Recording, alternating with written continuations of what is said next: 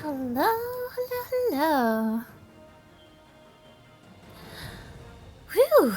Well, we have returned to Monster Monday. It's been a time, and well, I think I'm finally better. Not only am I finally better, but holidays are less. I was gonna say over, but then I'm like, it isn't even New Year's yet. Oh man. Okay. Well, as I get back into the swing of things, a couple of changes are gonna be hip hop and happening here. Biggest change I've made so far is that I'm gonna start streaming for 3-hour sessions instead of 4-hour sessions. We can give it a shot, see how it feels, see how it goes.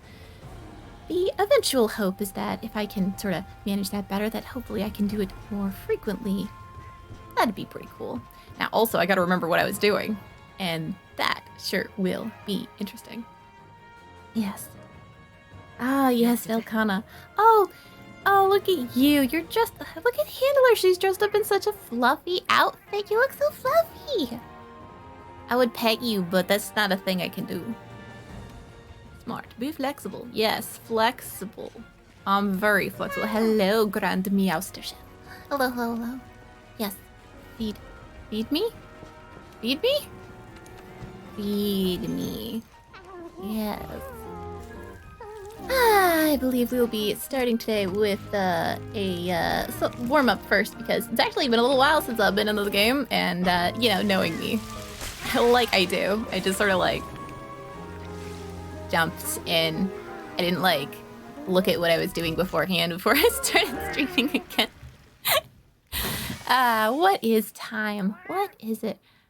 Well, I hope everyone had a good holiday-ish thing so far. I say holiday-ish thing because, like, well, I know everyone celebrates different things at different times and blah, blah, blah, blah, blah. Oh, Kevin! Hello! Oh my gosh, first of all, thank you so much for subbing.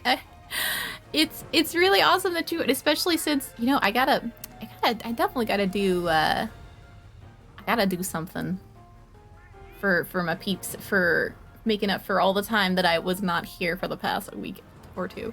But, like, yo, I have a cool idea, but we'll get to that later. But I'm so happy to see you, Kevin, and happy for those. Always. Always, always, always, always. Okay, great. Let's make sure my items are where they need to be. Manage items. Boom. That's literally what I have in my pockets, so cool. Are you... Am I using a different mic? No, I'm using the same microphone. It's in a different position. Is it... Does it... It sounds different, but you said different. Is it bad? Hello, hello. Hello, hello, hello, everybody. I know, I darn. What? Done. What? Well, welcome. Got our SpaceFax friend here. Yo. Your SpaceFax, like, that you post every day. That, holy crap, you've been on a hell of a streak. Yeah, thanks. I'm so glad to be back. Like, really. My name doesn't sound as good. Well, tell you what, I'll look into that at some point, but thanks for letting me know. We'll see what I can do. Dun, dun, dun, dun. If anyone else notices any weird Mike-Lesliness, let me know, and I'll see what I can do to fix that later. You know what? It might have something to do with the fact that it fell down earlier today.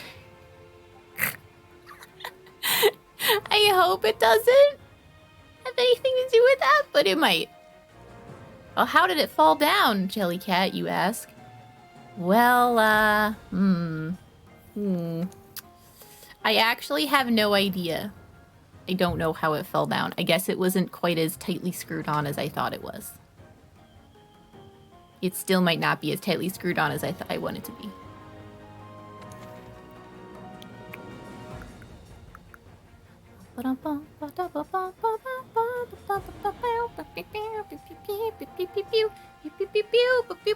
Excuse me, you can't tap my computer. Yeah, I know. No, you can't.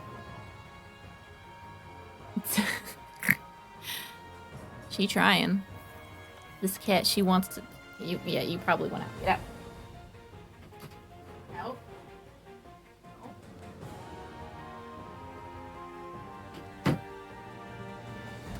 Oh, cats, do they want in? Do they want out? You know, why can't they all just communicate Jellycat language? I don't understand. Grandmaster wants me to hide in Nighty-Night Nightshade. Oh, that was actually really annoying. This for the melter. Book up for the melter. Nope. Nope. Nope. Suppose I could just hunt a random one.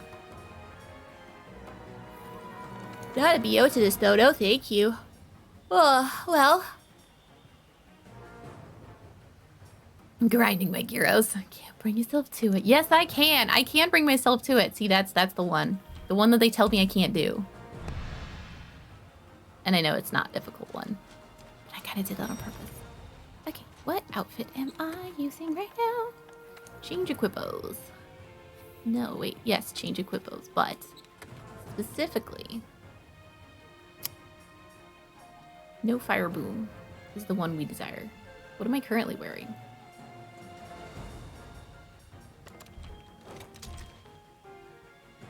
What am I wearing?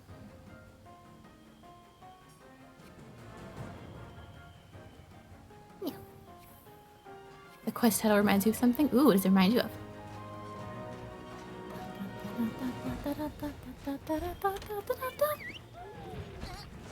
Off we go!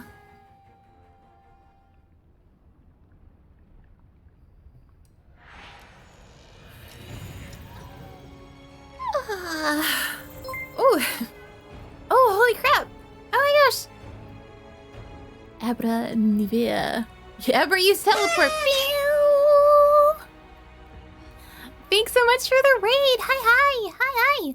Yeah, I basically just started my stream, so this is great timing. Welcome, welcome. I'm here to fight monsters and build a Jellycat. And since it's been so long since I've done this, alright, good, I countered that. Oh, didn't counter that one. Yeah. Excuse me. We gotta kill this, kill or capture. Capture's fine too.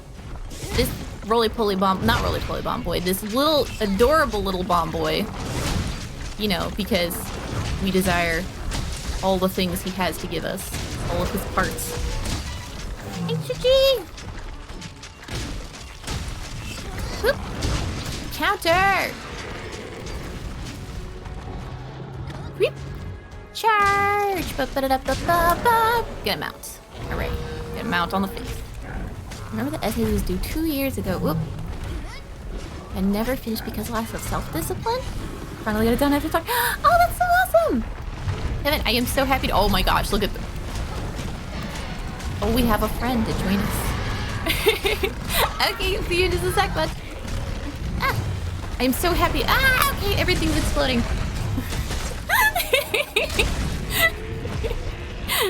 Everything's happening at exactly the same time. Isn't that beautiful? Kevin, I'm so happy to hear that. I'm really glad you finally got that thing off of you, out of your conscience. Like, that's probably gotta feel super incredible. Oh man, I really need to put on this thing else. I might actually die.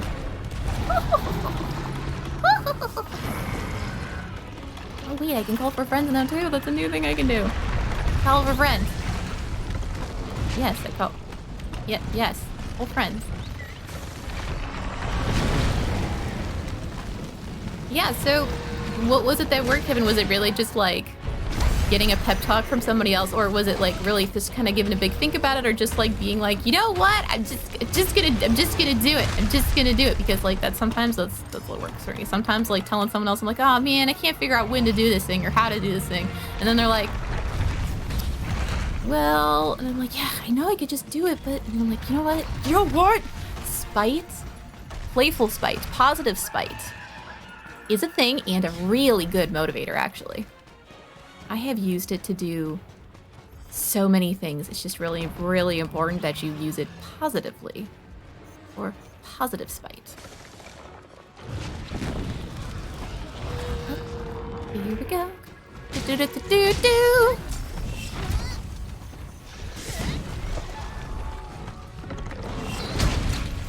Aw, I couldn't counterclaw that one? Fine. Wait, I thought I was immune to bombs. Hold on. Ooh.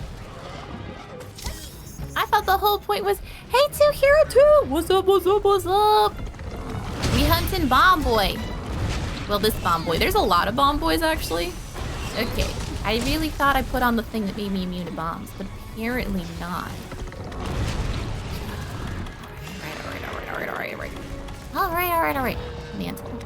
Here we go. Whoop. Whoop. You see that big glowing red spot? Yes, it's also where bombs come from, but is in fact a weak spot as well. And I have a secret weak spot. It's called not noticing when other monsters want to play too. This isn't even a real monster. You're just chump change, buddy. Ah, stagger. Yeah, that's right, buddy. Yeah? Well, we'll pick up the piece of candy it dropped. Thank you. Dodo materials. Wow. Ow. Right to the face.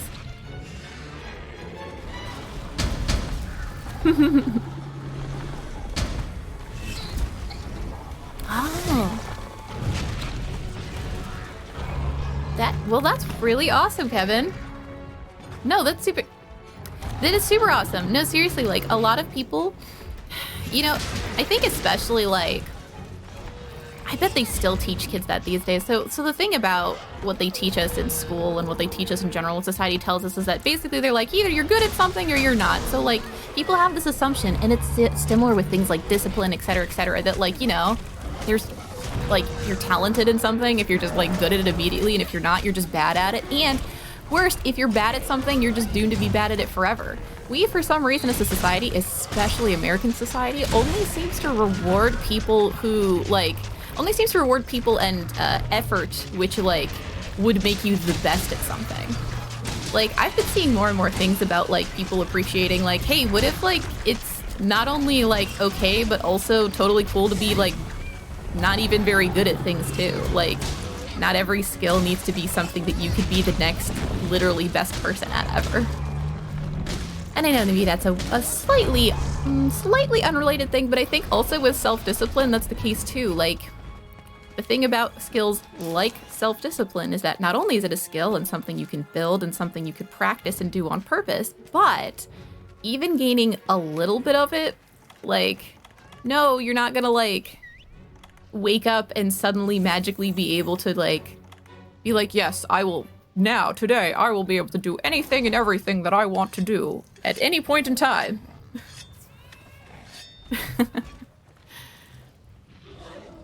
Yeah.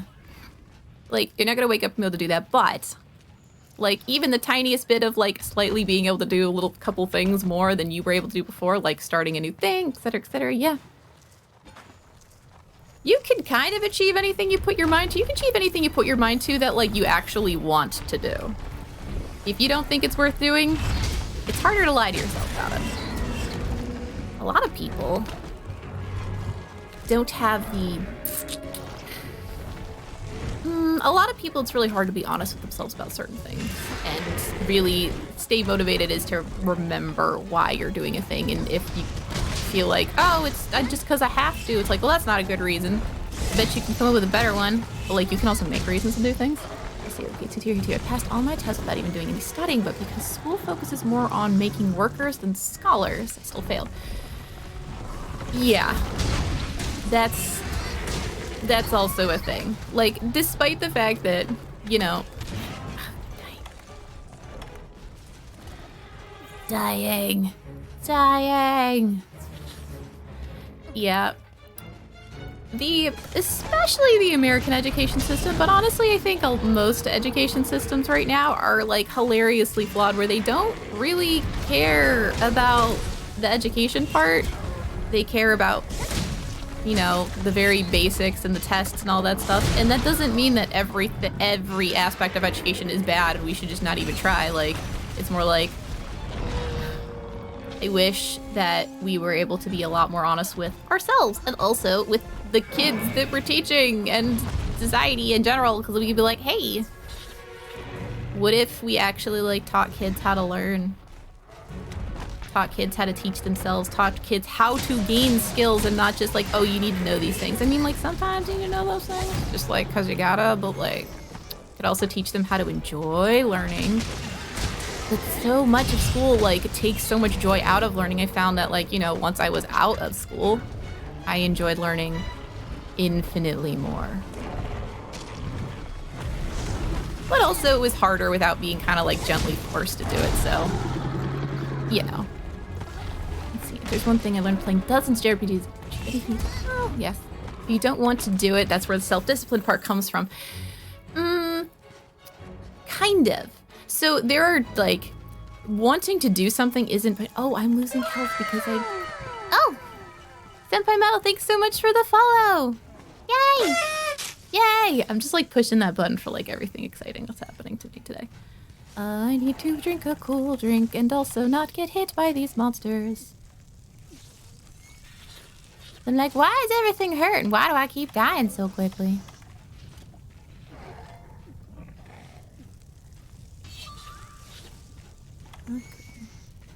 Okay, alright. Good.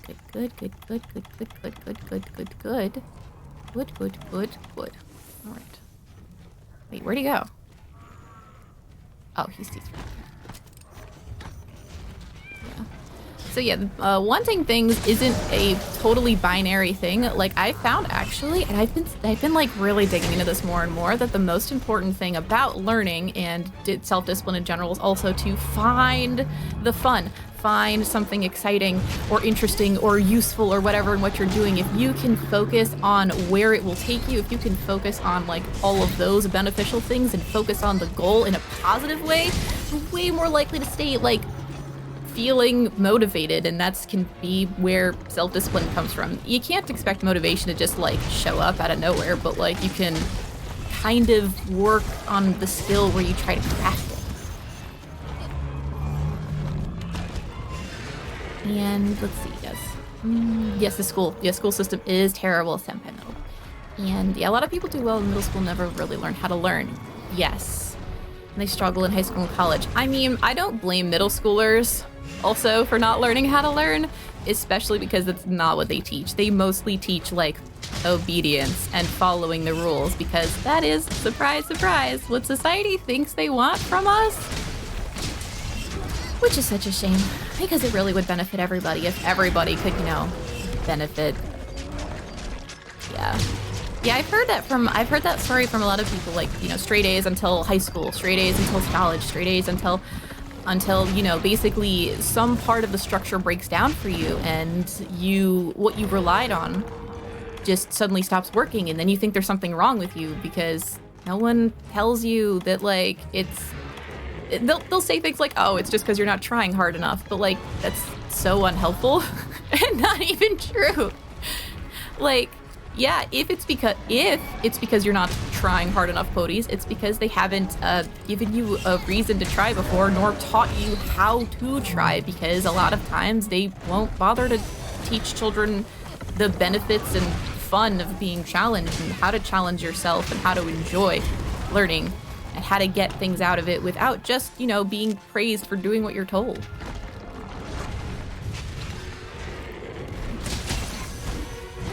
Here too, I was so far ahead of the curriculum in school that it just wasn't engaging enough yet to be worth the effort because I wasn't following instructions like I was supposed to. Haha, yeah, it just really sucks. Also, there was some law that was supposed to protect someone my age from expulsion.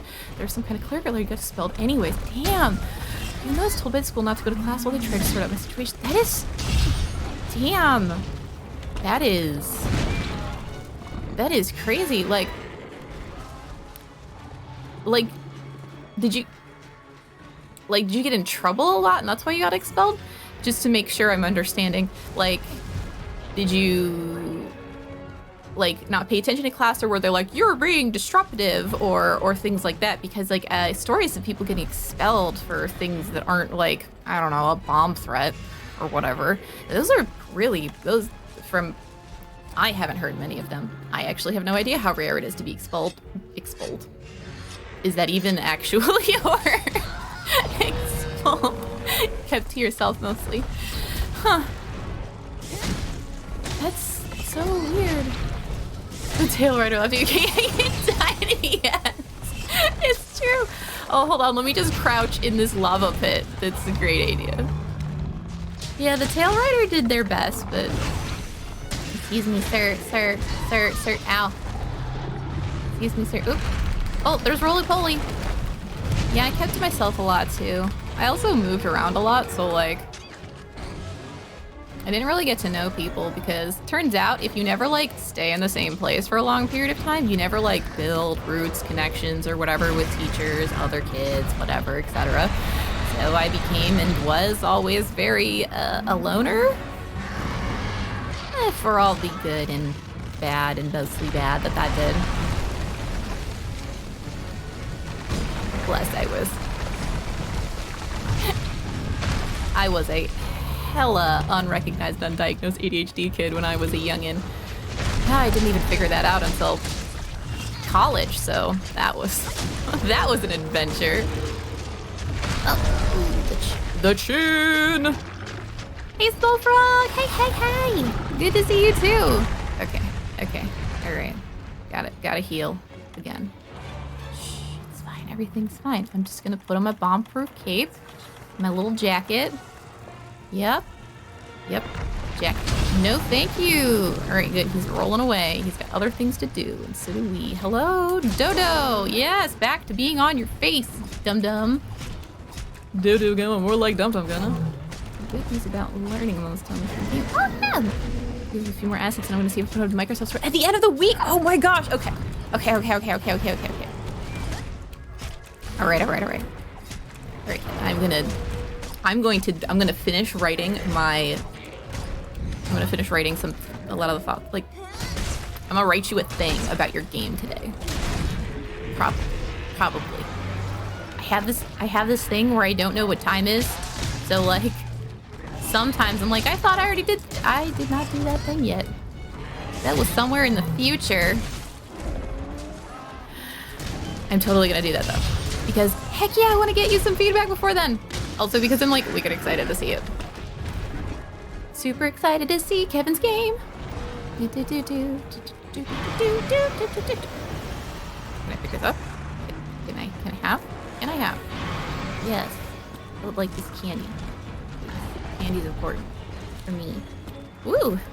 I almost fell. Well, lava sloth. No! Wait. Where'd Dodo? Dodo? Oh, Dodo left me. Lava sloth, it's not time for me and you. You know what? Is that actually the first time I mentioned on the stream? Yes, I do have ADHD. That is actually something that, sure, I'm generally pretty open about it. Because, like, why not? Yeah, ADHD stand. Yo, okay, I'd love to have an ADHD, like, stand, though, like JoJo style. That would be way cooler.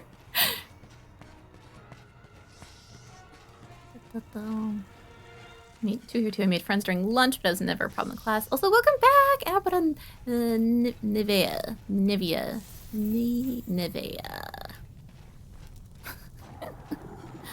I'm good at pronunciation, I swear. I'm not. I never know which kind of language to use for pronunciation. Yo, I mean.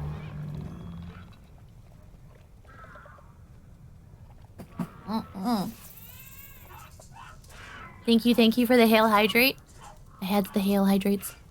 HD Club, dang, really? All y'all? Okay, or many of y'all. Dang. You know what? I'm almost not even surprised because I feel like anyone who's willing to listen to me chitter chatter on as long as I do probably has some flavor of or at least some flavor of understanding of it. Hey buddy. Oh, broke your face. Yeah, yo, all the club. Yeah, I actually don't even know. Do I even know very many neurotypical people? I feel like, honestly, even the concept of neurotypicalness in general is like, I mean, okay. All right, you guys want to hear like, all right, shower thought. I had this shower thought the other day, right? Okay, so yo, what if, like, neurotypical, aneurotypical, etc.? What if it's like programming stuff? Like, what if it's like data structures? Like, what if it's really just a case of like using different methods to store information in your brain? Like, for example, yeah, if you tried to tell someone how to parse through or sort through a vector versus like a library, an array, a hash thing, etc., like, it would be totally different. It would not work. It would not work the same at all. But at the same time, like, those different data structures are good at storing different information and good at different ways of using those information, etc. Yes. Yes, but that's what I find so fascinating, though. Yeah. Yes, actually, Kevin is correct. It is called ADHD these days. It is, in fact, go to 3 types now. It is ADHD-H for primarily hyperactive, ADHD-I for primarily inattentive, and ADHD-C for those who have the blessing curse of combined type, where it expresses you aren't really primarily one or the other. That's the one I've got for sure. I've got the both. Because I've got the wiggles inside my head and outside my head. Good afternoon, Church Woodblades. Yes, data structure in the brain and written in a different language than other people. Yeah. Sometimes a different language. But thing is, we can still learn how to translate those things, and we can even get better at learning how to translate our language inside our own brains into others, and also why sometimes we jive more and speak the language more of people who maybe store their data in similar ways. Yes, I am hunting down this splody dog, the dodo. I mean, I don't really see him as a dog so much as, you know, you limping, buddy? Or are you just mad? You think he's just mad, or you think he's limping? It doesn't look like it on the map, but at the same time, I don't think I have enough data for it. We be having wiggles, best quality, the wiggles. It's true. It's true. There's so many things to enjoy and appreciate about the wiggles. Pew! I'm really not that sharp, or was I just hitting all those like nice weak spots before and now I'm not? Oh yeah, that's what's happening. I think I broke his face too many times. Hey buddy. Buddy. Can I have your tail?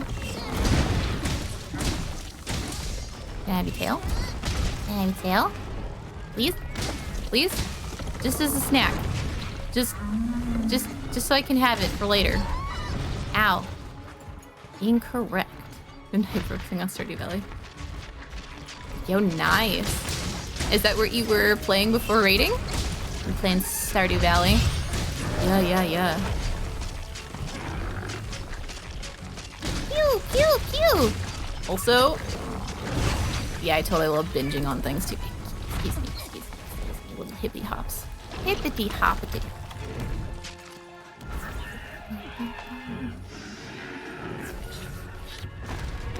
And pew! Yes, with the tail though. May I have tail? Sir, if you could please relinquish your tail for the good of the people being me. 100% Xenoblade since 2013. Hey, that's totally cool. Oh, he dead. He must have been limping earlier. Whoops. Wait, hold on. Since the update came out, which Stardew Valley update are you talking about? Was there one like recent or like? Cause I played it like some years ago. Oh, you were playing Breath of the Wild because you have difficulty narrating over Stardew. Oh, I see. A giant brand new. Ooh, I will have to take a look-see at that at some point. All right. Okay, I'm interested because like the last time there was like the big Terraria update, I lost my mind. I love Terraria, though I don't think I could play it again for a while because I beat the crap out of that game. I got the super awesome anime sword and I felt like the best thing ever, and that was that. Okay, 2 Hero 2, so to break it down, my insurance stopped covering my state and lack of meds led me not to focus on homework. Yep, the lack of homework lowered my grades in school. They told me to stay at home, which led to a clerk error. Oh, wow. Two hair tooth honestly sounds like really traumatic. I don't blame you at all for having any amount of baggage you would have with school, the school system, etc. with that. Dang. Can't say something like that happened to me. Just, you know, other things adding up, but no big event like that. Wow. Yeah, see, I developed like a ridiculous amount of anxiety so that I was able to get my work done. And also because I kept moving, I didn't really have consistent friends. So I had nothing else to do other than like on and off work on homework all the time. And I think if I had ever broken that thing or like, I have to do my homework the night before. I must, even if I had to like stay up super late to do it. I think if I ever broke that, I would have ended up in that case. But instead I ended up with anxiety. So, you know, ones that I've been able to gently chill my way out of though. So that's good. Dun, dun, dun, dun, dun. Manage items. Ooh, I gotta make more of those. Yeah, I'll use the loadout. Yes, please, thank you. And we'll go back to crafting and we'll make ourselves more of that delicious, delicious armor skin. So many. So many more. So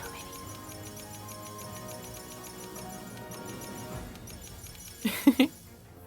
See, I'm the crazy person who played Terraria so much that ended up playing the most recent Terraria on the hardest difficulty. Because I don't play that game alone, first of all, and second of all, because, yeah, it scales, but it doesn't scale perfectly with the number of people, so if you have, like, 4 or more people, you can figure it out. Plus, there's a lot of really cheesy things you can do to get around it, and I enjoy trying to cheese it, and I enjoy kind of, like, the extra grind for that. I don't know why I did, but I don't usually for most games. For that game, I did. Don't know why. Yeah. You get too anxious about homework, you shut down, get it done. Yes, stress is not helpful. Yes, actually, yes, I completely agree with Abnavia, and you're right, it should be said, y'all are valid. Everyone here, y'all are valid. For reals. Y'all are really important people. I'm really all glad you're all here to hang out with me. And listen to me / chat with me about apparently anything.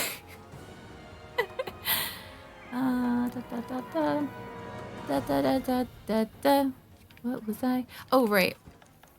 Change equipment. Okay, but I thought I had set it so that I had like this, then like this. No, both. Yes. This is what I want. How do I manage loadouts here? Yes. Keep this one. Save this. Save this loadout. It's not the Y button. This is the one I want. Yes, good.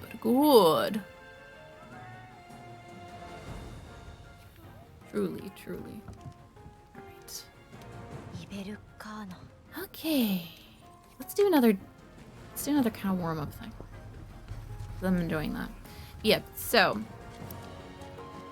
Yes, that exact thing is also something I have been sort of digging my brain into recently, is the way that fear and stress and expectation, all that stuff, actually mostly just gates. Mostly just creates gates with which that you don't do things or don't want to do things, especially if you've got the ADHDs. It'll basically just try to trick you. So, like, I've been trying to figure out more and more ways to just, like, trick my way into doing things, into, like, finding the, like, easiest point of entry, re-entry, etc. into things, or, like, finding something small to be excited about it. It's hard, but you know what? Always trying new things, right? Let's see.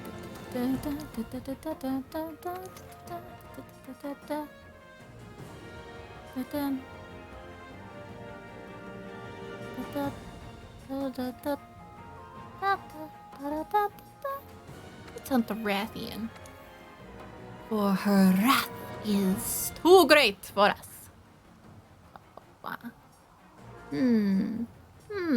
Which was the closest to the wrath? This one actually, right, because it's in the wait, hold on. This one. This is the one. This is the one that's near the little red nest. The funny thing is, 2 years later, despite never technically finishing 11th grade. Wow. When he went to get UGD, it's just shy of college credit on math. Yep. Yep. I mean, that makes sense to me. If you weren't challenged to Hero 2, like, it's not as though you couldn't or didn't kind of learn those things. It's just such a shame that they didn't, you know, try to cultivate your curiosity and interest in things to actually, like, give you more things to, like, marinate in your noggin. That's actually one of the reasons I really, really, really, really love learning languages, and especially more so lately, it's what I've been super duper hyper focusing on because it's easy in a way. It's easy to just always have more to be thinking about. It's easy to always have just more, just in front of my grasp. Like, I can, like, barely reach it. I feel like a predator hunting down knowledge.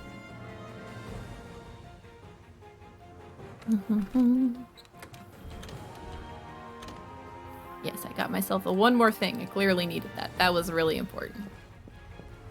We did that. We did it right for sure. No, we did it right. Come on. Gate. Gate. The gate. Gates. Heart. Yes. Usually good at starting to talk about anything random because I'm thinking about 22 things at the same time. Ah, yes, 22. I bet you counted them, but I know what you mean. Yeah, pick a random number. I'm definitely thinking about that many things and maybe more or less. Who knows?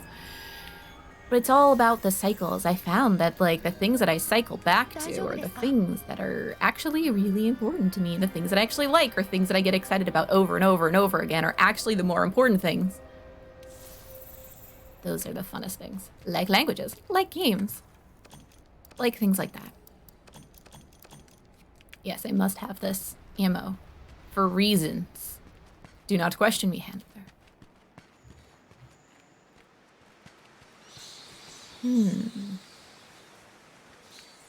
I see. Not much hunting. I have a feeling there's nothing up this cliff, and yet here I am going up it anyway. Fruit.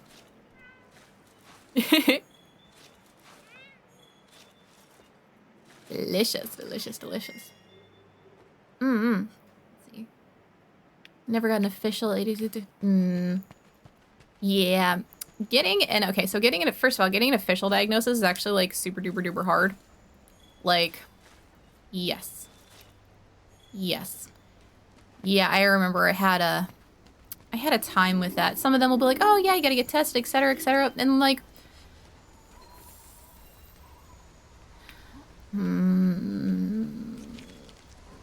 here's the thing about, like, self-diagnosis. So self-diagnosis is mostly useful if it's honestly really weird. Okay, this might be weird. It's really similar to, like, a gender identity or a sexual identity, etc., etc. Is that the label, if the label is useful for you, if the label is helpful for you, if you find resonance or help or something from associating with that label, then that's probably fine, you know? Like, there's the danger in self-diagnosis almost entirely comes from people who I suppose use it to speak from authority instead of from experience. Speaking from experience is fine. Speaking from authority on the thing is a bit tough, but really that's just because, well, if anything invisible, it is. Like, I ain't gonna make super claims in one way or the other. But, like, I'm not... I know how stupid hard it is to get, and I also know how stupid easy it can be to get, like, diagnosis for some people, which is why it's sort of like... use what's helpful. No, no, no. Bug, bug, no. Bug, bug, no. Bug, bug, no. How do I stop digging? No, please. Please. I have enough cactus. I found the Rathian. Let's see, focus on the game dev. Yeah, blah, blah, blah. There have been several times when in front of a problem, wasn't sure how to solve it, have epiphany. Yeah, and figured out how to do it on your own. Yeah. The Yeah, sometimes that's totally a thing that happens. I honestly find that doesn't come from just like staring at a thing, but like just attacking it from so many different angles, which, hey, guess what? That has some benefits from the fact that I don't store information properly, but also why, because I don't store information properly, why I don't understand the passage of time. Like at all, I don't feel it. It's just not there. Is this the future, the past, the present? If it's not in front of me right now, it doesn't exist. Or does it? Or did it? Dun dun dun. Oh, I should just be riding the thing. Silly, what am I doing? I just grabbing. Time is a social construct. See. Yeah, and yes.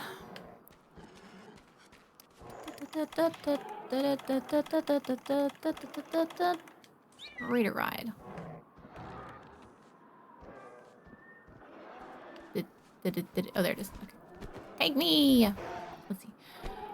Yes, okay, so here's also the thing with focusing on game dev, Kevin. So, if what you want to do is focus on game dev and game dev makes you happy, so here's actually the other thing you can do for sure. Find other ways to, like, attack it from other sides. Because, yes, don't do things that you feel like you're grinding to do. Oh, yo, I have a whole thing that I could, like, talk about that I just learned recently that's, like, super exciting. But, well, for me.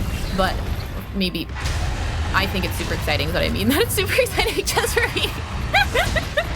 It's not about me. But, oh my gosh, there's so many words and also dragons. This is great. This is fine. I swear I'm reading everything and getting to it. But, like, you know, sometimes dragons want me dead. I'm sure you guys understand. Nope. Nope. Nope. Nope. Nope. Oh, I see what you're saying, Kevin. I thought you meant just like, yes, if you have already been doing it all day. Yeah, you're fine. You can also, yeah, come play. Come play with me. Is this really? Oh, thanks. Thanks, Rathian. Did you see her, like, gently scooch me to the side? She's like, hey, I see you were trying to pick up some of my tracks. Here you go.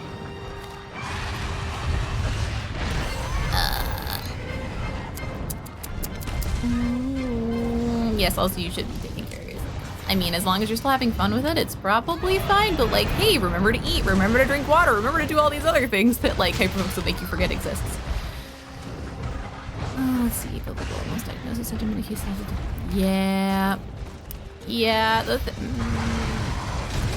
Gosh, it's so unhelpful. Hydrate, yes, 2 hydrates. Okay, well, I have to hydrate after the dragon is not directly on top of, okay, I have to, okay, great. No, I need to hydrate and not dehydrate. Ah!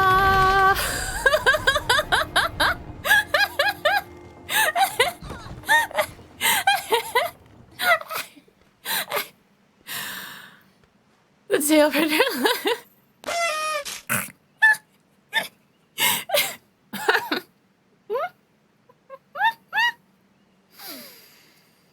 I'm gonna take one moment. I'm gonna take some hydrates. Thanks for the confetti cannon for my dehydrating.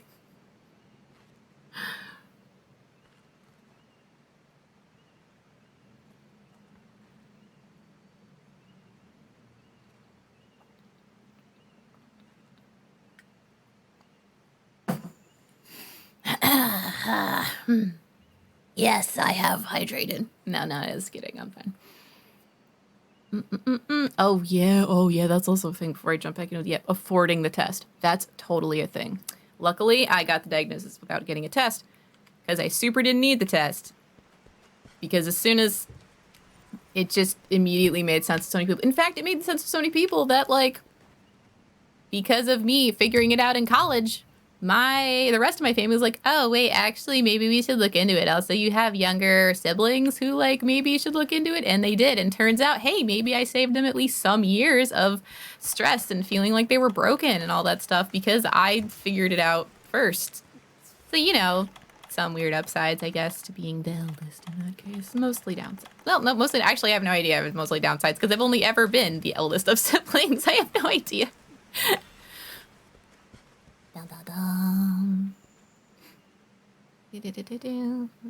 I hated it. Yep. Yeah. Oh, well, here's the thing. Also, yeah, especially anyone who got diagnosed anytime a while ago. It's only been, like, super recently that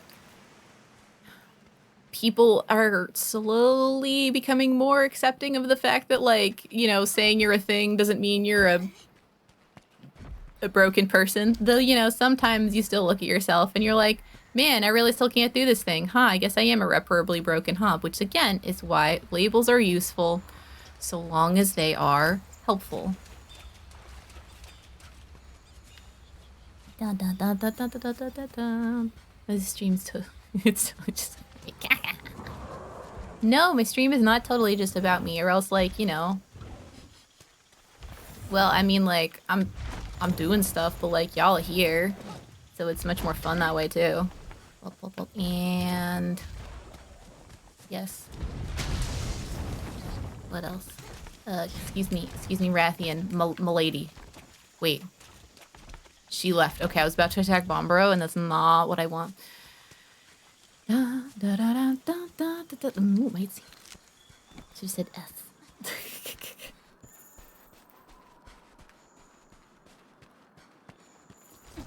Oh, I figured you were teasing me. I figured you were teasing me, yeah, bro. But.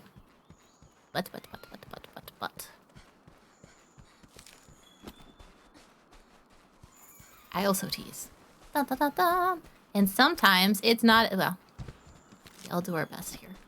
No, I basically, like, never assume bad of people unless they're, like, unless it's, like, really obvious. I almost always assume that I'm misunderstanding or whatever, which, like, has its own problems. But for the most part, I found if you give people the benefit of the doubt, they, like, also actually usually act better. Like, if you give them a, like, you know, well, and also, like, if you generally are the kind of person that gives people the benefit of the doubt with what they say and the misunderstandings, people are less likely to be as worried about, oh no, did what I say come across wrong, etc., etc. Because, like, yo, I hate that feeling too. Because, like, I accidentally say dumb stuff all the time. Actually, one of the weird benefits of streaming is that, like, you know that thing where you're like, you get that, like, wicked embarrassment feeling where you're like, oh no, I just said the dumbest thing ever, and it's awful, and it's embarrassing, and it's the worst, and it feels like, or, like, you have this pause, and it feels like the pause is, like, 1,000,000 years long, and, like, everything's terrible, right? So when I would, like, watch my VODs of, like, moments where I thought that that may have happened, I would be able to see it from the perspective of how long it actually took and how it actually sounded compared to other people, and almost always it was fine. It was never as bad as it seemed at the moment. It was never as bad as the memory that I'd made of it. So that's one of the things I actually really enjoyed about streaming. It kind of helped me realize, oh, hey, so, like, maybe it's fine. Maybe I'm not as awkward as I think I am. Maybe I don't say as many stupid things as I think I do, and maybe people don't see it the same way I do. And yeah. So it's nice. I mean, yeah, I'm still a dum-dum and say dumb stuff sometimes. It doesn't, like, stop me from being embarrassed, but, like, it's nice to remember sometimes that, like, hey, if you think you said something really stupid in public on stream to people, like, check, because it's probably fine. Even having the ability to check is nice. I would have liked to clutch claw from that position. That would have been really cool, actually. No.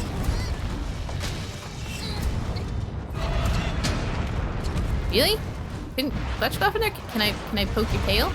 Excuse me, lady. Excuse me. A less emotionally heavy subject. Did you read the chapters of solo leveling I linked? Not yet, no. Because to Hero 2, I am a disappointment and a failure, but also a time traveler. So while I definitely will get to those things eventually,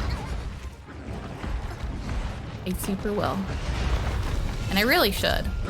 I just keep, like, being like, okay, I'll do it after I do this other thing. And then, like, I do another thing, and then, like, I completely forget about everything again. So, again, why I'm very glad that you constantly remind me to here too, because otherwise I would keep forgetting. Every time you remind me it's important, it's like SRS.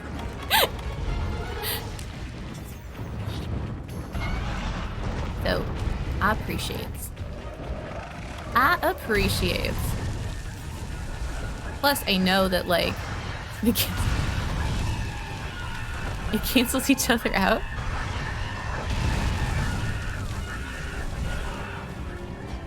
Wait, which two things cancel each other out? I'm curious because I said... I may have said too many things. I may have said a lot of things very... Ah! Excuse me. Yo, no? No? Really? I only was a brain go brr, forgetfulness and a low-key obsession. Yeah. I would say complements each other instead of canceling it out. Though...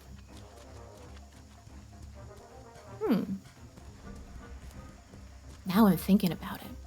Is it like a cancel out? Is it like a counter spell? No. I think it's a compliment. I think it's a complimentary thing. Also, like, I totally get it because, like, I'm low-key obsessed with lots of other things, too. Like I mentioned before, I'm low-key obsessed with language stuff right now. Because it's so easy to keep just digging and finding more and more information, and I keep finding stuff that relates to everything I'm doing. Everything. Every single thing is related to what I'm doing, and I'm just like, oh, I gotta try stuff.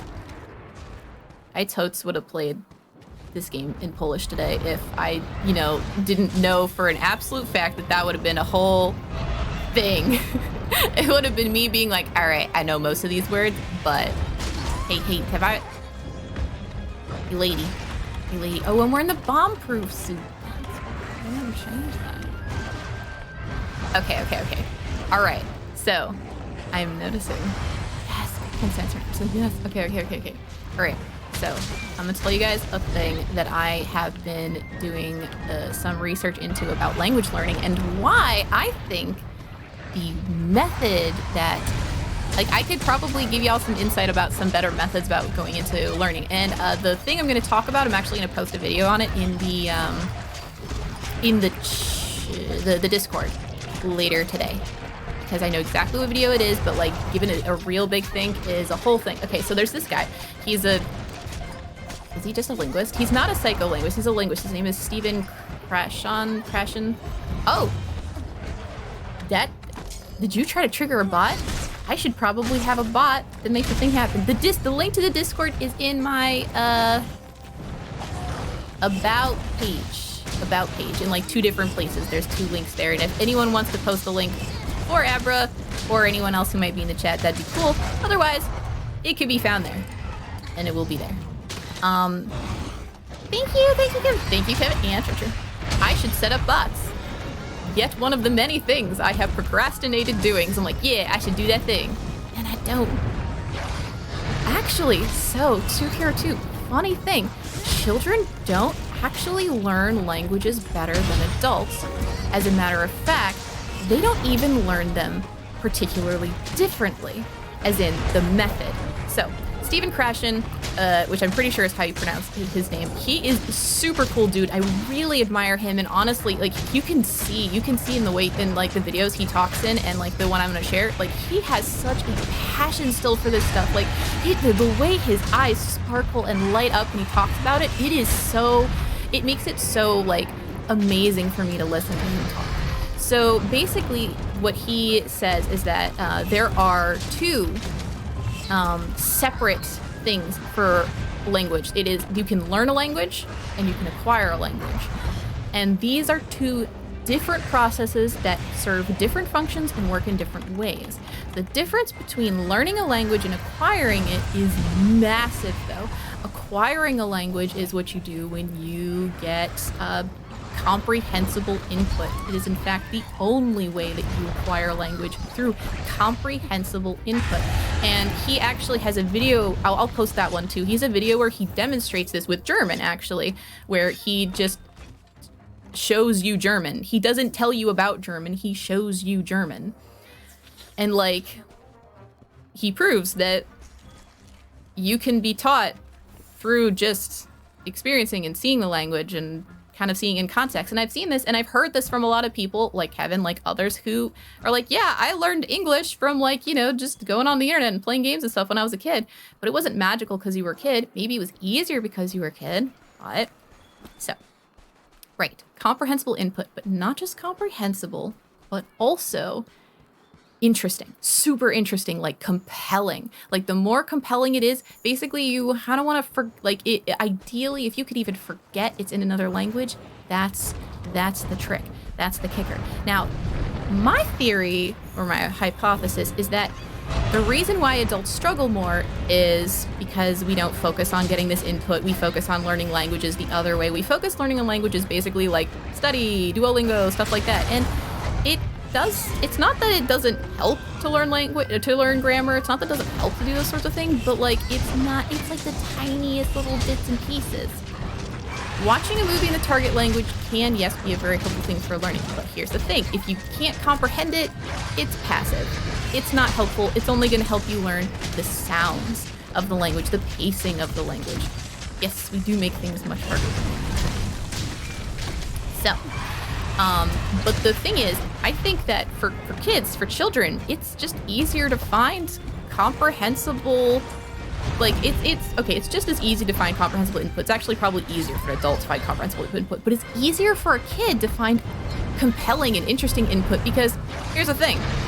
Dude, babies don't know what like shapes and colors are. They have to be taught the concept of what those things are in addition to the word that represents them and that there are words that represent things.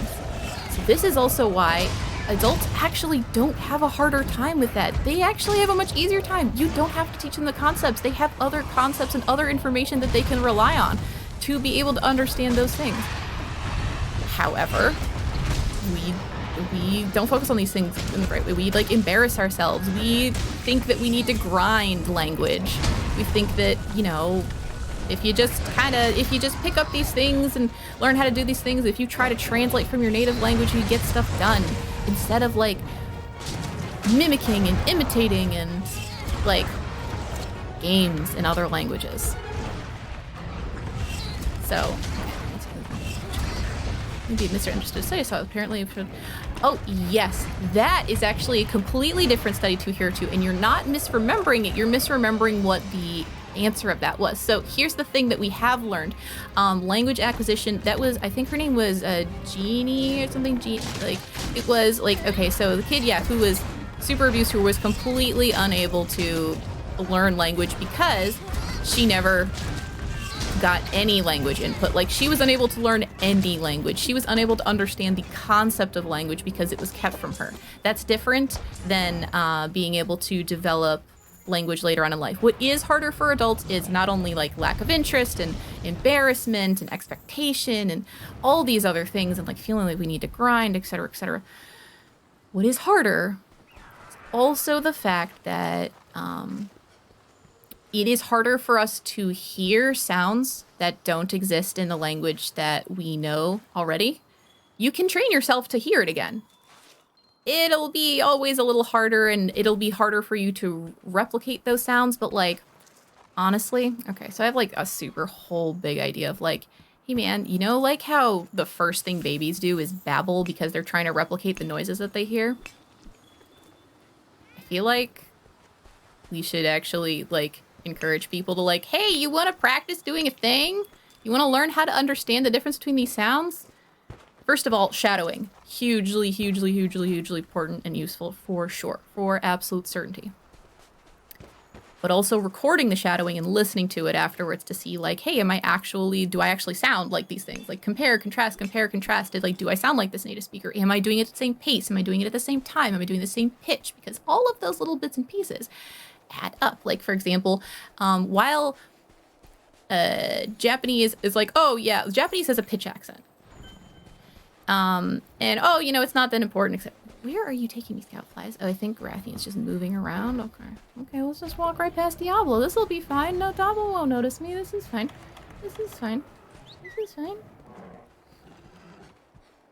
Okay. I know someone who adopted and learned English through ASL, which is pretty awesome. Oh, that's really cool, actually. Holy crap. That's awesome. Small frog, that is a really cool fun fact. Okay. So I almost feel like I should just be like just chatting or just like messing around. No, it's fine. I can totally hunt monsters in chat. It's fine. I just get distracted sometimes because sometimes I'm gonna die. Wait, where was I? I gotta think for a second. Because I don't want to, like, repeat myself too much, as I'm sure I'm bound to anyways. Oh, yeah. Okay, yeah, babies babbling, they learn pronunciation, etc., etc. Songs, also actually a surprisingly good way to get some bits and pieces of pronunciation down. But, like, I mean, I can't really, like, prove it so much yet, but I can prove that even, like, you can sort of refine and harness your ability to notice things by knowing that they're there and paying attention to them and realizing that the cadence and pace in which we say things, like, okay, here's an example. So, this is one I do a lot, actually. So, the word beautiful. Beautiful. Like, if I say it with, like, different pitch or in the pitch in a different place or at a different pacing, you can understand me.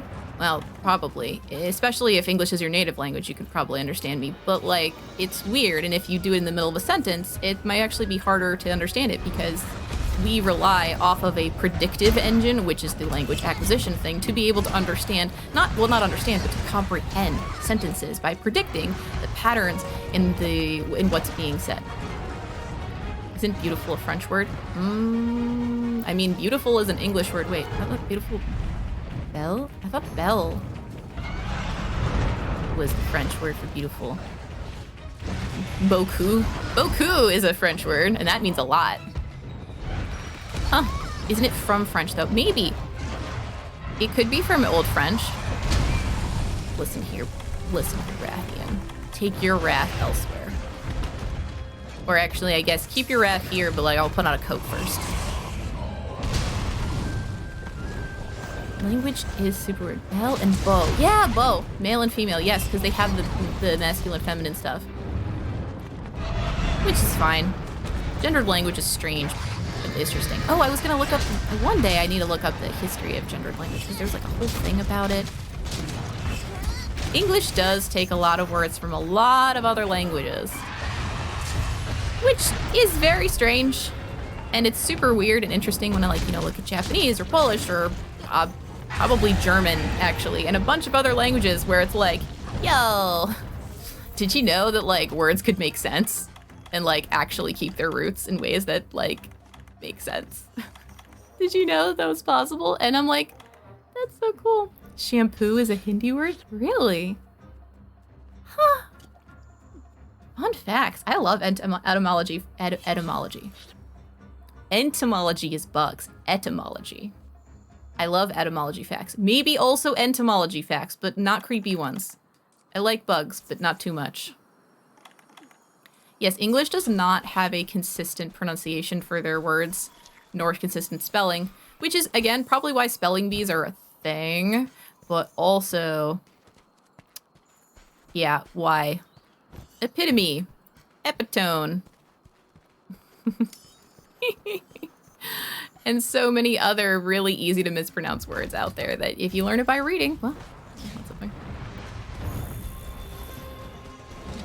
My favorite thing in dumb action movies when the elite especially from get to small talk during tense and dangerous situations. Yeah, is that true to her too? You know what? Yeah, actually, no, I dig that. I dig that too, now that I think about it. That makes me think of a thing that they did a lot in Guardians of the Galaxy. Just like, yeah, no, I love the talk that, like, characterizes them during, like, intense moments. Yes. Yeah, really.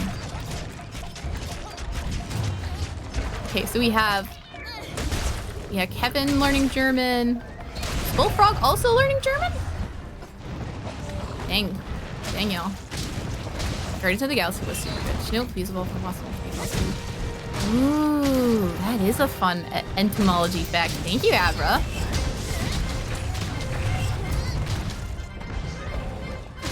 Okay, yeah, I'm definitely posting the videos I was talking about earlier today. Or earlier, just, like, very recently. I keep talking about it, though. I could talk about this stuff all day. Target languages, ASL, German, Spanish. Oh, those are some good target languages, yo. You know, I feel like I should add ASL to, like, one of the languages I need to learn at some point because, man, there are so many times in my life where I want to communicate silently and I don't have my phone on me because, like, actually, usually it's what I do. I'll just text. But, man, it makes me feel like... It makes... It like, it would make me feel so badass to be able to just be like, yo, blah, blah. But the thing is, I gotta know other people who know it, because otherwise, what's the point? Otherwise, like, yeah, cool, I can make hand symbols, but if no one else understands it, I'm gonna take it as second language in college. Oh, yo, that'd be really cool. Okay, yeah, definitely for sure. All right, I gotta post even more in the, and also, all y'all, I definitely want to hear from all y'all who are interested in language stuff to post in the language learning Discord channel also. I would love to hear about, you know, what languages you're learning, what you find interesting about them, like, you know, anything, or like anything at all. Like, it's not like supposed to be stressful or like a thing. Excuse me, antidote? Did I run out? No. No. No? Really? Oh, I'm out of antidotes. I gotta cut off her tail, or else I'm gonna die.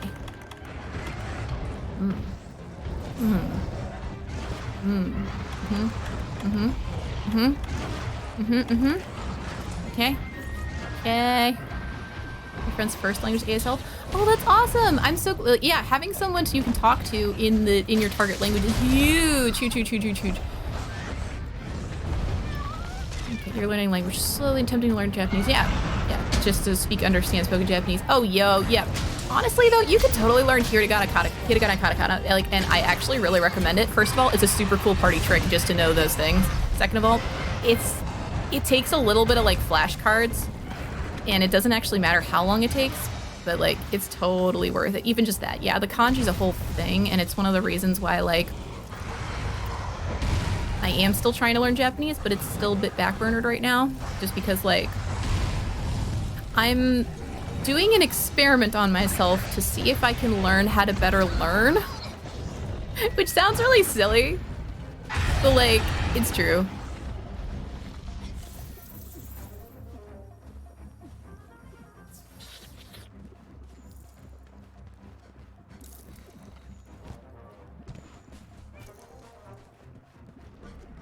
That's the 2 years you mentioned, like enough. Enough is a pretty famous word, or like, is it a thing? I'm confused. And Japanese really interesting, so honorifics and different kind of same thing like boku. Yes, say a lot about a person. Oh yeah, no. Okay, the thing that's the most fascinating about Japanese is actually the vast difference in the culture and the cultural expectation of how their language is used. Not only is it, like, you know, almost always in a very weird and different order compared to, well, I mean, subject, verb, object, which, yeah, that's English. Or no. Yeah, subject, verb, object. There's subject, object, verb, which means they usually put the verb at the end, but it's also free word order and a pro-drop language, which means that you can kind of put things in any order because the particles will tell you what's what, which is similar. Oh, by the way, particles are similar to cases in German. I'm saying this for the people because I know that y'all know German. I'm thinking of, you know, Polish, but they're probably similar because cases are cases. But yeah, they're similar to that in that they tell you what part of speech it's in, which is super fascinating. And it's why when I was like, oh, starting Polish, I'm like, oh, wait, hold on. Actually, there are some similarities in these two languages that I did not expect. But yes, also, yeah, in Japanese, it's also about not just what is said, but what isn't said. There's a lot that they say in the silence, and you can see that more in the culture and in understanding that. And like, language and culture are so intricately and deeply intertwined and tangled together that to start to grasp more of one, it's helpful and in some ways necessary and better and enriching to understand more of one than the other. Join settings for yes, Kevin, I hope you don't have connection issues. I'll totally join your lobby if you do, but I hope you don't have connection issues. I would definitely like some assistance with murder assistance, please and thank you. Yes. Love to be able to read Chinese and Japanese characters. Ah, yes. Well, you can, if you do Japanese more, you can study the kanji and then like get the basic, one of the methods is to like associate it with an English word. Also doesn't have to be an English word if you want to do the laddering method, which is why I'm going to try to study Japanese, like Japanese and Polish through each other more too. Yes. Oh yeah, totally. Yeah, totally. Post about Japanese stuff too. I'll post about Japanese stuff. I post about Ainu stuff. I post about Japanese stuff also. I got a lot of fun facts. I studied for 2 years. I would say 3, but it hasn't really been 3 years. There were some big breaks here because, surprise, I got into it and then like some stuff happened, like the computer died and like, oh, well. Everything has been in such fascinating flux, but like, oh, I still love the language. I do. Like, I adore it.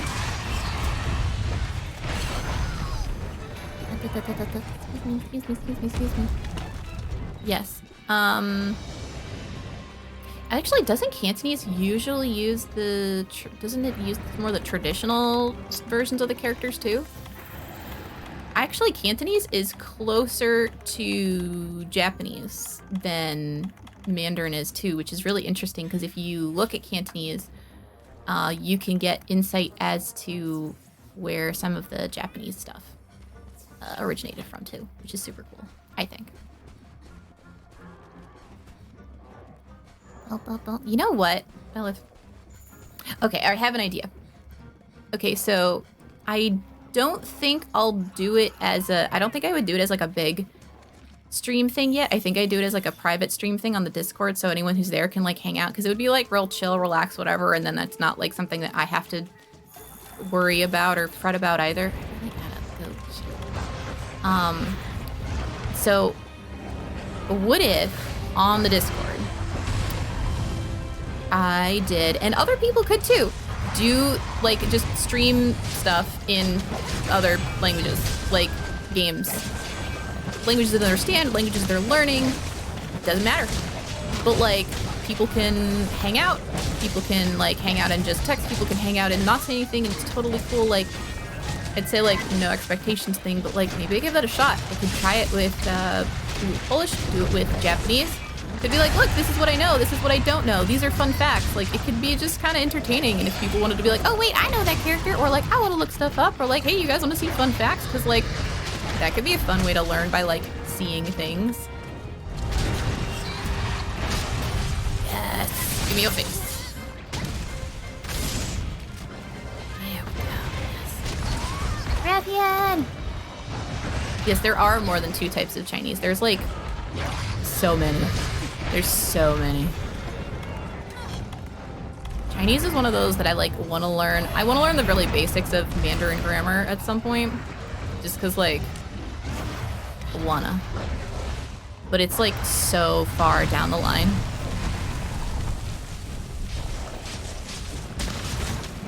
Also, fun fact, the difference between a dialect and a separate language is almost entirely politics. Which I mentioned before when I was talking about Ainu on the Okami stream. Oh no. Bombro, no. Wait. What? What? What is happening? What? What? What? What? What? What? What? What? What? What? What? What? What? What?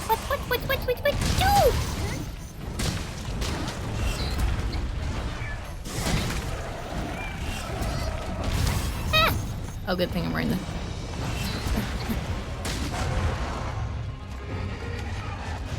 Kevin, I'm sorry! That's it. Yes. I think Kevin's having the connection issues, so I'll join his thing. I'm glad you these guys use Yes! Yes, yes, yes, yes, yes! Oh, yes, yes, yes, you mentioned this before, and I'm so happy you're bringing it up again, because I also was thinking about that. Yes, oh, yeah, you know what? Post that link again on the language group, or I'll post it. It's totally fine. You don't have to do it if you don't want to. I don't want to accidentally, like, give you labor on this one, buddy, but, like, yeah, no. There is a guy who uses who's using Okami to, like, teach and ask questions and stuff about Japanese, and that can be really intimidating for, like, a beginner. Which, by the way, if people wanted to learn Japanese, Chinese, or other, like, Asian languages, Duolingo, not your best basic app to start with. And, aw, thank you so much to hear to it. I really appreciate you.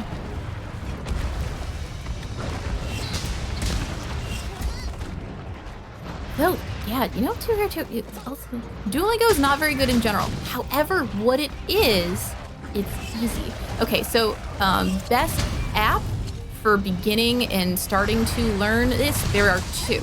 So first is this one called Lingo Deer. I really, really like it. It has a cute little deer character. Yes, it's Lingo Deer, and it kind of does sound a little bit like Duolingo. I used it back when it was in beta, so it was free completely. I know that a good chunk of it is free now, but I don't know how much of it.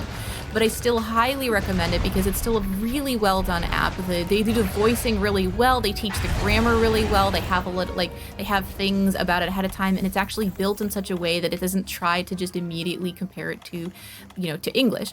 Of course, it'll teach you hiragana, katakana right away too. That's hands down the best app for that if you want to start. And starting with an app is a good way to start, for sure. Starting with an app is easy. It's a tiny barrier. It's something that just makes it a fun game. And if you get into it more, try something like Anki. Anki is just a flashcard app. It basically is just like, here, there are decks and stuff you can download, etc., etc. There's also like, I'll post some stuff about this. I'll post some links in the language learning thing as well. For languages like German, Spanish, etc., you can totally start with Duolingo. Also, Closemaster I like too because sentence mining is more important than word mining. At first, words, sure, it's totally fine. There's also like so many nouns, like of just stuff that like it's totally fine to learn what the word for triangle is compared to, triangle. You don't need to learn what a triangle is, like I said. But like, sentence mining is more important in general because learning language in the context as much as possible is how you actually start to acquire it, which is why, yes, at the beginning, you're going to be mostly learning from books and apps and such, but that's fine. Like, in the end, all things will eventually kind of get you there. It's just a case, well, in a way, it's just a case of like, what's the best way to spend your time early on that is enjoyable time. Oh, you're limping. There's Bombro on my... No, please, no, please, no,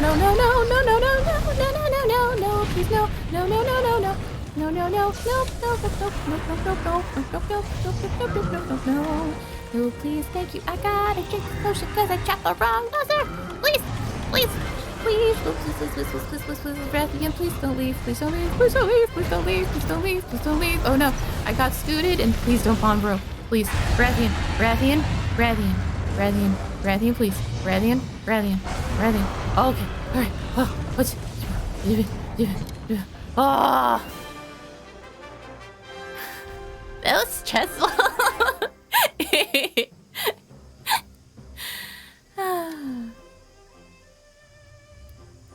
After all this hail hydrating, I gotta go to the bathroom. Yep. Oh, also I'll join your session anyway, so I'm gonna go to the bathroom, you set up a session, and then I'll come join your session, so. Burp.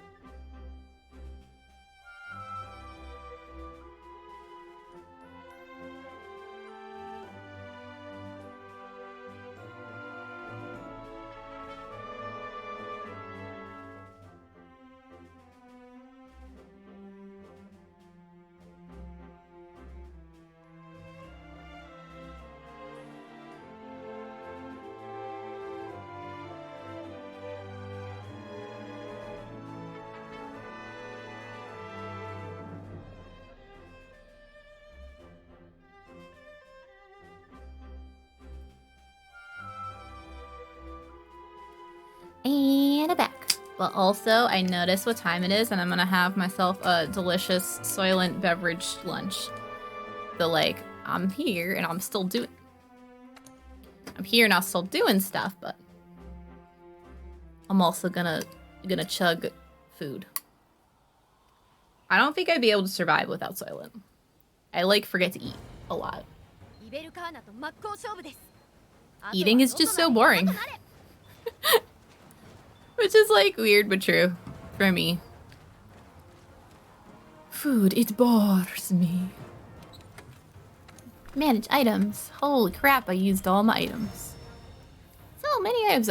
Oh yes, eating is boring. But also, if someone needs to eat lunch or be reminded to eat lunch, dinner, or whatever, I highly recommend it. Because otherwise, your brain gonna get stupid and sad and hangry. Highly recommend. I had to set food alarms for myself once upon a time so I would actually, like, remember to eat. Habits are difficult. Food alarms are easier. When a robot is yelling at me to eat food, I sometimes do.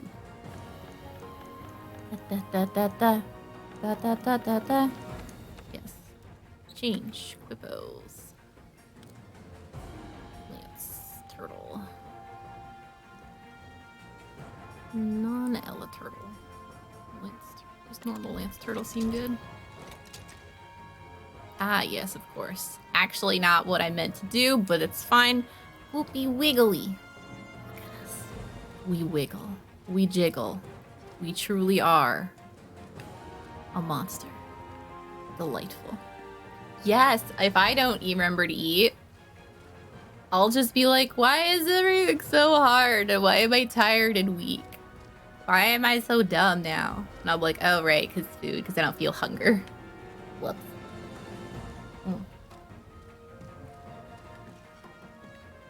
Yep. Food alarms. Highly recommend. Highly recommend food alarms. Session settings. Join. No. Online session. Friend session. Friends! Kevin! Kevin, I'm joining! I'm joining! It's happening. I'm joining.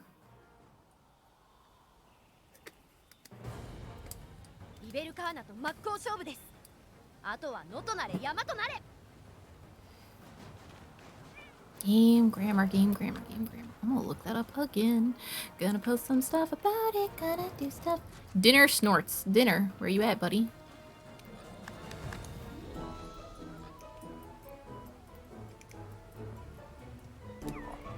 That was a very tense moment.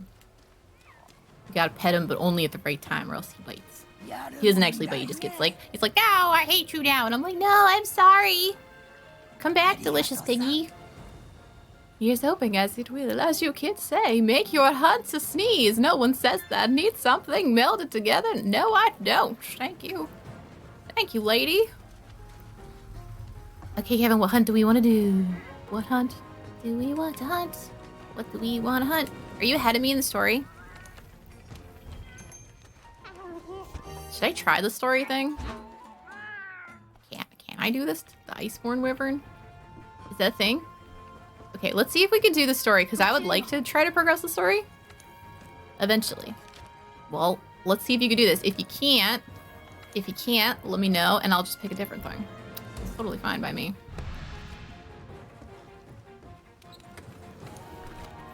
Gotta manage my items again, for reasons. Bye. Oh yeah, the tail rider is a bit back. Oh, and this guy should talk to this guy. Hey, buddy. Singing. Best hurry and give your report before your mouth freezes shut. Wow, you're super rude, guy. Every time.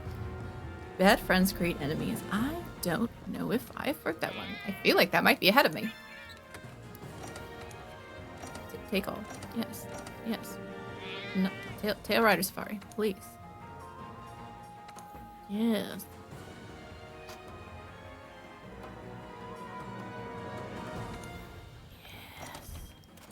More O-Dog parts. I'm ahead of you. Oh, you can't join? Really? Well, alright. That's fine. Different quest. Different quest. Different quest. Different quest. We could also do your story quests. Maybe. Probably. No, not assigned again. Need to have empty O-Dog. Oh, let's hunt empty O-Dog. I need his parts. Post that bad boy up and or watch the cutscene so that I can join you, because I would love to fight that bad boy. O-Dog, O-Dog, O-Dog, O-Dog. Pew, pew, pew, pew, pew, pew, pew. Wiggle. We shall wiggle and watch the word. Oh, don't you even worry about it. Lurking is appreciated also, quite so. Plus, I kind of like said a whole bunch of stuff and like kind of overloaded a bunch of things. So for the most part, yeah. Okay, I gotta wait till you watch the cutscene. So, let me know when you've seen the cutscene, and I'll pop in. Also, yeah. Ooh, what you making? That is a great question. Tell me more.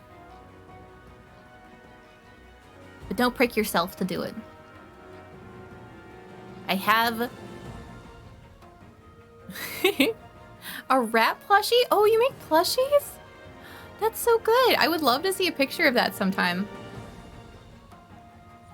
Like, actually, yeah, if you want to put, if you want to post a picture of that or one of your other sewing projects on the Discord at some point, I would love to see that. You can stick that on art sharing or general or whatever, or here, I don't care, whatever is easiest for you, man. I'm only saying Discord because then I'll like actually be able to see it again. You're really good at not stabbing yourself. You started teaching yourself this year. You know what? This is a good year of all years to learn new things. I'm also just gonna like check.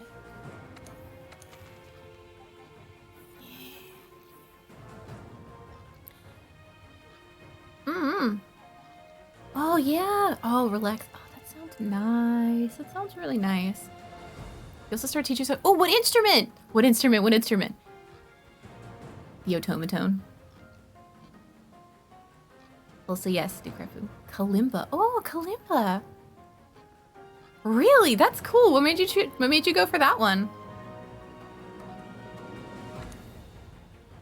Wiggle, wiggle, wiggle, wiggle, wiggle, wiggle, wiggle, wiggle, wiggle, wiggle, wiggle, wiggle, wiggle, wiggle, wiggle, wiggle.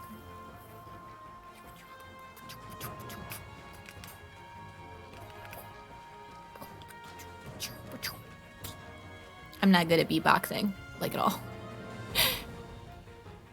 I apologize for subjecting all y'all to that.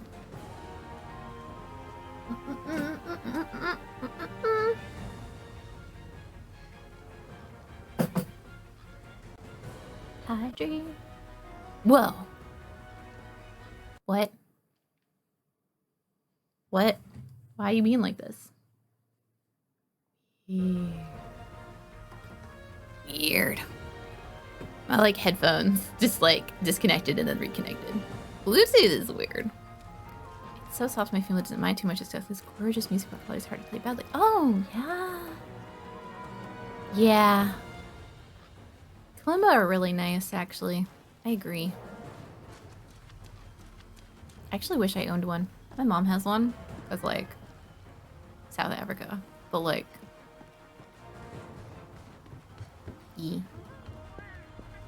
I should learn Afrikaans one day.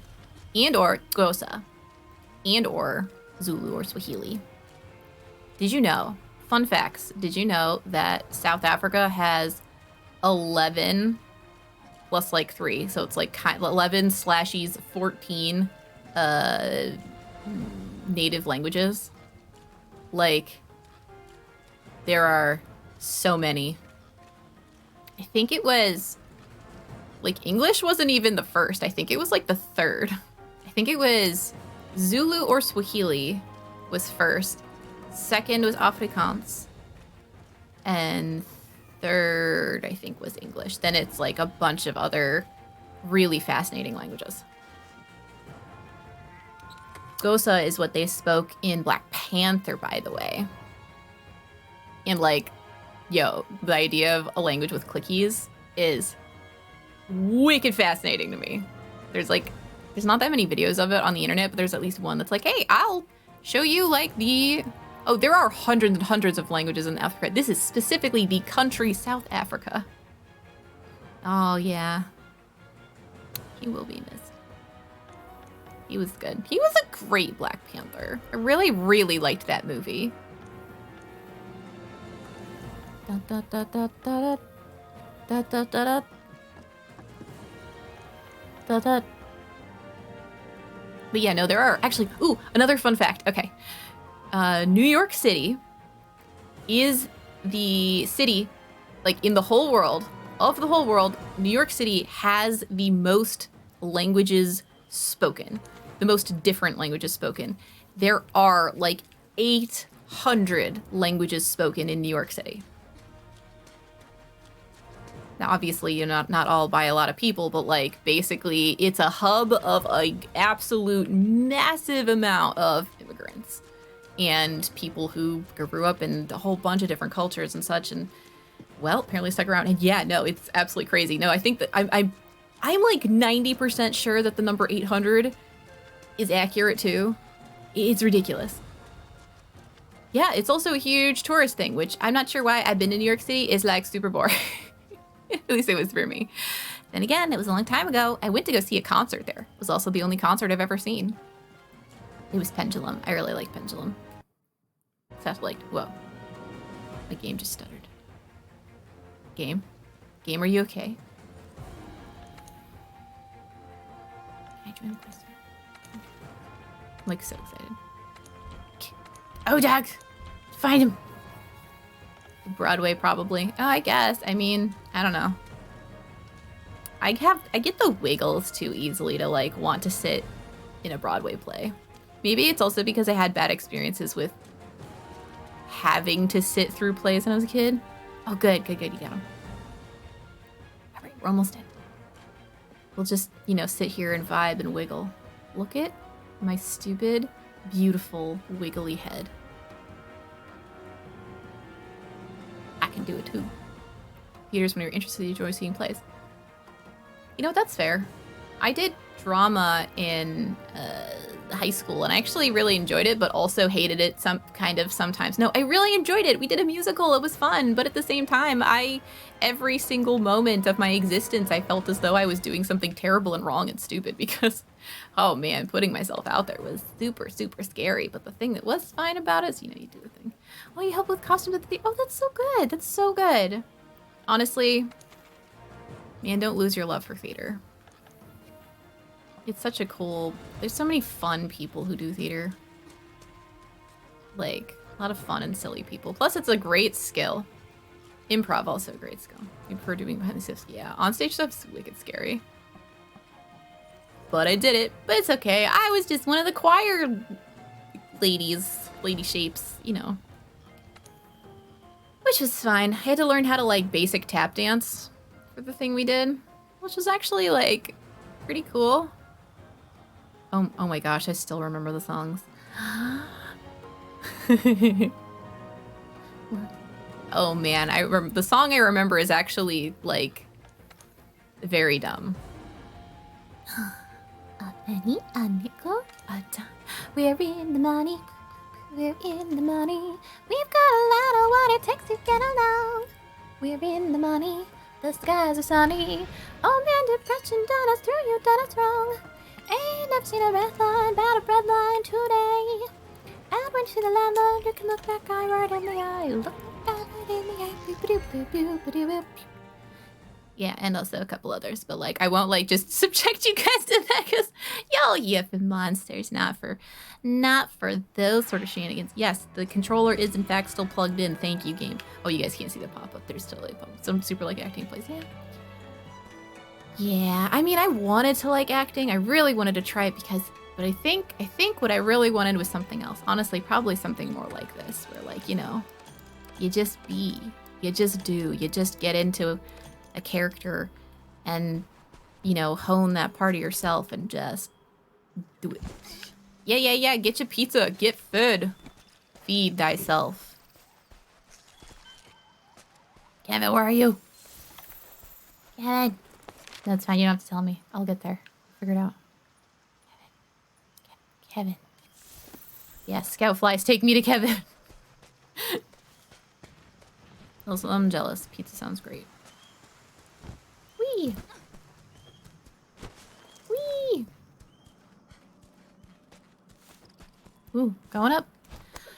Also, you know, too, I was thinking about stories in general, thinking about, like, these sorts of fan fictions. So I was watching this thing, there's like this master class thing. It's like some series or whatever, but either way, like Neil Gaiman was talking about story writing and storytelling and such like that. And first of all, super interesting. I haven't finished it. I really want to watch more of it because, man, okay, listening to that guy talk was like almost hypnotic because he has, again, huge passion for it and such strong feelings about it. And like, it is amazing to listen to people talk about things they are passionate about. At least that's how I feel. But so he was talking about how for writing stories and to write good stories that he had to learn, he had to decide to be honest, like just so brutally honest. Oh, okay, Abra, yeah. If you're even remotely interested in the masterclass and you like Neil Gaiman, you should totally watch that because I don't know how, like, totally get it. I've only seen like 2 parts of it and it's amazing. Like he talks about how you really have to, like, even to tell stories in fantasy, you need to have something that you want to say and something that you need to be able to be honest about. Like, even if you're telling a story from, you know, the perspective of like, oh, you know, I'm the perspective of like a 7-year-old or whatever. It's like, as an adult, like, you know, you've been a 7-year-old. And like, he's like, oh yeah, and I found, okay, I'm like telling this all wrong. He's like, I found that he obviously, unsurprisingly, tells his story way better than I ever would. Oh, my thing's still tracking Kevin. That's why I'm like, where are the scout flies taking me? They're taking me to Kevin.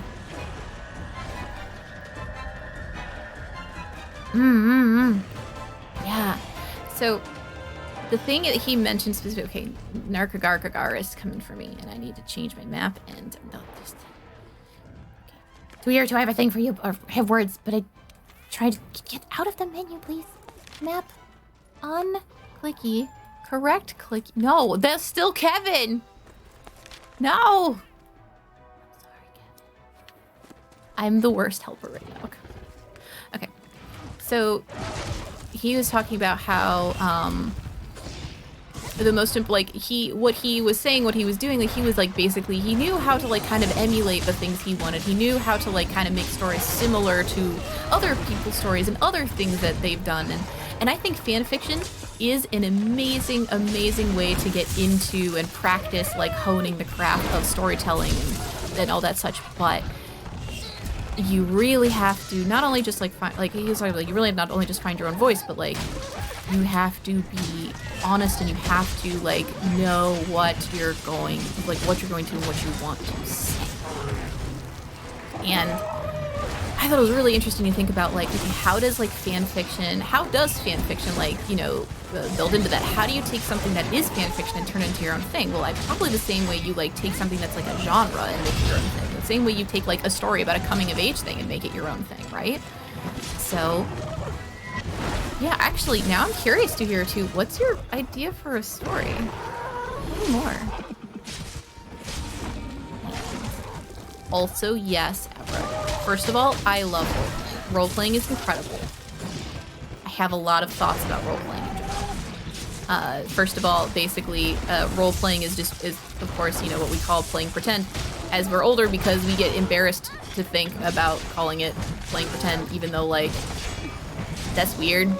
Because it never stopped being cool, important, and good. And also, I have a super cool idea for it.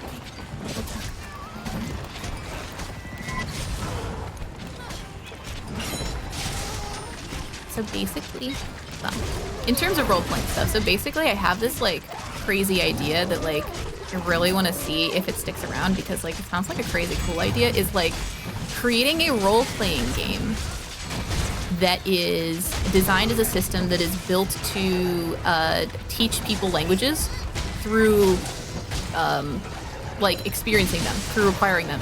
Similar to how children do. Like, children serve tea to dinosaurs and plushies and such. we can do things that are even more interesting. And then the thing is, you make the system that's based on, like, that has like a couple of very specific things, but then also you make modules based like for certain levels. Like, hey, this module will teach you about colors, also space. Like, also you get to be a spaceman, or like, oh, it's a gardening thing, or oh, it's like this sort of thing. Like, you can have it be crazy, and you can have like stuff on the character sheets be like, you know, questions, because that's another thing that doesn't happen a lot with like language learning for adults, is that like the most important thing for actually acquiring it also is like doing what children do, which is to learn how to describe things and to learn how to ask questions about the world around you and to be asked questions about the world around you. Like, ain't nobody asked, man, now that I'm adult, nobody ever asks me what color something is anymore. And like in other languages, maybe they should. Like, cause like you've seen a kid like point at like a ball or something, be like, green, and their mom or guardian would be like, yes, that's green, good job. And like, yeah, it may feel like condescending or whatever to do that to an adult, but like maybe also it wouldn't. Maybe also we can find a way to do something similar and make it good, because like you're also praising them for recognizing the fact that it's green, but like what's Japanese word? Midori.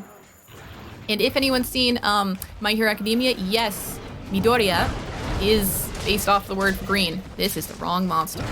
I've made a terrible mistake. Midori is green. And, or technically Aoi. So actually fun random fact about, it might also be the word of that. Fun random fact about the word green is that the word green and the word blue are usually actually both used as the same word for Japanese, and it's Aoi.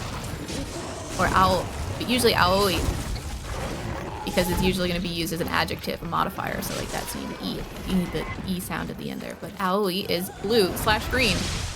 It's significantly more common than Midori, but people know what Midori means. They'll know what you mean if you say that for sure. Plus, I imagine, you know, as you need to differentiate between the two, you can do it that way also.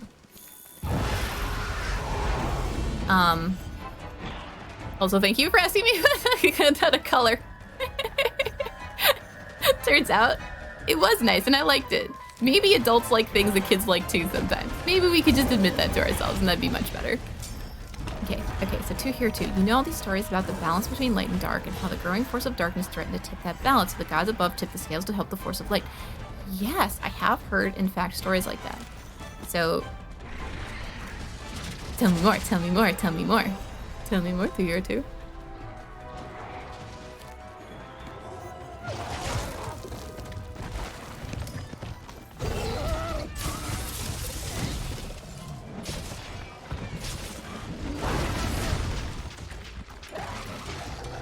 Oh, dog, please. Oh, dog, please. Oh, dog. Oh, dog, please. Oh, dog! Whoa. Wow, it is really hard to...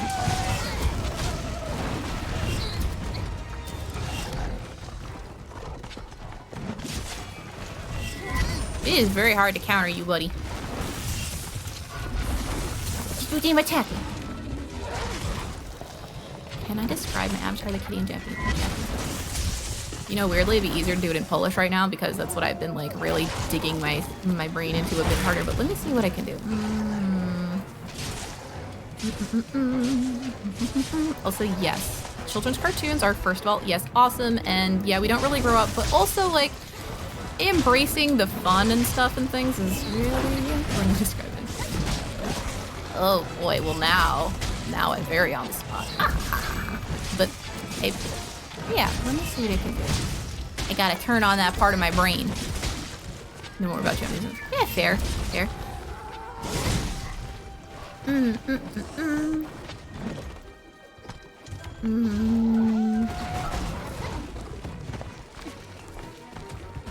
私の猫キャラクターはプニプニです。あと可愛いですね。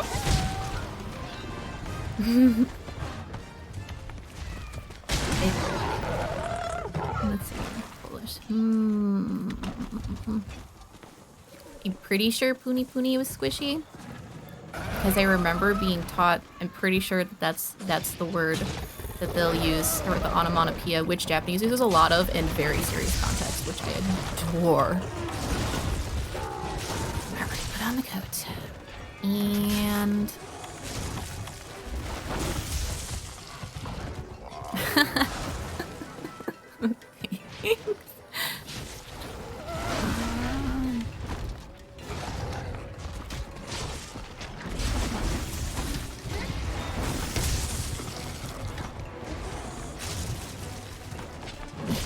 Yeah.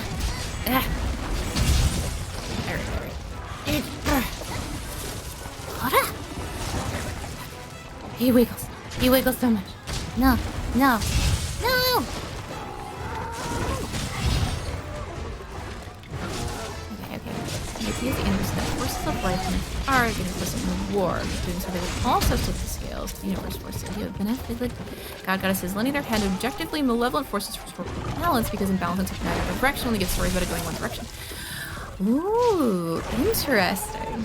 Okay. I'm really down with the premise to Hero 2. I have a question. Have you played, or do you know anything about the story of Final Fantasy XIV, especially Shadowbringers? Part of one of the things in that story is, and I actually never finished Shadowbringers, so if anyone else has, first of all, careful for spoilers or whatever. I don't think I have any spoilers, because I don't for Shadowbringers, because I didn't play it yet. But one of the things that they hint at is that the balance between light and dark, yes, is super important, but that the balance of light is too high and that it's become destructive. Very, very destructive. And basically that there needs to be the darkness to make sure it doesn't consume everything. Okay, so a thing that I've seen in an idea that I've seen, Kevin!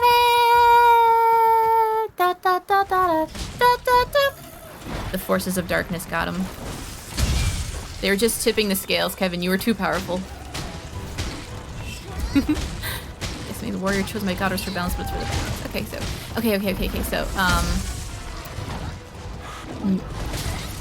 let me know what you think about this this concept. It's not for your story necessarily, but just like in general, if you think this is interesting to hear too. So in one of the role-playing games that I play, they have basically it's actually pretty classic, because in a lot of them, it's like the magisterium elements, like, you know, you have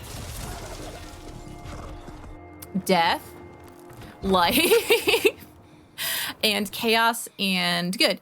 So what happens, so life and death balance each other out. What happens if there's too much life? What happens if there's too much healing? So basically imagine, like, what happens if something's overflowing with healing energy? Like if you went to the elemental plane of life or healing, or, you know, earth, life, healing, like earth, life, healing, nature, whatever.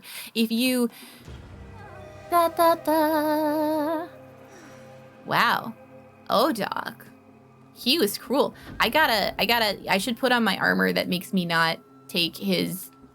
blights. That'll probably help. Anti-blight armor. Let's try that again. So what happens if you have a thing that there's too much life?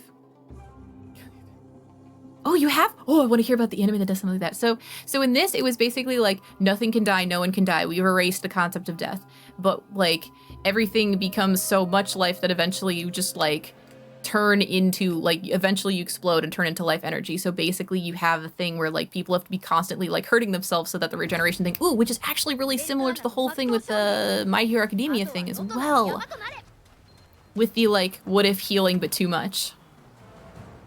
It's a fascinating concept. And I feel like you could probably, there might be some connections you could make to doing that, but with like the world, maybe it doesn't affect people on an individual level, but maybe it affects like the world itself, or like the universe itself, or like there's just too much expansion, too much growth, too much something. Like I'm sure you can think of so many ways to have this. So, dude, I can imagine like a hero going around who has to basically like cull things because otherwise there's just too much and people hate it. Oh, yo. He could be like literally, you could do like almost like a Shinigami-ish type story where like he's not a Shinigami, It's not the thing. Oh man, there's so many places you go with it. Okay, I'm not trying to tell you how to write your story or anything too here too. Please know this is what it sounds like when I'm excited about an idea. I think about possibilities and then apparently I talk about them out loud. So I'm excited about your idea and the kind of places you could take it. So I'm really interested. Yes, that's part of the story. Okami Den, the balance between light and dark is disturbed. Oh, in the Okami Den. That's true. I haven't played that one. Oh, right, you gotta post the quest. What am I trying to do? I'll post the quest. I'm a helper. No. Join the quest. I'm a helper. Yes, accept. But I won't be ready to go immediately. Oh, herbs, really? You should grow some herbs. Grow those herbs. Okay, and I need to change my equipos to the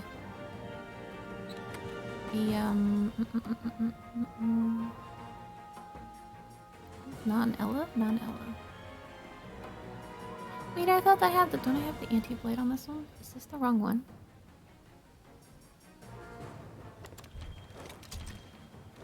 Is this the... Okay, let me look at my decorations. I see what's happening. I see. No. Even. Change equipment. Change to Lance Turtle time. This is. Then go to set decorations. And now I'm on the trolley. Okay, resistor jewel. Yep, resistor, blight resistance. I should have 3 of the blight resistance. Huh. Right. So I think that is actually a thing that I've been accidentally hecking up.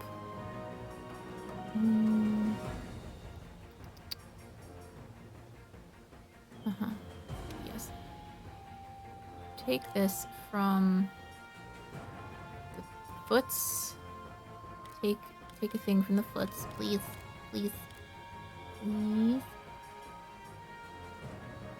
Or this is fine. And then resistor here. Because I think there's a thing where like these jewels only do stuff when they're out. Which is interesting. But like, yeah, it took me this long to figure that out. Because I'm great at things. Okay. Nope. You willing to VChat during streams? Oh yeah. Heck, you know what? That's right. Yeah, you want to come to the... Let me... are you in the VCat's chatty chat thing? If you join the voice chat, Kevin, I will pull you in because you're right. It'll be easier. We'll give it a shot.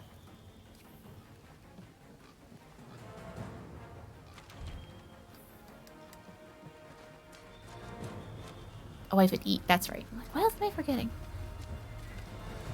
Eat. Pay with money. I have so much money. Of course I'll pay with money. Okay. Yeah. Okay.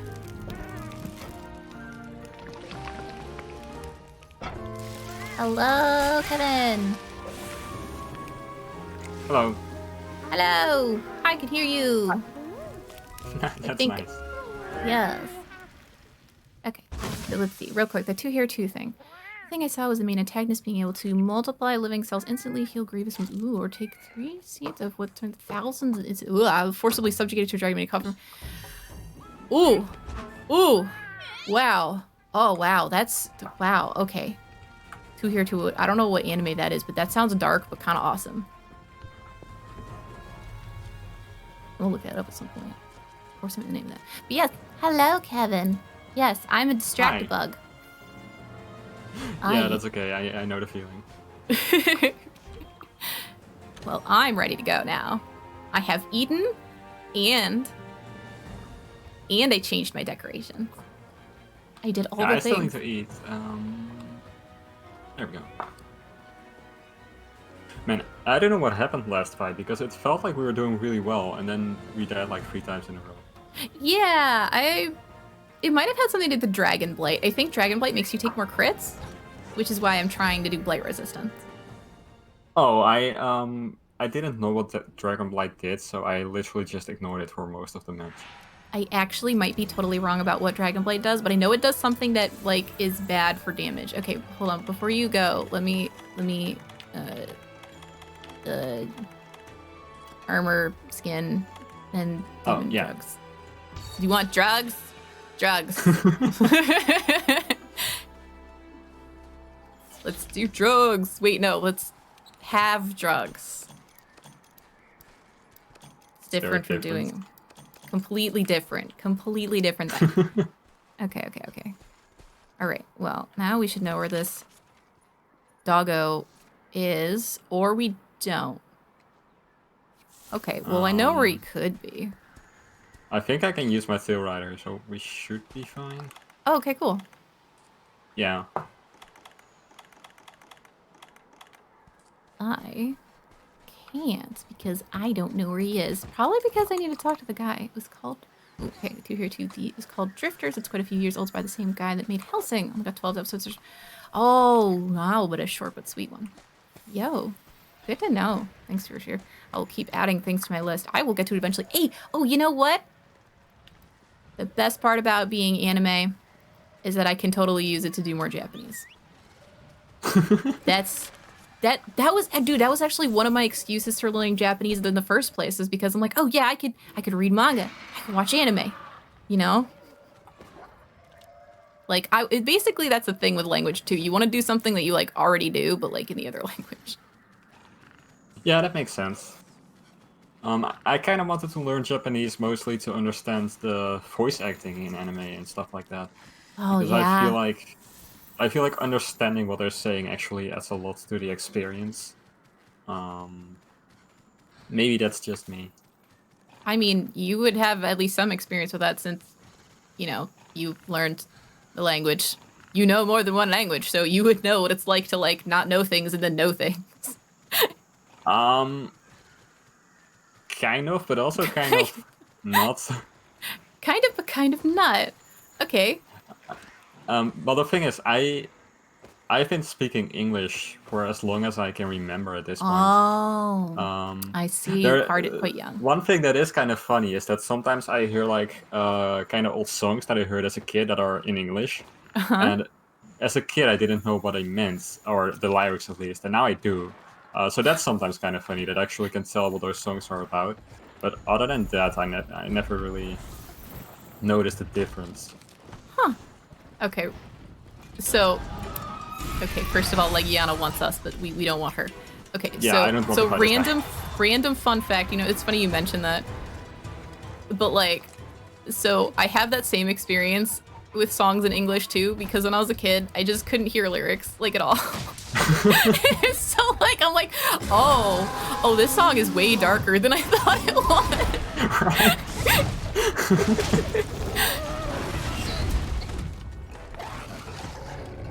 Hey, buddy, who's a good boy? Who's a good boy? He's not a good boy. Where is my... That's really interesting. Okay. Yeah, so...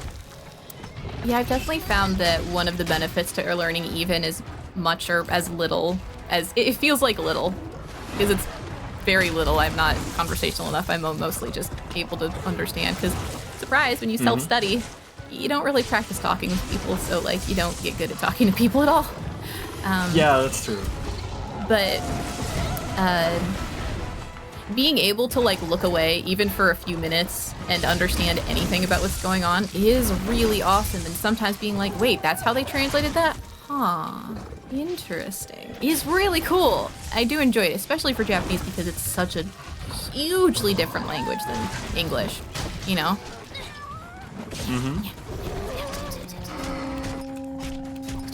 Tab.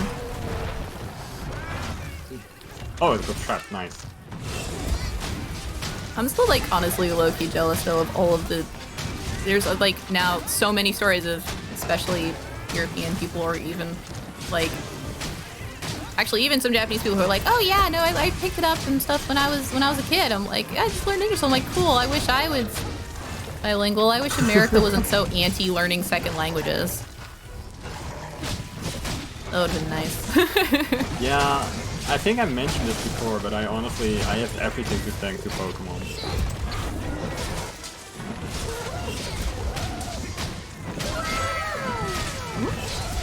Lucas 86123. Thanks so much for the follow. Ew. Happy to have you here. That's such a cute kitty emote. You can watch me fight this evil dog with Heaven. I need to put on a mantle so I die. You know, one thing that I will say is actually kind of interesting about speaking English now is that learning English never really felt like I was actually learning English. Like it feels like I suddenly just knew it, if that makes sense. That actually makes perfect sense. That aligns exactly with the stuff I was talking about earlier, where like acquiring a language is a subconscious process and is almost nothing to do with learning it, and it's the only / best way to actually learn a language. And that's so cool. That's so cool. I want that experience so bad. And, oh my gosh, Nightaragna, thanks so much for the sub. Okay, I gotta do another Thank you. So happy to have you here again. Also, yes, meow. We're discussing language stuff and fighting a dog, an ebony dog, who has the most beautiful color scheme ever. Also, welcome back, Abby. Oh, he didn't fall. Oh god. Oh, and it's kind of here too. It is a hellhound, but he's a beautiful hellhound. Nargagargar, please no. Please no Nargagargar. Nargagar. Ow. Oh god. I don't want to fight this thing. I don't want to. Oh no, that's the wrong. Dang it. No, I wanted the Heelys. We just gotta run away from him. Odog's not even here. No, he left a while ago. Alright, book it. Hey, Split up. I'm just curious. Do you think Nargacuga, do you think it's a difficult monster or an easy one? So with Lance, even with the longsword, it wasn't super difficult. I know that jump. I know that different monsters are differently difficult depending on which weapon you're using. Right. But when I fought it, I don't remember it being difficult. It is annoying though. Honestly, I found it to be one of the easier monsters in Iceborne, but then I talked with some friends of mine, and they think it's the worst. Really? So... Huh. Yeah. Huh. Interesting. Yeah, I didn't find it that difficult. I mostly have trouble with effects and such, more so than like just the pure damagey stuff. Like I had way more trouble with Toby, like new and improved super poison Toby than anything else. And the new like sleepy Nightshade Halloumi. That's I understand words. No, I think I'm going to assume that Nargacuga is kind of small and moves around a lot. So I think that especially slower weapons are probably kind of bad against it. Really? Well, I guess. Well, I mean, I think Lance is very mobile, so I guess I wouldn't have trouble with such things. But yeah, no, I think I do remember chasing. Oh, it was annoying because I had to chase him. That's why. It wasn't hard, just annoying. Huh.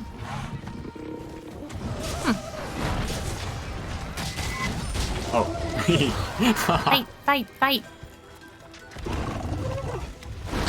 Oh, Lord.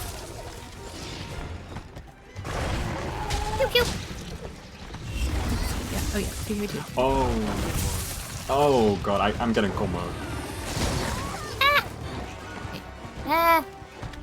Same. Okay. Potion. This is why I have wide range. One of the many reasons I've got the wide range. Oh good, he's stunned. Good stun. Good yeah, stun, I literally friendo. just did that because I wanted to collect the items. Oh my gosh. Excuse me, sir. Please. Get him. Give him the old Hellbreaker. Puppy.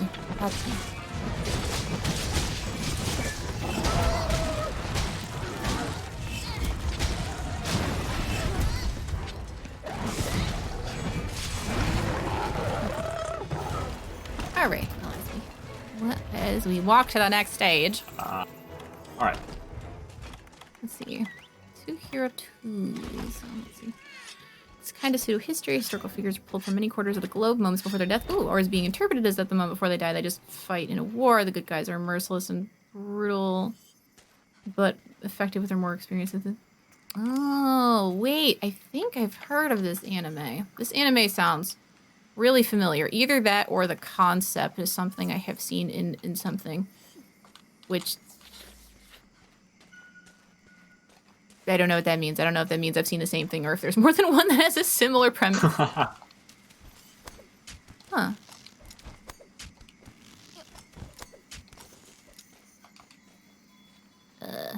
Wait, I called a boy to take me to the thing. Where'd he go? Where'd my boy go? Wait, is he limping? Or did you just... No, oh, it was just a bug trap. There we go. Yeah. But I managed to get its tail, so that's nice. Oh. I see. Okay, alright. Ow. Concept doesn't sound originally, but I like the way they played in the show. Oh, I don't mind whether or not it's not a good thing or a bad thing for a concept to be original or not. It is entirely, you're super right, how they do it, because pretty much no one can have like a completely unique idea anymore, which is fine. That's not a bad thing. It's all about like realizing that there are still unique things within those ideas.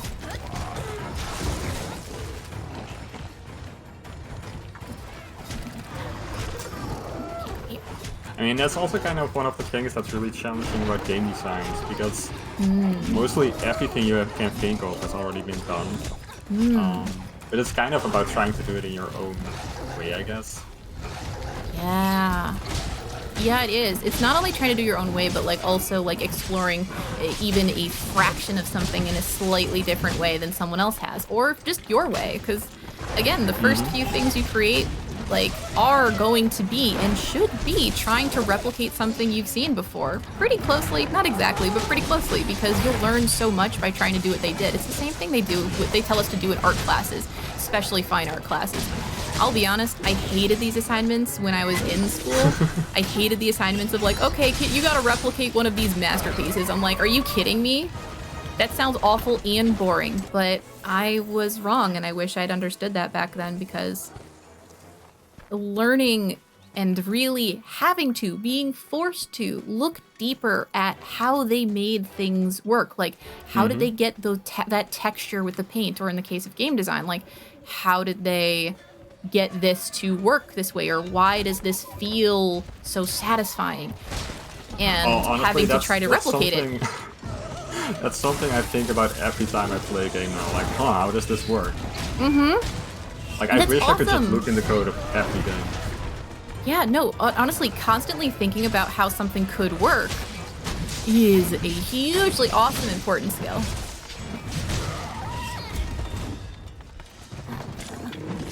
Science of proper code. You looking at sci-fi fantasy found family story. I just think it's neat. Look, man, I like shonen power fantasy stories. They're just fun, okay? I have no regrets about that sort of thing, even though a lot of times it's the same story, and sometimes, you know, it's not for me, because they'll have like too much ecchi or something, but you know, it's also just nice to like know what you're expecting. Oh, you know what it is? It's kind of like listening to a song. Like, people listen to the same song multiple times, because it'd be weird if you didn't, right? But part of the reason that you like to is because you can predict it. It feels good to be able to predict what's going to happen in the song, which is why people will like watching the same genres of things, because you get that same predictive feeling. Honestly, with songs, it's kind of funny, because I feel like sometimes I like songs more the more I listen to them. Yeah. Like, the first time I'm kind of like, nah. And then I listen to it 3 more times, and I'm like, oh, this is my favorite song ever. Dude, right? It's almost, and some songs are acquired taste too. Like, some songs, like that, especially ones that are totally different. Like, the first time I hear them, like, yeah, I don't know, this isn't my thing. But then, like, I'll like leave it on a playlist, or like it's something that like my roommate or friend is playing, and I'll hear it, and I'll be like, okay, well, they're playing it. So, but then then that thing happens where like suddenly you find yourself like wanting to hear it, and you're like, oh no, when did I start liking this song? Hold on, what happened? You know.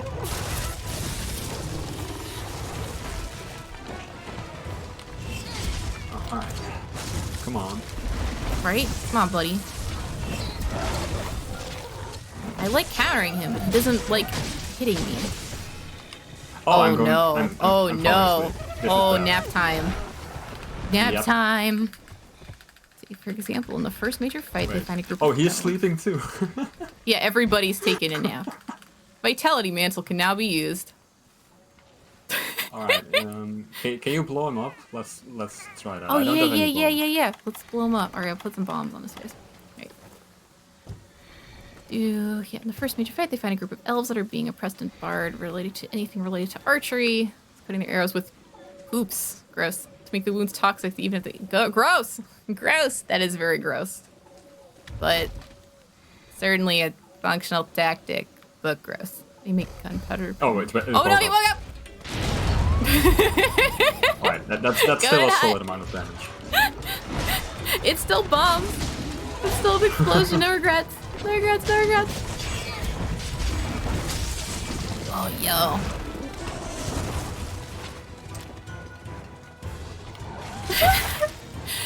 Okay, that's... Okay, so... Two here, too. First of all, that makes me think of Dr. Stone, which, holy crap, I really liked that anime, and I look forward to more of it, because I didn't know that, like, watching someone basically, like, go back in time and be like, oh yeah, but I, like, what if I, like, just know all the stuff, and I'm also really good at science, and it can just, like, you know, what happens? I'm like, I'm so down with this premise. Put me in, you know, put me into your Matrix with this super duper smart guy. I love Tensai, though. I like OP, MC. I like DC. And then Abra, listened to a Spotify playlist and didn't realize some of the songs on it were inappropriate and loving them without realizing how awful they were. Yeah, I had that problem a lot too. I still have that problem sometimes, especially like, you know, it's funny, songs you haven't heard in a really long time. Sometimes you're like, ooh, that didn't age well. Ooh. But also, that's like one of the things I'm kind of like gently terrified with like the fact that I'm just like trying to like listen to songs in my target languages in both Japanese and Polish. I'm like, man, I'm gonna find out one of these songs is something I shouldn't be singing along to. That's just why I'm like, I'll just never share my playlist with anyone. That's fine. No one needs to know if I learned certain things.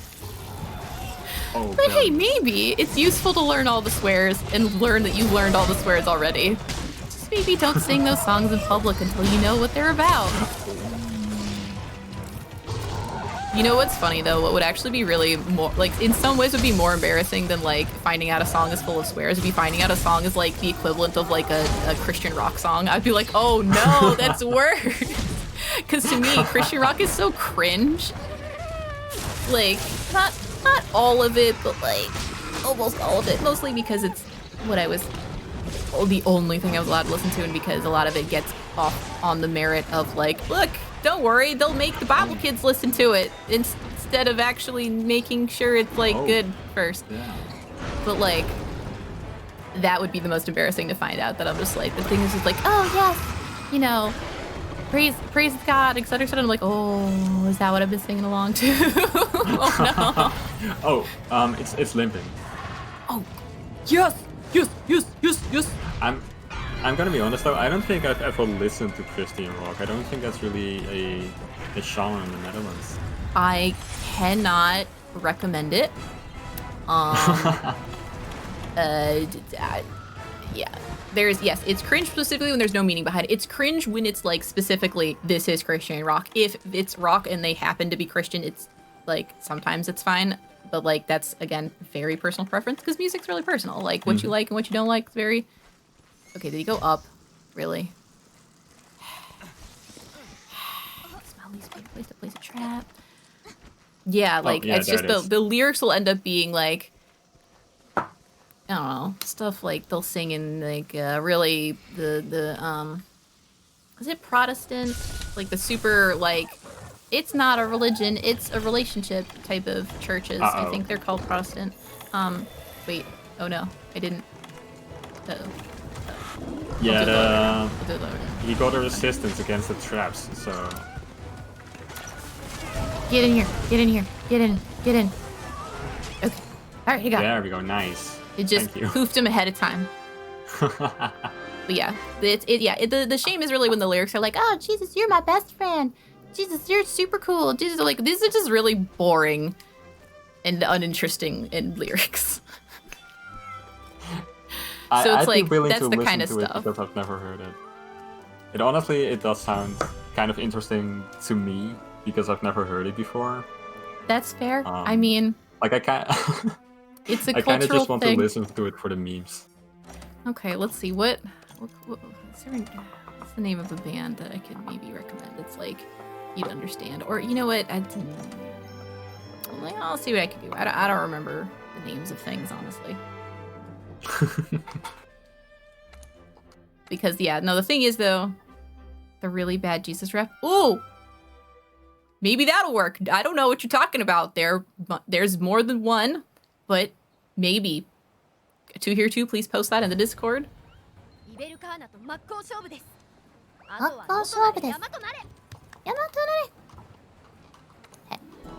Listen to me. Okay. Get going. Thank you, Commander. Yay! Yay! Do you play this game in all English? Yeah, I played in English. Do they have it in Dutch, out of curiosity? No. That's one of the reasons why I had to learn English in the first place. Because most things aren't translated into Dutch. I have to say, these days they are actually getting a lot better at it, like translating things to Dutch. The new Animal Crossing, for example, is one game that was translated into Dutch. Wait, really? And Animal Crossing? Cool because, really? Yeah. Really? Yeah, because my mom actually plays it now because she can finally understand what they're saying. Holy crap, really? Because, like, Nintendo has a terrible track record with actually putting, like, languages into things. Like, they basically are like, okay, you got Japanese, you got English, maybe Spanish, and maybe French. Like... Yep. Oh, Chinese also. You list Chinese. But, like... But, yeah, it's actually since the Switch, I'd say. New Leaf didn't get translated to Dutch. But they've been getting better at it, which is nice. I never play anything in Dutch myself because for some reason, I don't know if it's just because I've gotten used to English, but reading stuff in Dutch is just really cringe to me. Like, it doesn't seem right. That's so interesting. Okay, yeah, I have another friend who does something similar, but not with Dutch, but with English, and it's it's just like he almost was like, oh, this voice acting is terrible. This is terrible. This sounds so cringy. This sounds so cringy. And I'm like, you know what? It's. I wonder if it is because you're not used to it, or is it actually cringe? And like, I want to know. And it's the same times. Like every time, like I want to look at like translated stuff, I always want like a native speaker to be like, hey, can you tell me if this like is a good translation or not? So at minimum, I can make sure I'm not learning from something that's like, someone set us up the bomb, you know. Or just really unnatural sounding. Yeah. But I wonder because, like, for me, it's way more cringe to like, for example, if I tried to watch the My Hero Academia movie in English, and I just couldn't. I couldn't do their voices. I'm like, I just can't. If it's wrong, these aren't the voices I've been listening to. It sounds stupid. And it's not that the voice actors are doing a good job. But, like, I can't. Oh, yeah. Actually, I think Bakugo, like, I haven't seen much of the English VA of My Hero Academia because I've been watching in Japanese. But I think Bakugo's VA is really quite funny. And it's kind of interesting, and I'm not going on an entire tangent about My Hero now, but a lot of the translations about between the Japanese and the English version of My Hero Academia are slightly different. Like, not all of the lines have the same meaning, but I think some of the lines in English are actually cooler. Or, like I said earlier, because I understand what they're saying in their voice acting, I feel like there's more meaning behind the words. Like, I've watched some scenes in English, and I'm like, oh, this is actually way cooler, but I stick with Japanese because I'm used to the voices. And there are also moments where I don't like the change in the translation. But yeah, that's that's just my personal take on that. Yeah, no, I mean, everyone has their own opinion on these sorts of things. I imagine it's a little different. Okay, so, yeah, the really bad Jesus rap is a thing, too, which you mentioned. And yeah, that sounds... Yes, you're right. Probably shouldn't post that. You're very right, Superhero 2. But it's a thing, and wow, okay. That's... wow. Wow. And Small Frog Lesbian has one Christian rock album you actually like for nostalgia called Stand on the Rock. I've never heard of that one, but like, I mean, I know there are some from way, way back that I probably still don't hate, but I just don't remember our Christian rock, and that's... well, that's because those are the ones that I don't put them in the same category. Let's see what else. Oh, are you putting up another quest? Yeah, I was just about to ask. My next quest mission is the defense of Celiana, which is hunting down Volcana again. I think that's a big story thing, actually. I don't think I can even join you on that one, so... we really? can just... Well, yeah, let's just do, like, side stuff, because I think... yeah. Where's my... there. I've got, like, half an hour. So, well, a little bit more than half an hour. So, like, let's do some, like, side quest stuff. Do you have any of the side quests you want to do for, like, your armory stuff? Or do you just want me to pick one? No, nothing in particular. We can just do kind of anything. Let's do... you know what? Let's try the 99 Nightshade. After all, it gives us something from the Grand Meowster Chef, and we love her.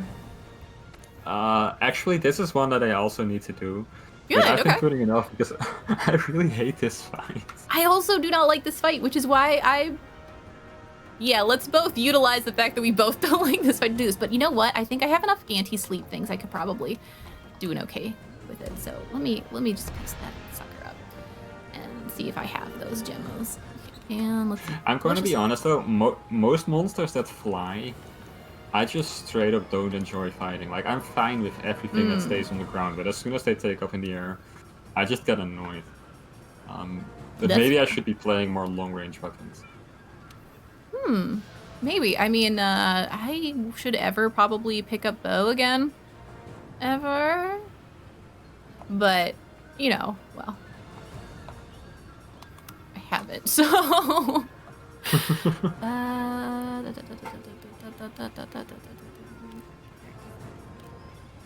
so many messages to catch up on, which is great. It's the best problem that... no, that was the wrong...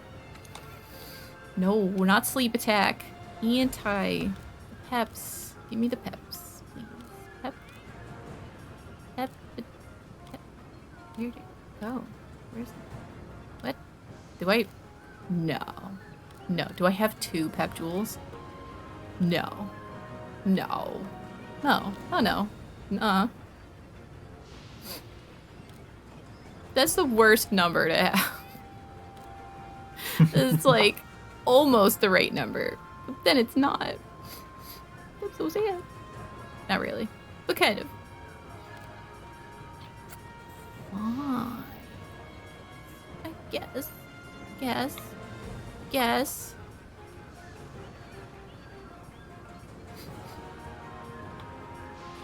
Fine. Back to the register junction. Literally need one more pep tool. Okay.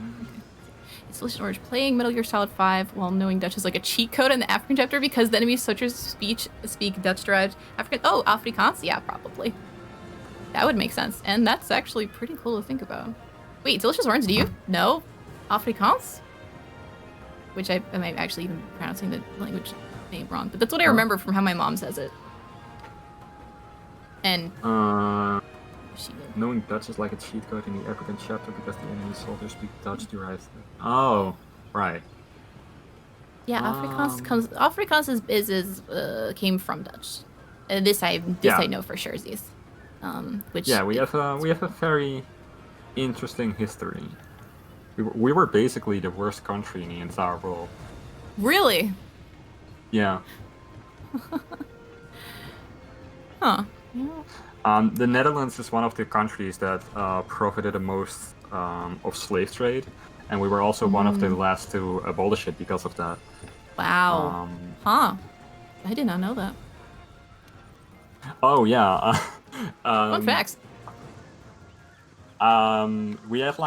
We were very big on trade, but the government actually supported like pirating and stuff. Like we literally just robbed other ships, things like that. we invaded other nations and essentially just, well, did not very nice things to them. Um, it's Did you withdraw from it's the not quest? something to be proud of. Yeah, I got disconnected. Oh, wait, but this is your... Yeah, it's strange, huh? Well, I'll hang out here for a second, see if you can join back Yeah, I'll up. try to join you. Huh. Also, well, oh, okay. There are things to catch up on. Let's see. Yeah, bro, pretty sure Animal Crossing is banned in China. Really? I definitely would not know that. Yes, Jesus wasn't white, but that's still yikes. One of the only dubbed anime I like is Trigun. Oh man, did I watch that dubbed? I don't even remember. Trigun's really good though. It was a long time ago. I mean, again, some of the dubs are good. Like way back in the day, I liked the Yu Hakusho English dub, but like that was also way back in the day. I feel like nowadays I'd probably think it's cringe, but that's also partially because I watched it in 8th grade. So like anything I watched in 8th grade is gonna feel at least a little bit cringy now. Sorry to interrupt you, but I think you're offline at the moment. What? Because I can't find Okay. your session, but I can join other sessions. Hold on. Let me pull out of the quest here. Abandoned quest. Training HQ. Let me see if I can check the thing. Let's see. Lucas says the cringy ones I remember are always the ones that have too many dramatic effects and no one talks like that in real life. Yeah, okay. Yeah, that's fair. I mean, though when you think about it, when we watch like even just cartoons that are like native to English, a lot of times they'll still feel kind of cringe too. But I feel like also the way that they dub anime, especially nowadays, the people who dub it will also like, there's like when you grow up watching dubbed anime, if you grow up and do that, like you'll kind of develop it as almost like a weird kind of side dialect of English. Yeah, dude, no sessions found? How did I get offline? I'm clearly on the internet. I am streaming. What is happening? I'm gonna go to the main menu. Try it. Or? I tried creating a new session, so hopefully you can join me now. Okay. Okay, I'll try. Okay, you left the session. Okay, we'll try this. Let's see. Feel free to look it up in your own time. In incognito window. Yes, that's probably a good idea. Welcome back, Church Twin Blades. I know it's probably a while ago, because oh my gosh, I'm so behind on the thing. Oh. Talked about dumplings. Yep. 2 here, 2 caught you up. Awesome. Yup. Let's see. Only stuff I learned from playing Metal Gear Solid 5 was enemy spotted. Yeah, I mean, yeah. Vijand gezien, vijand gespot. Probably something like that. I don't speak a single word of Dutch so clearly. I mean, not only do I believe you, but also you're probably right. Thank you for sharing that.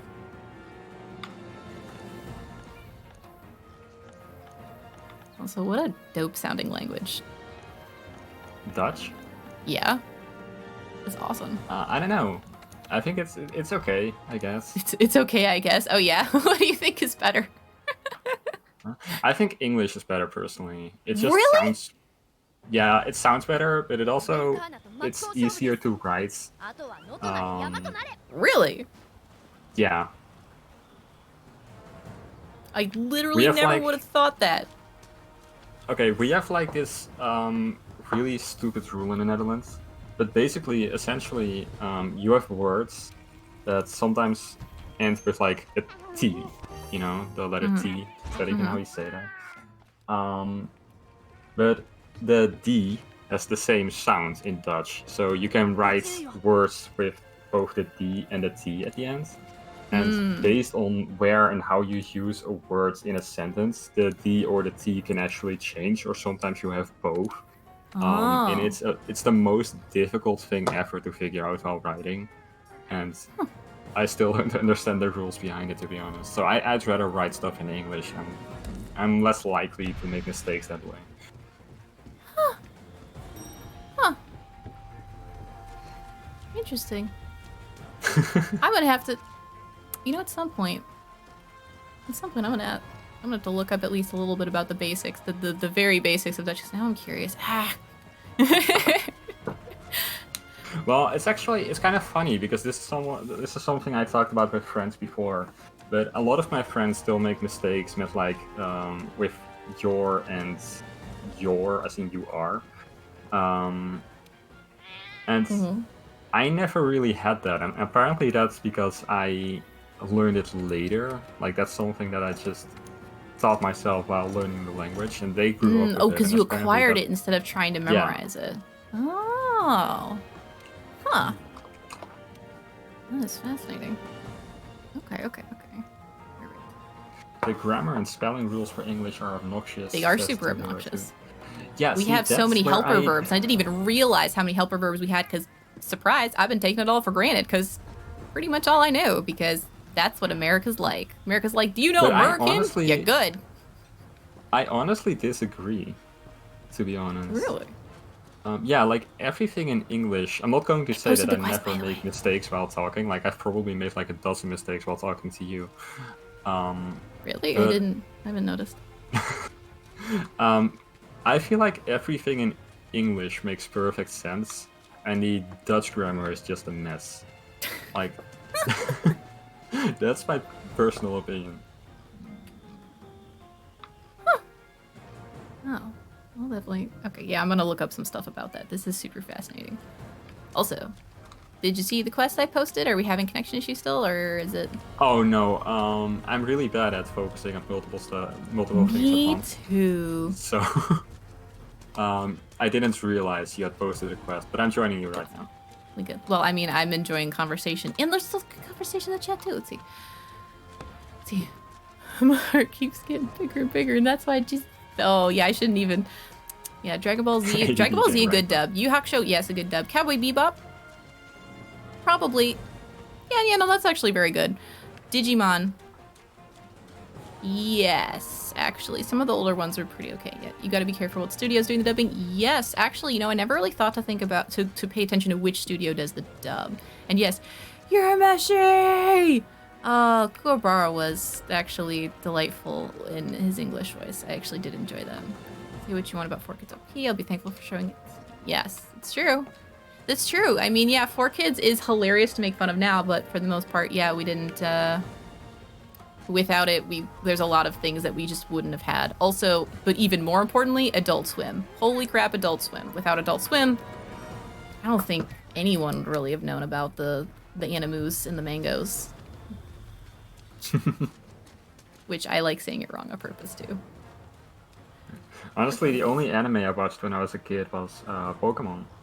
That's essentially it, because that's basically the only anime that they aired here. Did it have the jelly donut problem? The jelly donuts. All right. Oh, I don't know actually. Find out at some point and let me know. I'm curious. Yeah. Also, hi, Gold! I'm kind of curious now about certain differences. One of my favorite things about the English dub for Pokemon is like, I'm gonna turn this frying pan into a trying pan. Like that's one of my favorite jokes. Really? Yeah. But I wonder what it is like in Dutch now, actually. I don't know. Well, if you do a little bit of research on that, be happy to hear about that later for sure. Like, again, post it on the language thing, post it on the general chat. I don't care. Language thing, even easier to probably stick stuff there. So, you know. Oh, God. Anything goes there, basically. Yeah. All right. Got the drugs. Got the rolling instead of opening the box. Oh, good. This is a capture mission. I can tell it's a capture mission because they're giving us stuff for capture. That's how I know. Let's see. Yes. English is the only language where spell probably is considered a skill. Okay. Is that true? Is this is English really the only language that, like, you know? Is English the only language we have spelling bees for? Wait, are spelling bees like not a thing? Well, I'm pretty sure we have like spelling bees. But I think it's a bigger thing in America. I don't know what a show is called in English, but like there was this show on Nickelodeon that I watched as a kid, and it's basically, God, I don't remember what it's called. But it's about a guy who was making like a survival guide for school. And And I remember one of the episodes being about a spelling bee, and we don't have things like that in school in the Netherlands. But I'm sure you could find one if you want to join one. Was it on Ned's Declassified School Survival Guide? Was that the one? Yo, I loved that show. Yeah, that's it. Oh, that show was so good. Oh, thanks to Hero 2. A hero again. Wait, are you fighting a Nargagarga? Oh god, can I? Oh, hi. Yeah. Spelling U's are common in the UK with... Oh, maybe. I don't know. I'm also not in the UK. Let's see. Outlaw Star, one of your favorites, also for another English, good English anime dub? And then... Good to know. This is abnormal. No, this is the Nightshade Pelican. Actually, good, yes. Stab it in the face. Stab it in the face. Alright. Got him. You have competition in Taiwan, so much spelling. Do you write the character at the right stroke order? Nearly as big as the spell podcast. Really? Oh, yo, that's actually really, that makes a lot of sense actually, because like, you know, getting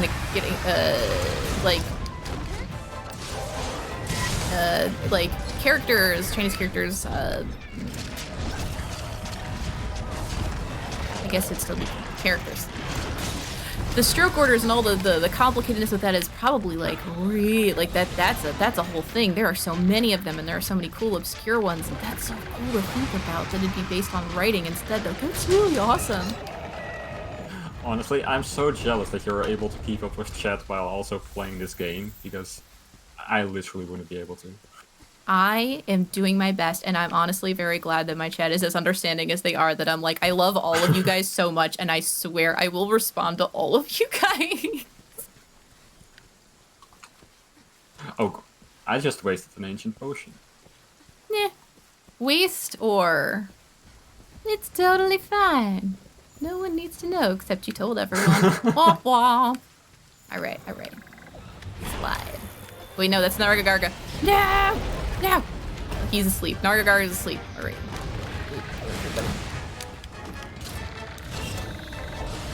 No. Attack me. Let me ride you. Mount. No, Oh. not you. No, not you. Exposed. The Nargagarga is confirmed to be in Monster Hunter Rise. I think Ooh, I might use cool. a dung pod to mean Nargagarga. Dung pod would be smart. I wish I remembered to bring dung pods ever. Honestly, don't know why, but I like... Oh, yeah, he's gone. He's leaving. Oh, now they're both gone. Well, that's useless. Well, I hope they're not going in the same direction. I'll be low-key mad. Alright, ready to ride. Alright. Take me, Jaggers. Take me on a journey. Worst game to stream and chat with my experience with Apex Legends. That makes sense. I don't even know how it'd be possible to interact with chat during Apex Legends. I had a difficult time even when I was like trying to, actually more difficult when I was trying to learn it. Let's see. Amber, you were sewing in the dark? First of all, props. Like, nice. Second of all, yes, maybe use lights. Let's see. Oh yeah, I'm super hyped for Monster Hunter Rise. Like, that's gonna be awesome. Wait, when does that come out? Is that March? February, I think. February? Really? Oh, that's like gonna be... Well, time is a construct, but I feel like it's gonna like just suddenly be February. Oh, sleepy time. I have two of these, so sleep should not last long. Apparently Rise is going to be a timed exclusive for Switch, and honestly, I would rather play it on PC if I get the chance. Well, yeah, I mean, I'd rather play it on PC too, but like, I want to play it right away. So, so indeed, I will be doing my best to just... No, let me stab you! He's so rude. Not letting me stab I'm you. still really hoping they release a Switch Pro, to be honest. That would really? be fine. A Switch Pro? Yeah. Like, what would that be? Like... Oh, you don't know about the rumors and stuff? People have been talking about Switch Pro since the day it came out, basically. Wait, really? Like, Yeah. what? It only on the TV? Is that the one? Like... Yeah, that's kind of the idea that people have. Like the opposite of the Switch Lite, like a Switch that can only be played on the TV but is a bit more powerful. Because I feel like a lot of games, including Xenoblade, but also like Hyrule Warriors and stuff like that, they don't play too great on the Switch. Like they could run a lot better on other consoles. So I feel like a Switch Pro would be kind of nice just for those games. I really like the portability feature of the Switch personally, but like I get it. I totally understand. For sure. My main issue with it, like you probably know, but I'm a huge Xenoblade fan. Yeah. And for example, if that game doesn't run well, it's one of your favorites. Like that's a whole thing. Right.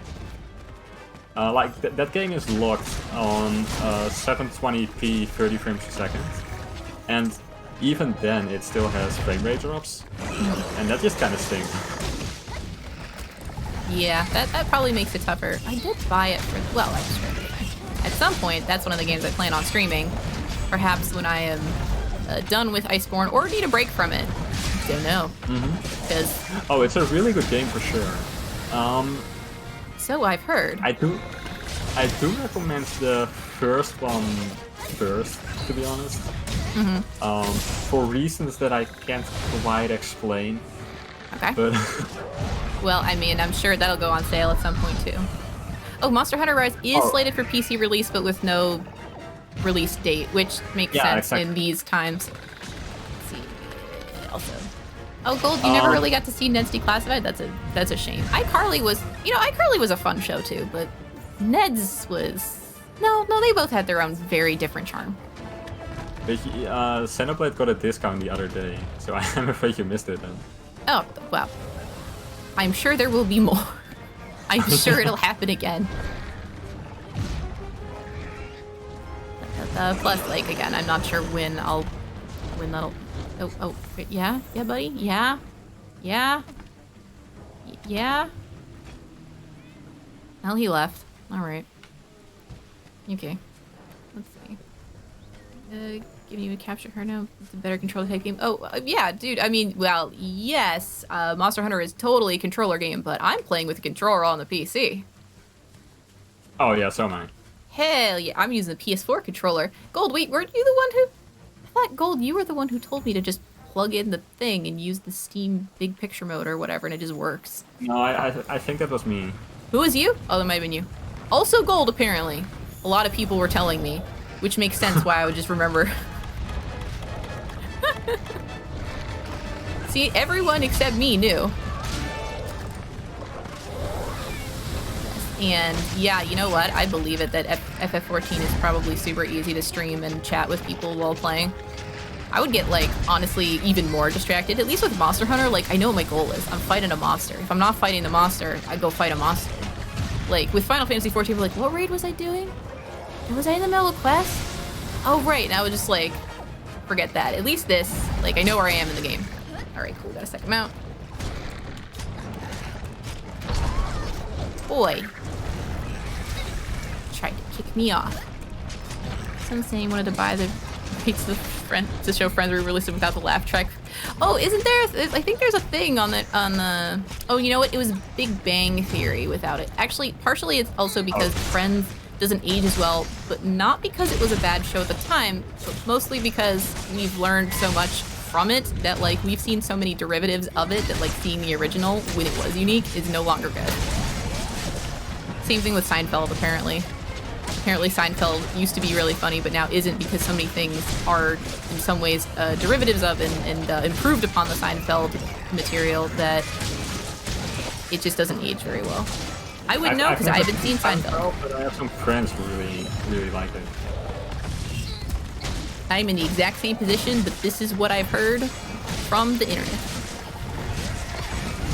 I really hated the Big Bang Theory, though. Oh yeah, no, almost everyone I've ever spoken to ever really hates that show for a whole lot of really valid reasons. I think I watched... Was it H-Bomber Guy who did a long video about that show? Or was it someone else? Because if it was H-Bomber Guy, I definitely watched that one. H-Bomber Guy's really good. I love his videos. But, like, yo, that show bad. I agree. But, like, mostly the worst part about it is it's bad. Oh, yeah. That is brutal, but it's kind of true. Like, it's weird. it's a tough equivalency, but it is not good. It's problematic in a lot of ways. It's not even just that, it's also super duper misogynistic. That's really the biggest issue of it overall, is that nerd or not nerd, it is extremely misogynistic and sexist in just bizarre ways. But yeah, if H Bomber Guy was the one who did a video on it, I'll see if it was I totally recommend watching that, because surprise, famous YouTubers explain these things better than me when they actually, you know, aren't also trying to do other things.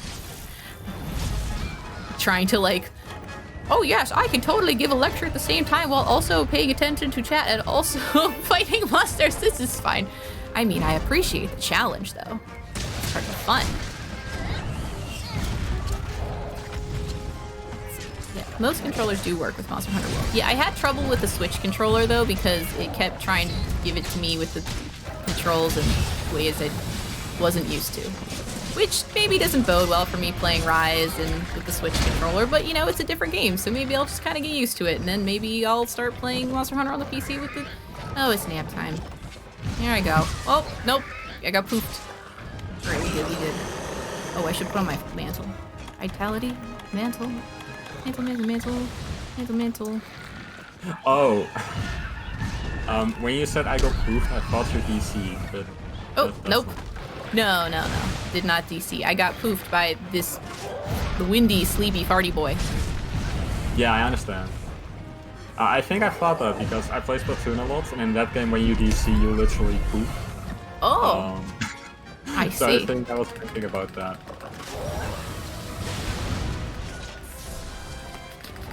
Stunned.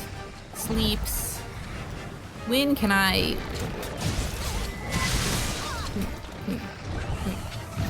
No, just stop kicking me. Halumo, please. Halumo. Oh, I'll probably die here, actually. Halumo. Halumo. Oh. Meow. Oh, he's gone. Now it's just the Jack-a-Jackas on us. Good idea. Hiding from the engine off. Alright, give me a Raider ride. Come here, buddy. Take me.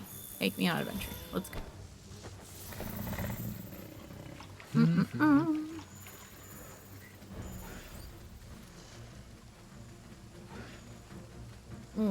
You're able to immediately translate control buttons? Wow. Alright. Like, Gold, you mean like you could pick up a controller with a totally different scheme and like just immediately get it, or like you can mod it? Like which translate do you mean, like in your head or on the computer?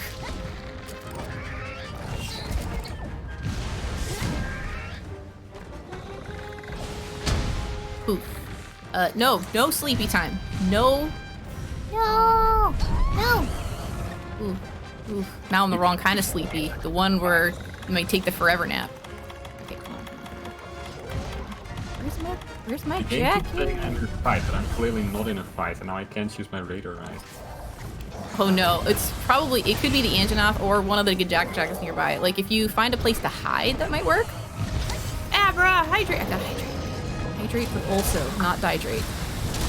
It's gonna not dihydrate this time. That's the key. That's the kicker. Oh, Angie. Who invited Angie? Alright.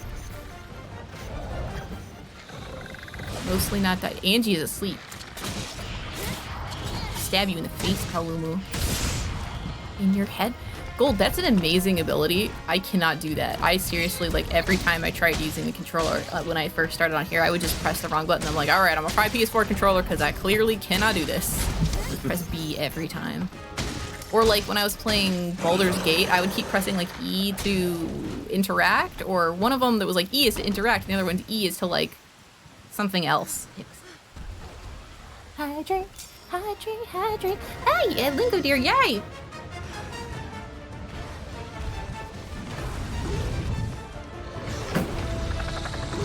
And now I'm asleep again, and Angie still wants to be friends with me, and I don't want to be friends with her.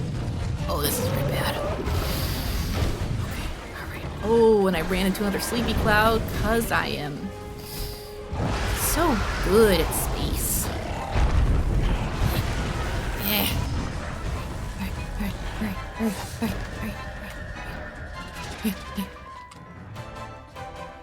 I encourage you, Abra, to share any and all progress you make with Lingo Deer because I want to see like anything in the language Discord, like literally anything. Like yes, I should post more too, but like anything goes.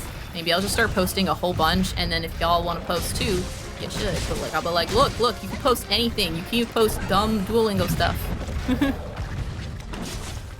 Look at this sentence about a fish wearing a shirt. You know. Yeah.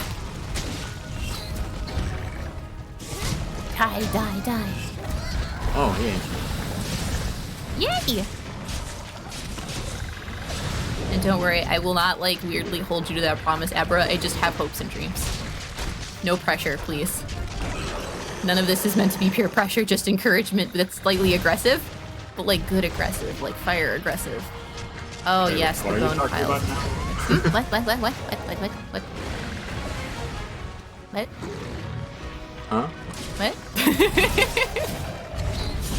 Aggressive peer encouragement. Okay, yeah. Let's call it that. I'm just trying to light a fire in other people, man. Let's all get all fired up together. Ming. Alright. Palumu has left. We go for more Palumus. We want our Palumu to do the thing. Also, Gold, I don't know, you say you're like, well, it's shown as very specific. You say all these things like they're super easy, and I'm like really jealous they're super easy for you because, man, I was trying to play a game where it was like, oh, you gotta press X and also Y. I'm like, here's the thing about X and Y buttons. Depending on what kind of controller you're using, they're in two very different locations, and I can't look at the controller while I'm doing the thing, and for some reason I keep mixing them up in my head. It's not good. I can do it as long as I like intuit it, but if I can't intuit it, I can't do it. So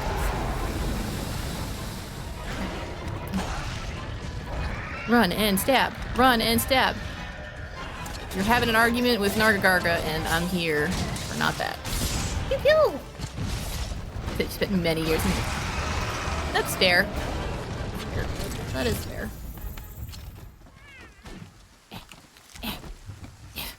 Sometimes. Oh, this thing really was running away, huh? Yeah. Footprints while we're here. Just kind of huff those prints. Delicious footprints. Alright. Are you ready to ride? Take me on a journey. Oh, there you are. Journey! The X button is in 3 different places on East. Yep, correct. That's why the X button is probably my least favorite button to remember where it is. But basing it on the colors, maybe not terrible. I wonder. Wonder if I should consider that. Insert the X button. Yep. Press X to not die. Where is X? Well, what are you playing? I love the press X to not die memes, though. Those were really fun. And, like, I definitely don't even have anything against those story games. In fact, a lot of them I really like.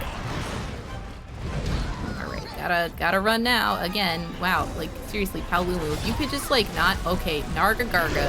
I do not want to... Please, yes, press Y to honk. Yes, press X to doubt, press Y to honk. Oh my gosh, I love those. I love those so much. Why do I love those so much? I don't know. They're simple. They're pure. They're like, hey, push a button to do a thing that you want. No, I need to heal slightly first before I fight this guy again. Please and thank you.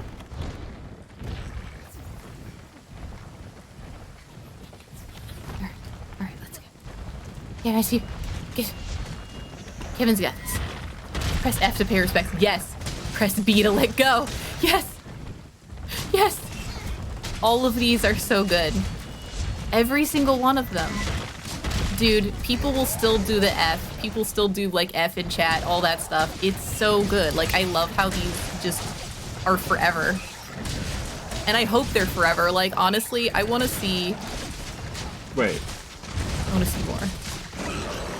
Wait, what? Where did it come from? Like, the press F to pay respects? Yeah. So it comes from a Call of Duty game What it is that basically, so Call of Duty is a game about soldiers, you know, and like one of the scenes is you visit one of the dead soldiers' like funeral, and then there's literally a button, press F to pay respects, and like I think every single person who played that or even saw that scene, just like your brain just stops for a second. Is like, did you really make paying respects at a funeral a quick time event? Are you for serials right now? And because it's such a thing, it became a meme, basically to make fun, like that simultaneously makes fun of the whole, like, you know, press button to do thing, that like, this is effectively like, they basically parodied the concept in the game for real. It's in the opening prologue. You have to press F as the first thing you do. Oh, that's even, oh my gosh, that's the first thing you do. Wow. But yeah, dude, we, like, memes, in a way, really are their own, like, dialect. Internet speech and, like, emojis and stuff are their own dialect. The thing about emojis is that emojis, at least, are language agnostic, which is awesome. But they're also, like, necessary when you don't have body language. And you're like, hey, I just want to make sure that, you know, hey, have you considered blah, blah, blah? Smiley face instead of, hey, have you considered blah, blah, blah? Because, like, that's how people will hear it. And you're like, well, I don't know if they're going to hear it right or not. I better put, like, 50 million smiley faces. It's why I use them so much. I'm like, I don't trust anybody. I've had messages on Discord where I sent someone something.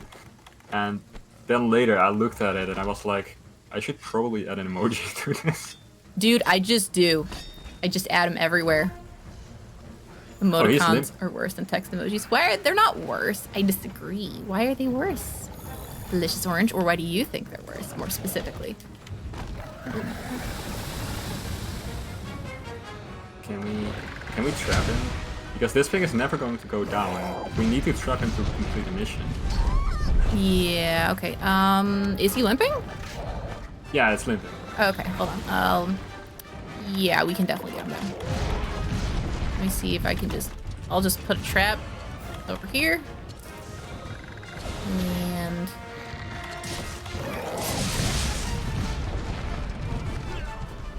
all right, if we both hang out in the same spot, he'll usually try to at least land on us, which should work. You come hang out here. Or throw rock. Sleepy time? Sleepy time. Sleepy time! Uwu speak is a different language. Yes, Uwu is also different than English, but it's a dialect, to be sure. Shoot, throw, I don't know, throw rocks. Come here. Come here. Get down. Come here. See, this is why I didn't want to do this mission. Just needs to land. I wish I'd brought a flash thing. Oh! Spot it. Okay. Okay, that's the wrong play. Right. He's on the ground. Where's my other thing?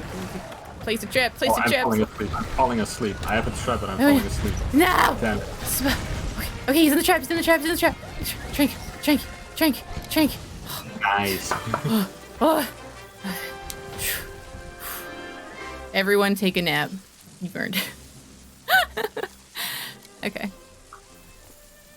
There's no meme channel in the Discord. Oh, I was basically putting it, like, memes can go in the general channel, but maybe. I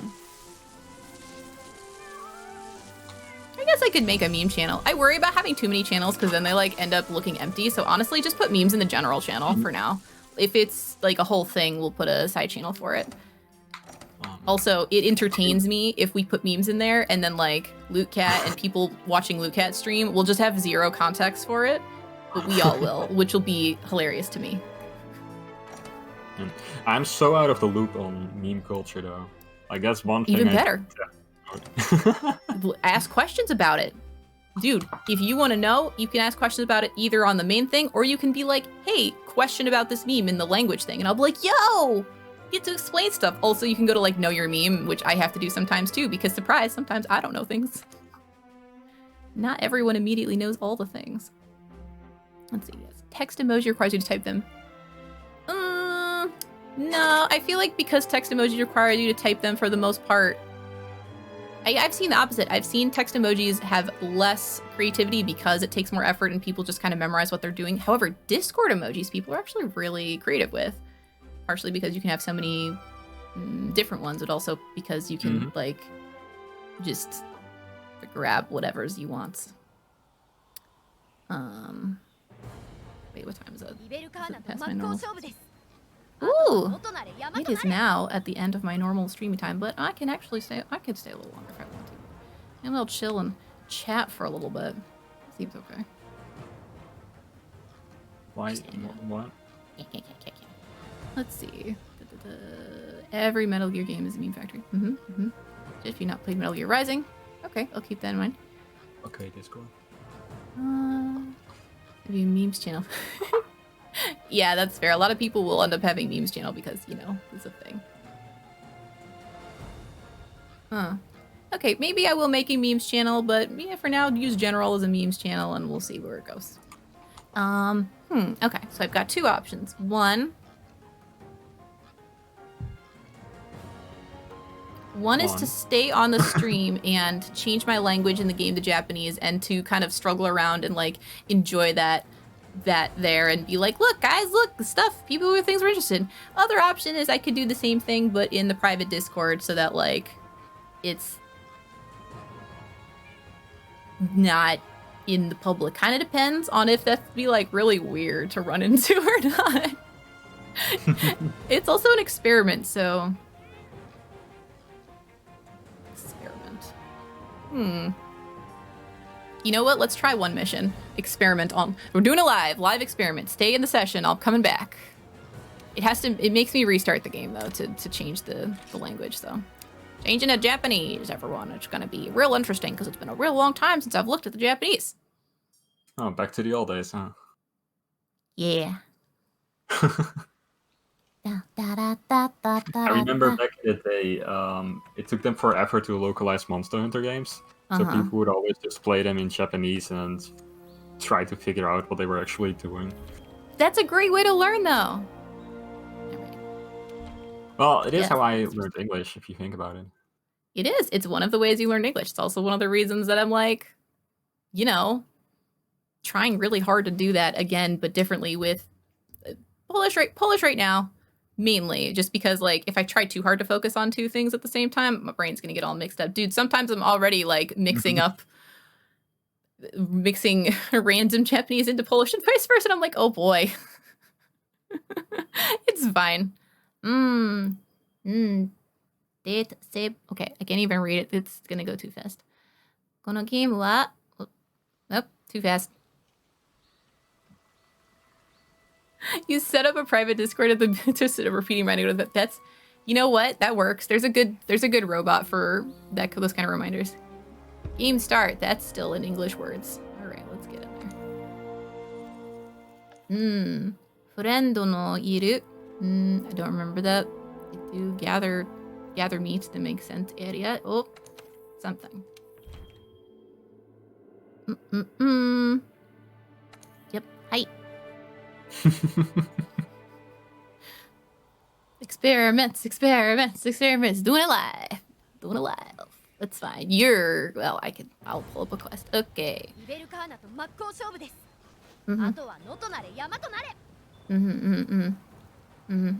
let's see.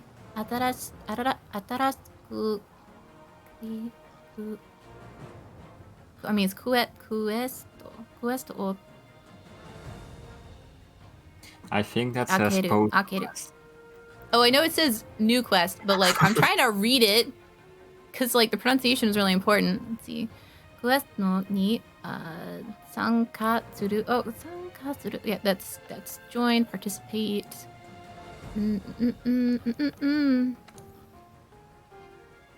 Countdown till Jelly Brain. Okay. Honestly, I'm already impressed with you. Really? Well, thank you. I'm glad. I recognize the pictures of the guys we can fight. Bugs. That's a funny quest name. Mushi? Mushi? Mushi!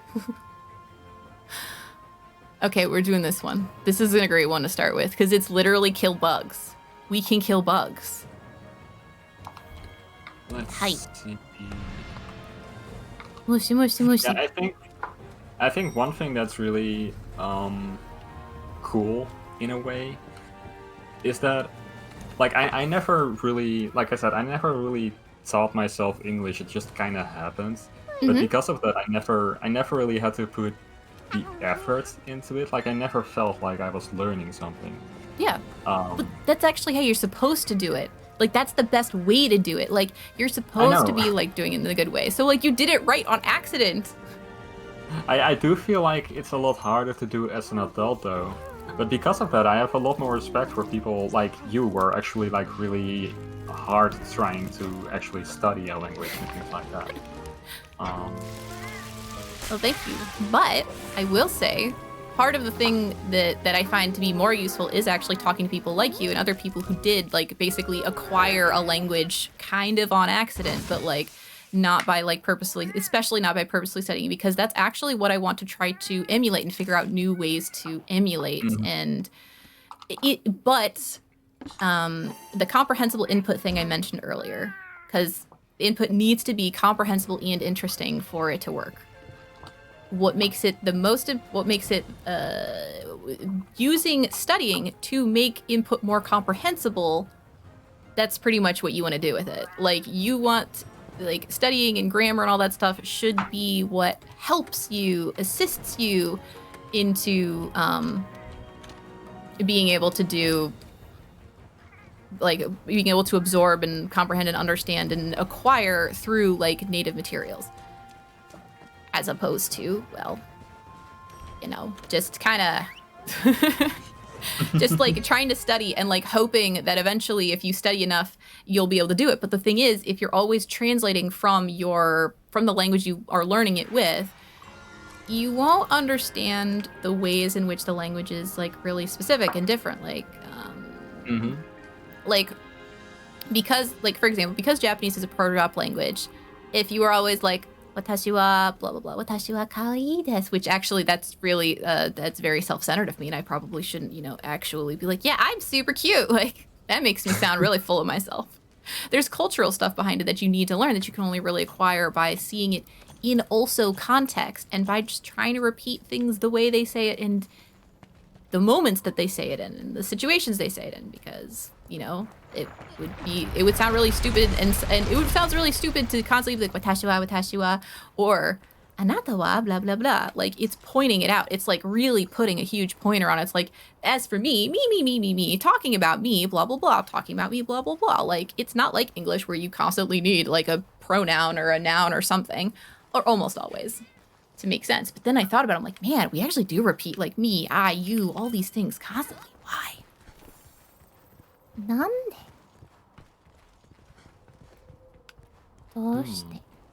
I've never really thought of that, to be honest. That is kind of interesting.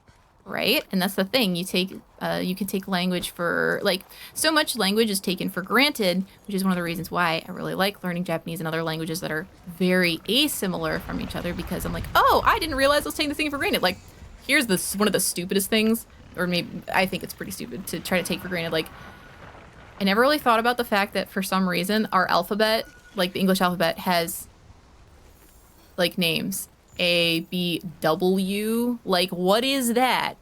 Whereas Japanese has a syllabary. I hate that. Why? The English alphabet is actually so weird. I don't think I can actually do that, to be honest. Wait, do you mind if I try? Because I don't think I can make it to the end. You did what? If I try the alphabet in English. Oh yeah, go ahead. Do it. All right. Give us the alphabet. All right. It's...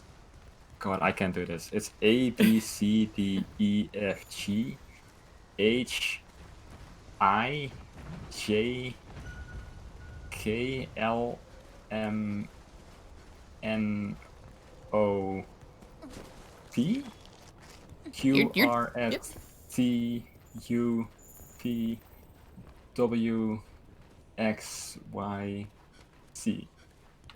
Yeah, actually, I think you got it. There was one where I'm like not sure about, but like, Oh, which one was that? somewhere around. Okay, no, you did it. Somewhere around the W, but I think it was just like the way you were pronouncing it, and like my brain was reading Japanese for a Probably. second. That I was just like, wait, did I hear that right or wrong? You said P twice. Oh. Never say P. Oh, okay. Oh. That probably makes sense. Yes. Okay. Yes, Lucas. The other thing you like about Japanese grammar is they force you to listen to the end. Yeah, actually, that's because the things that they put at the end of the Japanese sentence are actually the most important.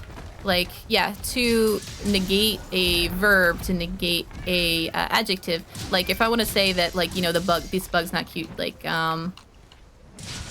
this bug. So I would use wa. Mushi wa kwakunai. This.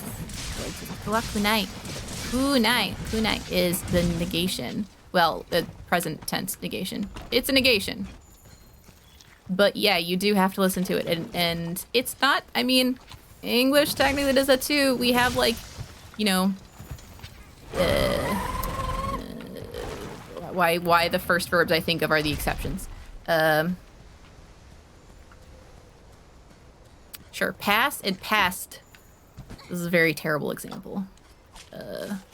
Kill, killed. Yeah, we put the ed at the end. It's not that different than kunai, you know? Which, yeah, I do like thinking about the kunai, the knife, slicing it and being like, no. And French does a thing, like one of the only things I remember French does a thing where they do it they put it in like a container. So it's like, ne blah blah pa. Anyone who knows better French can definitely correct me on whatever. But sure. Yeah, see, actually, yeah. Je ne parle pas français. Je ne parle pas. I can't even. Oh man, I can't even do the accent at all anymore. My French was so terrible in high school. Like I studied 2 years of French in high school, but my French was so bad there that whenever it was my turn to speak, people would always start laughing. Aw, that's terrible. That makes it worse. See, everyone was expecting me to mess up so badly that people started laughing before I even got started every time. That's terrible. That's awful. That's mean. And that does make it worse. That like being nervous. Okay, so one of the things that Steve Krashen, the guy who was talking about earlier, was saying is that like one of the reasons like he actually believes that we actually acquire and understand accents as quickly, if not as quickly, almost as quickly as children do. That the accent is already kind of inside you when you have enough input. The reason that we don't use it though is because we're embarrassed, because we don't feel like we're part of the group. Like it doesn't feel appropriate. So, and one of the only ways they can make it come out is like through either like method acting, like role play, or faking it. Because like he told a story actually specifically about French in school where like, I don't know if it was him or one of his friends or whatever, but basically the story of a kid who like, you know, they had their year of French and they hated it. They hated the teacher, they hated the class, they hated everything. You know, it was terrible. So their final exam thing was an oral presentation. And of course it was all in French, which, yay, that's awesome for teenagers. Nothing terrible will come of that. So this one guy decided, you know what, I'm just gonna ham it up. And he did. He like went to the nines. He put on like the most stereotypical like French outfit with a beret and everything. And he hammed up the most like cheesiest French accent he possibly could. And that he did his presentation that way. You know, basically trying to like parody it to make fun of it. Right. But afterwards, the teacher looked at him and said, "You finally get it. Your accent is finally good." Because a lot of times, to have a correct accent, we will overcorrect, undercorrect, and basically sandbag ourselves from having the accent because we feel like we're faking, we feel like we're lying, we feel like we're doing something wrong by doing it, you know? We were taught to speak a certain way, which is our native accent, our native language, and doing it the other way, we almost feel like we're mocking them. I feel like overacting, that's probably the point you're trying to make, but overacting is a really good way to learn. Yeah, role playing, Um, acting, etc. A wonderful way to learn and a wonderful way to practice. And parody and these things and like practicing in the shower. Like I seriously like I can finally roll my R's. But it took me not only so long to figure out how to do it, like literally like first of all, as many years as I am old, and then like once I decided, wait, maybe I'm not broken, maybe I can actually figure this out. It took like 3 days of like 4 hours of me going and like basically making a bunch of weird throat sounds instead and actually hurting my throat a lot because I'm like, how do I do this without going because I just couldn't figure it out because it's just something I like had never understood what it was supposed to feel like. The pencil trick actually was one of the things that finally did it, but it was that plus like not caring about being silly and just going for it that like I was able to get it. But then even then Wait, so- I started getting stage fright in it. can you do it now? Like, can you roll your R's? Because I'm curious what it Yes. sounds like, to be honest. Yes, so I can roll my R's like that. Roll. Roll my R's. Roll. And I'm really proud Honestly, of myself that I can do it. Not only can I do it, but I didn't get stage fright do it because I finally practiced Right. enough that I actually feel like I can do it. Because like the first time I was like, oh, I finally figured out how to do it.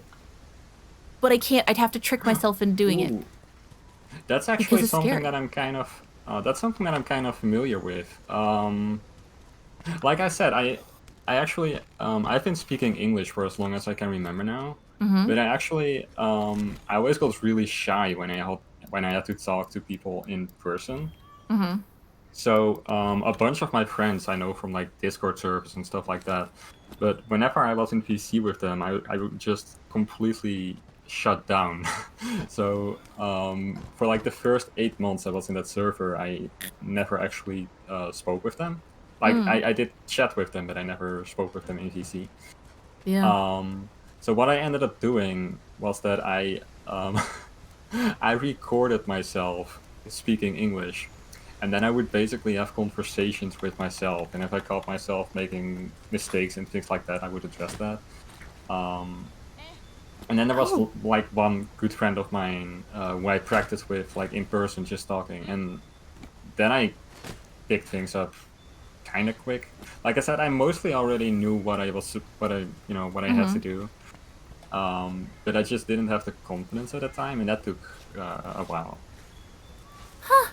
That actually makes a lot of sense, and that's a really good idea. That's actually something I've seen recommended before as to like if you want to practice conversing, like yeah, just record yourself talking about anything you think you can say just to yourself or whatever. Like whatever environment you can curate for yourself that makes you not embarrassed but also lets you practice. Plus, there are like tutors online now, which I've done like eTalkie before, which like I wish I had kept up with it, but a lot of stuff, like my computer broke and then a lot of stuff happened and I just was like, everything's weird now. And I didn't get back into it. And I plan to do it again sometime, but like having that with Japanese, like trying to converse, I realized not only like it was easier to see my gaps, but also it was kind of cool to see that there were some things I could say.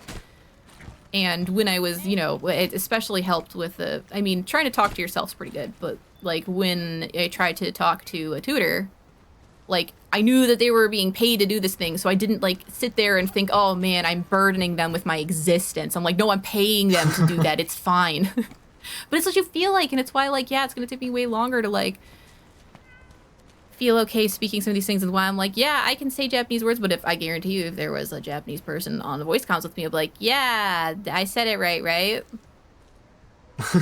Awkward smile. Yes. Oh, fun fact, yes. Fun fact, it's called W because U and V used to be interchangeable. You did what? Why? Who would do that? Also, terrible name for a thing anyways, regardless. Huh. Old Latin that's how I was using V instead of U. Weird. Wow. What else do we need to get? Oh, the Vespoids. Where are the Vespoids? Oh, they're in the cave. I was just, I know where they are, but I've just kind of been following you. Oh, that's fine. I've been following myself and thinking about, I don't know, language, dragons, something. Take me to Vespoids, Kevin. Alright, give me like 1 sec. I had a broken A key. No, it's a valid. It's useful. Yes. True Pain is trying to play dialogue heavy game that doesn't translate to your native language. Yep, trying to figure out what is going on. It's pain, but it's also really cool. Really cool. Like, it's kind of fun. Which is why, like, you can replicate that experience by just, like, doing it. Dude, I changed my computer, my phone, and There we go. a lot of my stuff into Polish. So now I'm like, oh, do you want to learn how to shut down your computer? Better learn. Better look it up because you can't do it otherwise. It's the Oh, I hardest when it actually comes did. to OBS because I'm still looking OBS and I'm like, yes. How do I get to settings? I mean, I can now, but like at first I was just like, oh boy, I hope nothing goes wrong because I won't be able to debug it quickly. But you know, trial by fire. Yeah, I think that's a really good way to learn. That's actually one of the ways that I've been trying to learn German, but then Yeah, I stopped doing that because German is kind of weird. I do not The want this bug. thing, Sorry. the thing is that like I said, like for the third time this stream, I learned English mostly from playing Pokemon. So I was like, well, if I just play another game but then I play it in German, eventually I will probably pick up on the language and know what they're saying and It's things like that, true. or I will at least start to recognize certain words or speaking patterns, things like that. But the thing that kind of sucks about German is that, especially in like Pokemon and Animal Crossing and whatever, for some reason they use different names. And I just couldn't deal with that for some reason. Interesting. I guess that kind of makes sense. Yeah, okay. Yeah, I mean, obviously, like trying to pull it up exclusively through immersion might be be close to impossible for a couple of things, unless you just start memorizing entire phrases, entire sentences. Like, for example, because the grammar difference between Japanese and English is so hilariously different, what makes the input more comprehensible is doing a little bit of studying, like, just as kind of filler. You know, like basically, like, oh, learn that subject, object, verb. Learn what a verb looks like, learn why they use these sorts of things, and like learn the kanji. Yes, also Pokemon uses different names for every language. Oh, really? Huh. I guess that makes sense, yeah. I mean, I actually did try to play Sword and Shield in Japanese, and it was actually going pretty good. I started to get pretty okay at like some stuff. Okay, I have lost the Kevin, and that's crazy. It's okay. Oh yeah, You keep doing. You keep. I think I can take a Raider ride to you. It's fine. It's fine. Let's see. Oh, so oh, there are Might Berries here. That's nice. cool. This is why I'm glad I'm not Might introduced. Seeds, Yeah. excuse me. Well, lucky you. I don't have actually that many friends who are non-native English. I feel like I'm saying this sentence wrong. I wish I had more friends whose native That's a mood. native language wasn't English. Is what I meant. Is what I want to say. You've got I one don't now. have enough, and I do have one word. Kevin. Because I think it's super interesting, and like also because of the Sapir-Whorf hypothesis of like your language affects how you think about the world. Oh, Because it does. you know, one thing that's kind of annoying is that learning another language kind of messes with your own speaking, like with the way you speak your own language. Oh, let's, And I'm not a big fan of that, and I could probably fix it if I really focused on it. But the amount of times that I have to, like, the amount of times that I hear the question at work where people are like, hey, are you from America? That just annoys the heck out of me. that's really funny. Huh. I mean, Man. yeah, I guess I actually noticed after Japanese, I realized I just started like shouting adjectives more instead of like being like, oh, that's cool. I'll be like, cool, cute, you know, and like it's not wrong, and it doesn't really bother anyone. But I noticed I don't even bother to be like that's or it's like ever anymore. Honestly, I had one customer at work, and he was extremely rude about it. Like, I was talking to him, and then all of a sudden he interrupted me, and he was basically just saying like, "You're not from here," and Wow. like, Wow. it was like the weird, but like he seemed genuinely annoyed by it, and I was like, "Dude, I am from here. What are you talking about?" That's wow. That's kind of a dick move. That guy, wow. Wow. Huh. Huh. Huh. Yeah, you know what, honestly though, weird like as probably unsettling as that is, weird goals I hope to become fluent enough in something that someone would be like, you're not American, are you? But like, oh, finally. Yes, please. I would much prefer to not be seen as American. I mean, Okay. I guess. Well, that's me personally. Like, It's kind of funny. Like Europeans actually, at least the people I know, used to have a lot of respect for like America and Americans a couple of years ago. But in recent years, you guys' popularity kind of died down, I guess.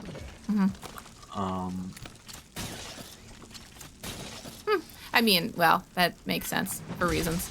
Again, it's not like I hate it. It's just like mostly one of those things where like thinking more in the terms of like language goals. If someone thinks I'm from another country, that means that I've acquired something that, you know. Also, yes, Americans do hate Americans. It's kind of like the weebs hate weebs thing, et cetera, et cetera. But like, I don't really hate Americans. I just like, it's such a large country. It's kind of too big. There's such disparate cultures in it. It's weird. I've also just never identified with it, but I've also never identified with like a lot of things. So like that makes sense to me. Constantly embarrassed to be an American is actually a very common thing. But Why though?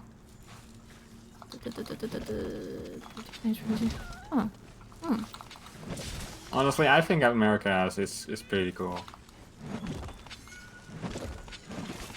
Well, you know what? First of all, great timing because you said that in the quest thing with do. Well, I'm glad someone thinks America's cool stuff. Oh man. Yeah. Bicycle frog.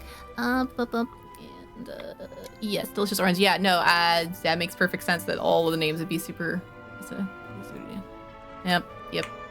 There's so many different. Okay, yeah, I guess they really heavily localize Pokemon, which actually probably makes it a pretty good translation for the most part. That's something that's probably worth trusting. Well, if you're part of a European server that originally created our streamers, that's funny. Reminds me of the chance we move to Germany. Oh, that you should learn German anyways, just because you want to. Gold, and also if you do move to Germany, that would be cool. Like, adventure. Oh, two here too. I've heard about that, but I've also heard that rumor may not be true, which is weird.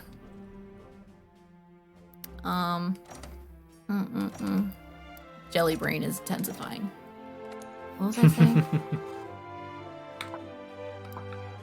What was I saying before stuff? You know what? Oh, right. I was actually gonna ask you, what do you think is cool about America? I'm curious. Like, wicked curious now.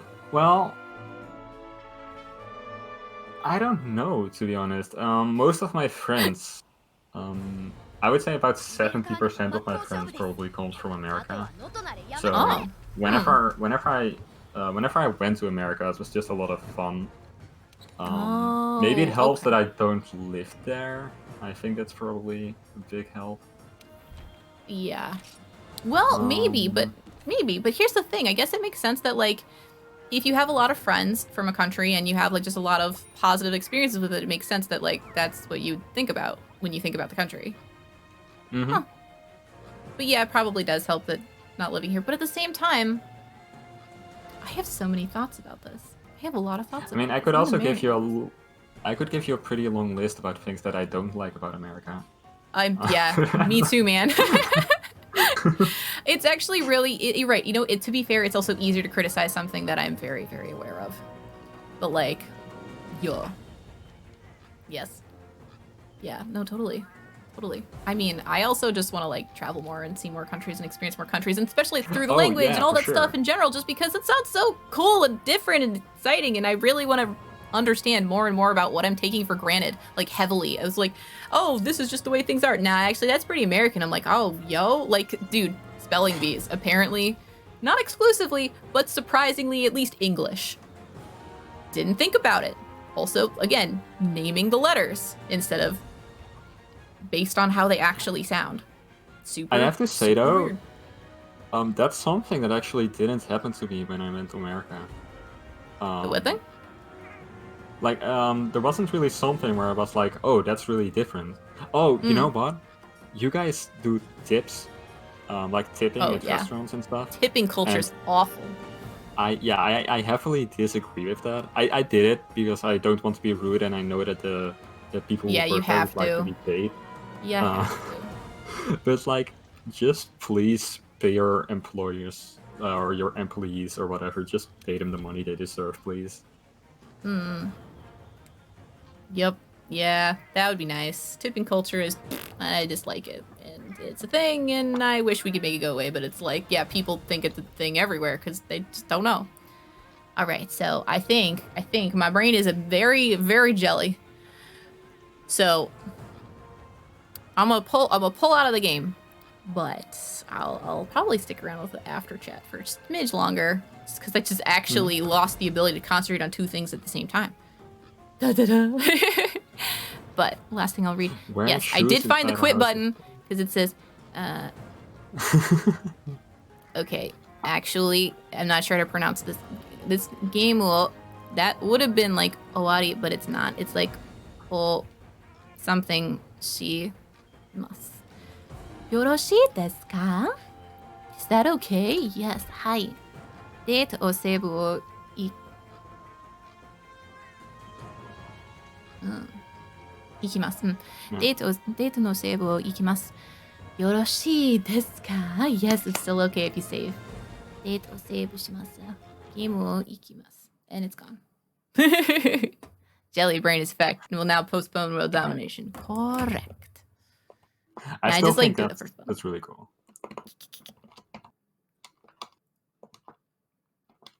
I mean, oop. Are you Yes, actually able to just speak Japanese out of nowhere? Because one thing that I really noticed with German is that if you ask me to say something right now, then I probably can't. But Yeah, it's the if you would spotlight show, thing. yeah, like if I would turn the game, like if I would turn the language to German, I would probably to be able to read almost all of it completely fine. Yet if you ask me to just say something now, I would completely shut down. So there's a couple reasons for that. One is because production of a language is actually a completely different part of your brain than comprehension of it. So it's also something that's because of that, it's a completely different skill.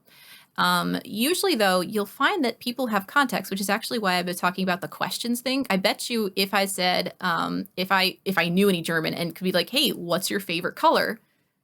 If I asked you that question in German, you'd probably be able to answer what your favorite color is because you'd have context, and that's probably a pretty simple sentence. And I mean, if you can answer what your favorite color is in German by me asking you in English, totally. If not, no pressure. But that's also part of the thing. It's like pressure to perform too, you know? I want to say it. Let's see. Let's see, like, I think in Japanese it'd be, 好きな色、好きな色は No. I remember because I have a sentence for how to say my favorite sport is tennis. It's not, but I know how to say that sentence. So if I can replace words, I could get there. Because it'd be like,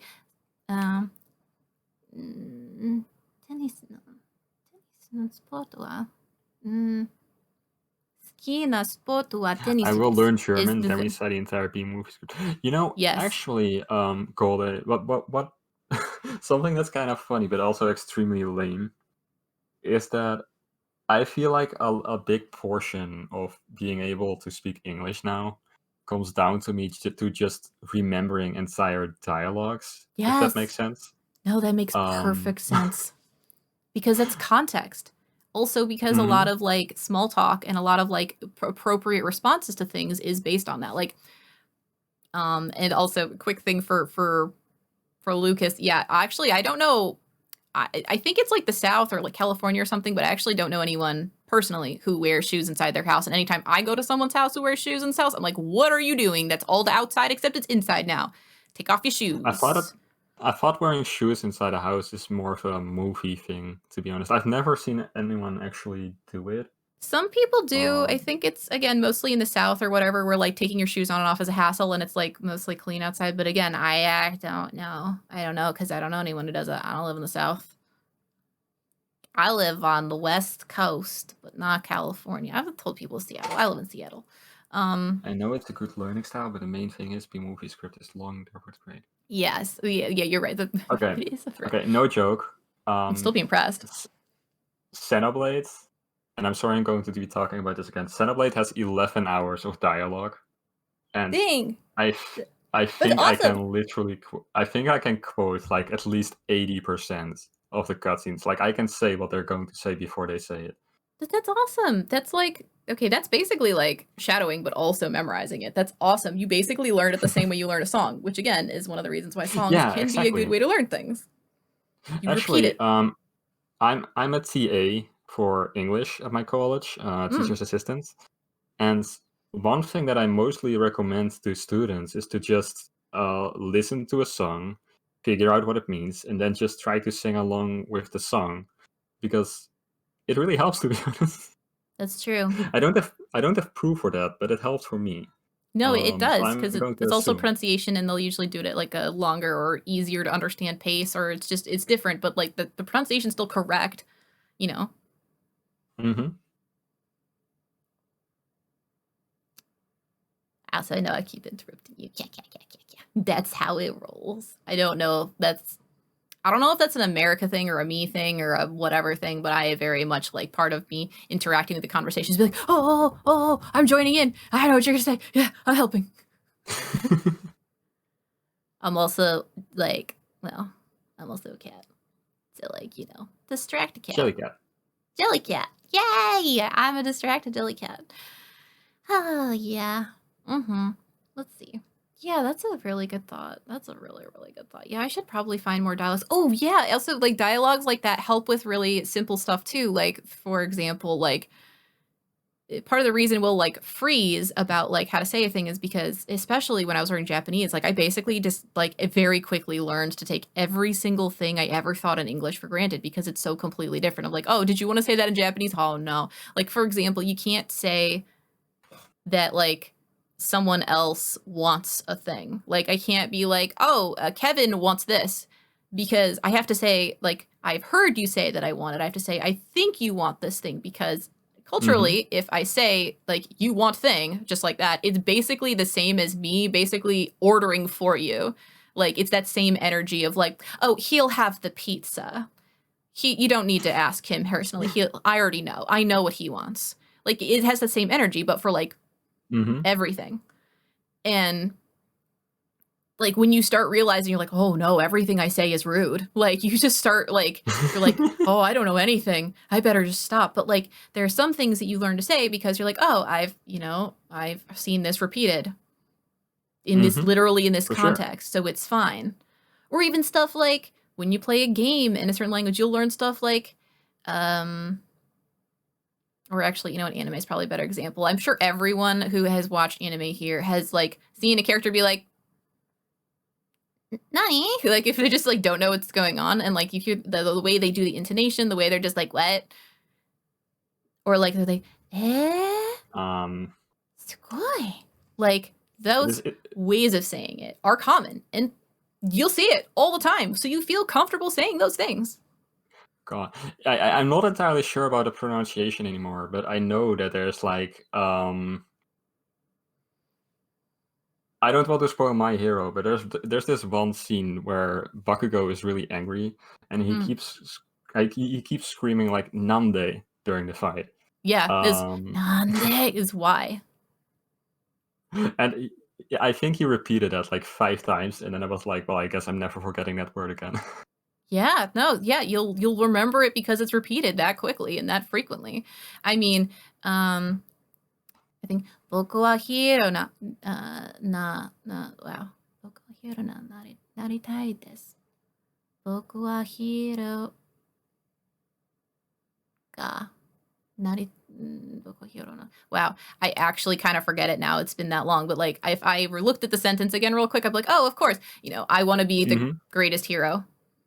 Or, oh, yeah, Saiko Oh, no hero no naritai desu.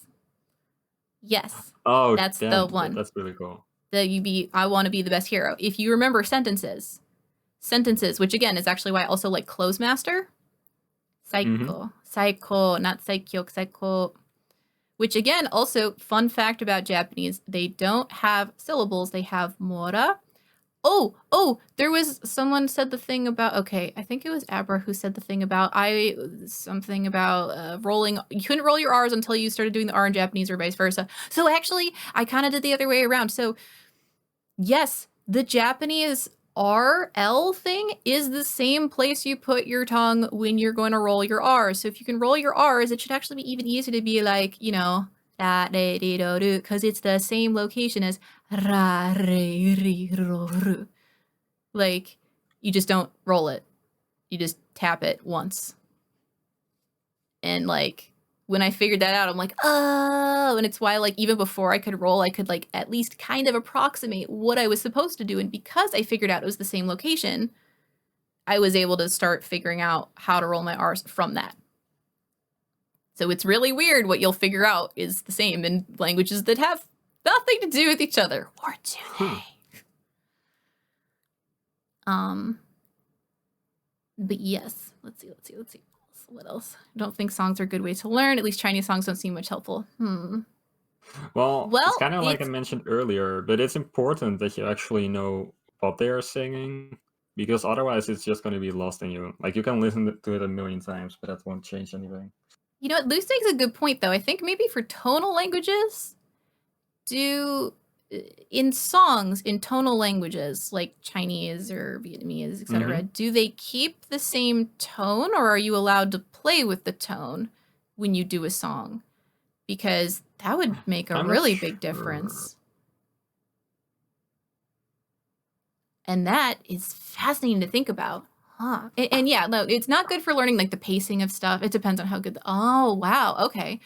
So you can't depend on it at all. That's good to know. Okay. So if you're going to learn from songs, maybe not for tonal languages. I mean, listen to it anyways. Probably. It's probably worth doing the thing and you could sing along, but don't treat it. Probably shadowing will be more important then, which just a reminder for people as to what shadowing is. Shadowing is basically the idea of a sing-along. You attempt to, except it has nothing to do with singing. You do it when someone's speaking. So like you'll put up a YouTube video, and if it has subtitles, it's actually even easier. And I think I've personally been doing it, and I found it to be better as a way to like connect the sounds directly to the words and letters. Is you just try to say what they're saying as they're saying it, and if not as they're saying it, as close to as they're saying it as possible. And I found that that's improved my pronunciation for a lot of things, but also my ability to hear the sounds a lot, especially for Polish, which has a lot of like they basically they like honestly sometimes it's like they're beatboxing when they speak, which honestly I think is really cool. But like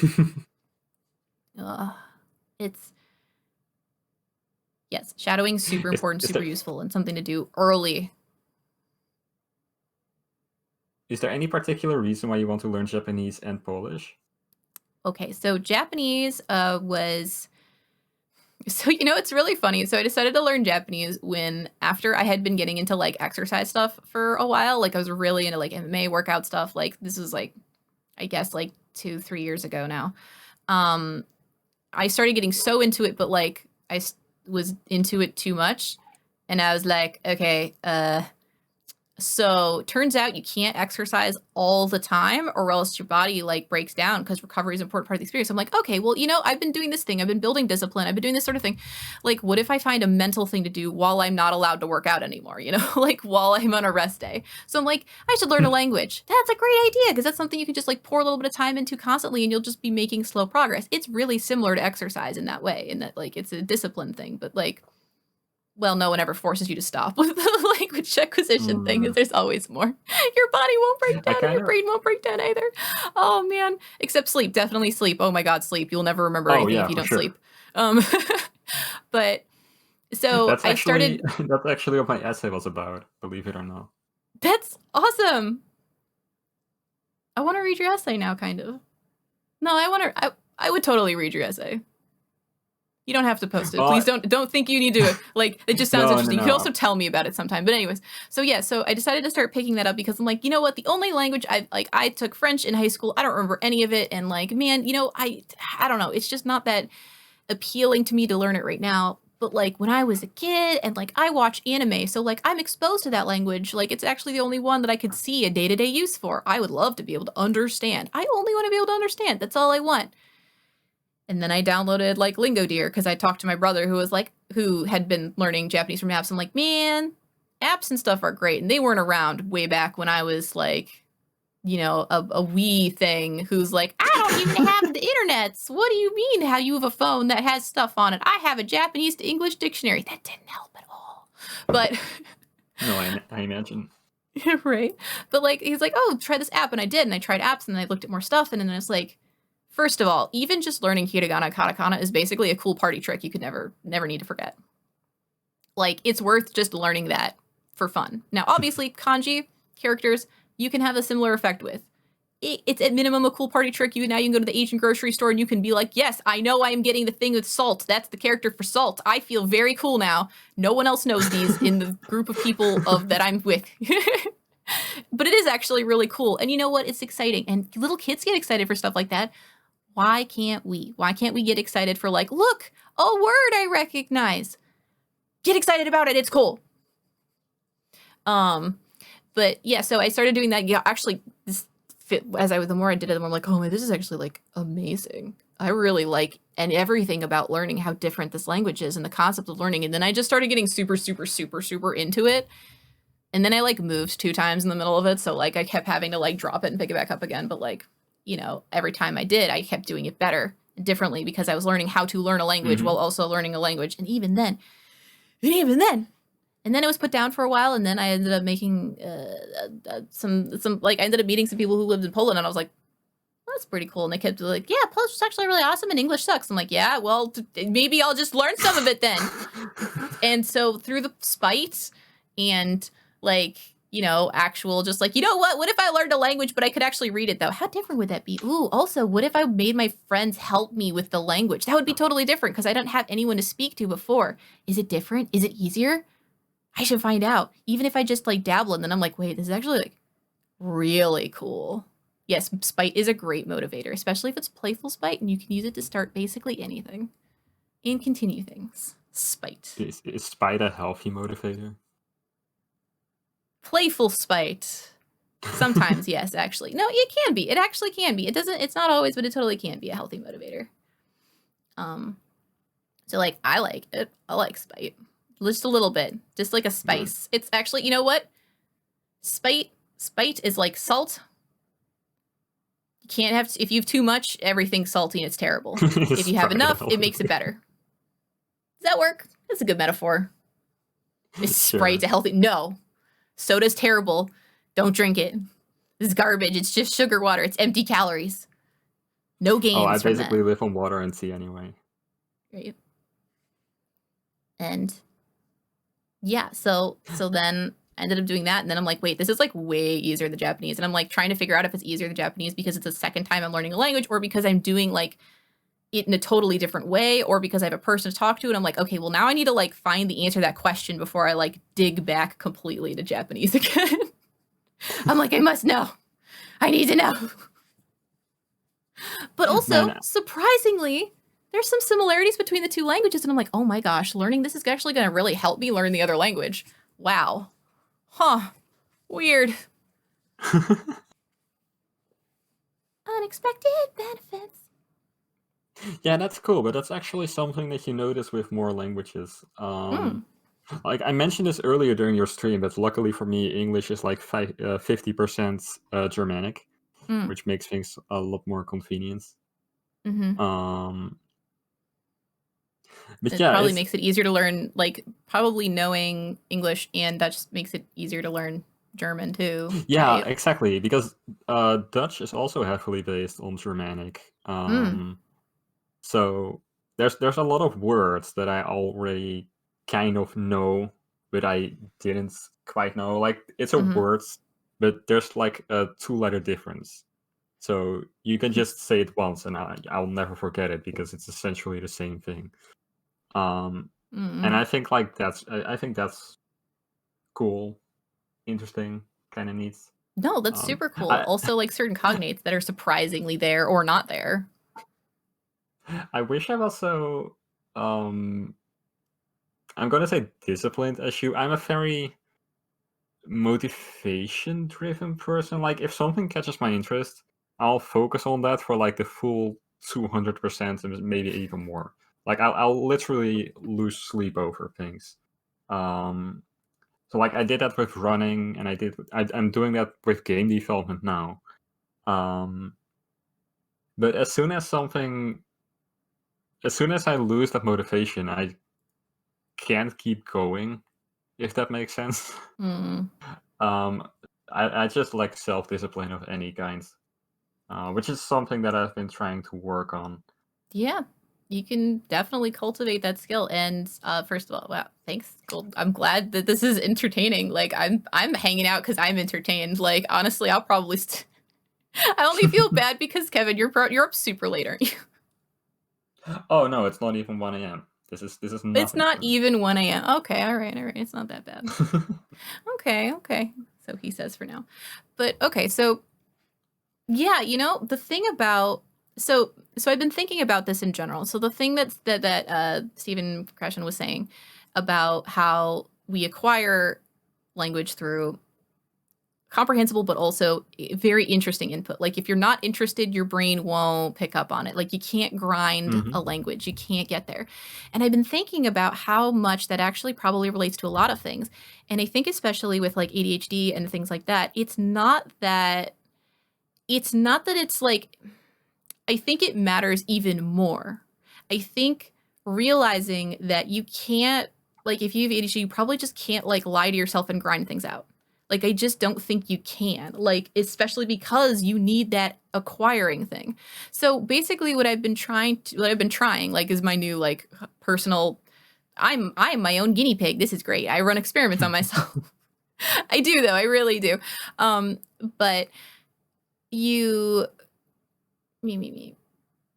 You lose your train of thought and then almost find it again by just saying other words until the choo-choo train comes back to the station. Choo choo. Oh, this is a mood.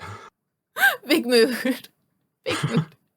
Um, right. But I've been doing things based on exclusively like what I want to do. Like I've been like, okay.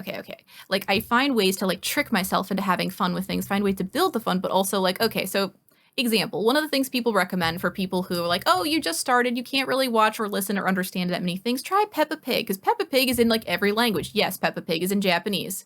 Yes, it's adorable and better than the original.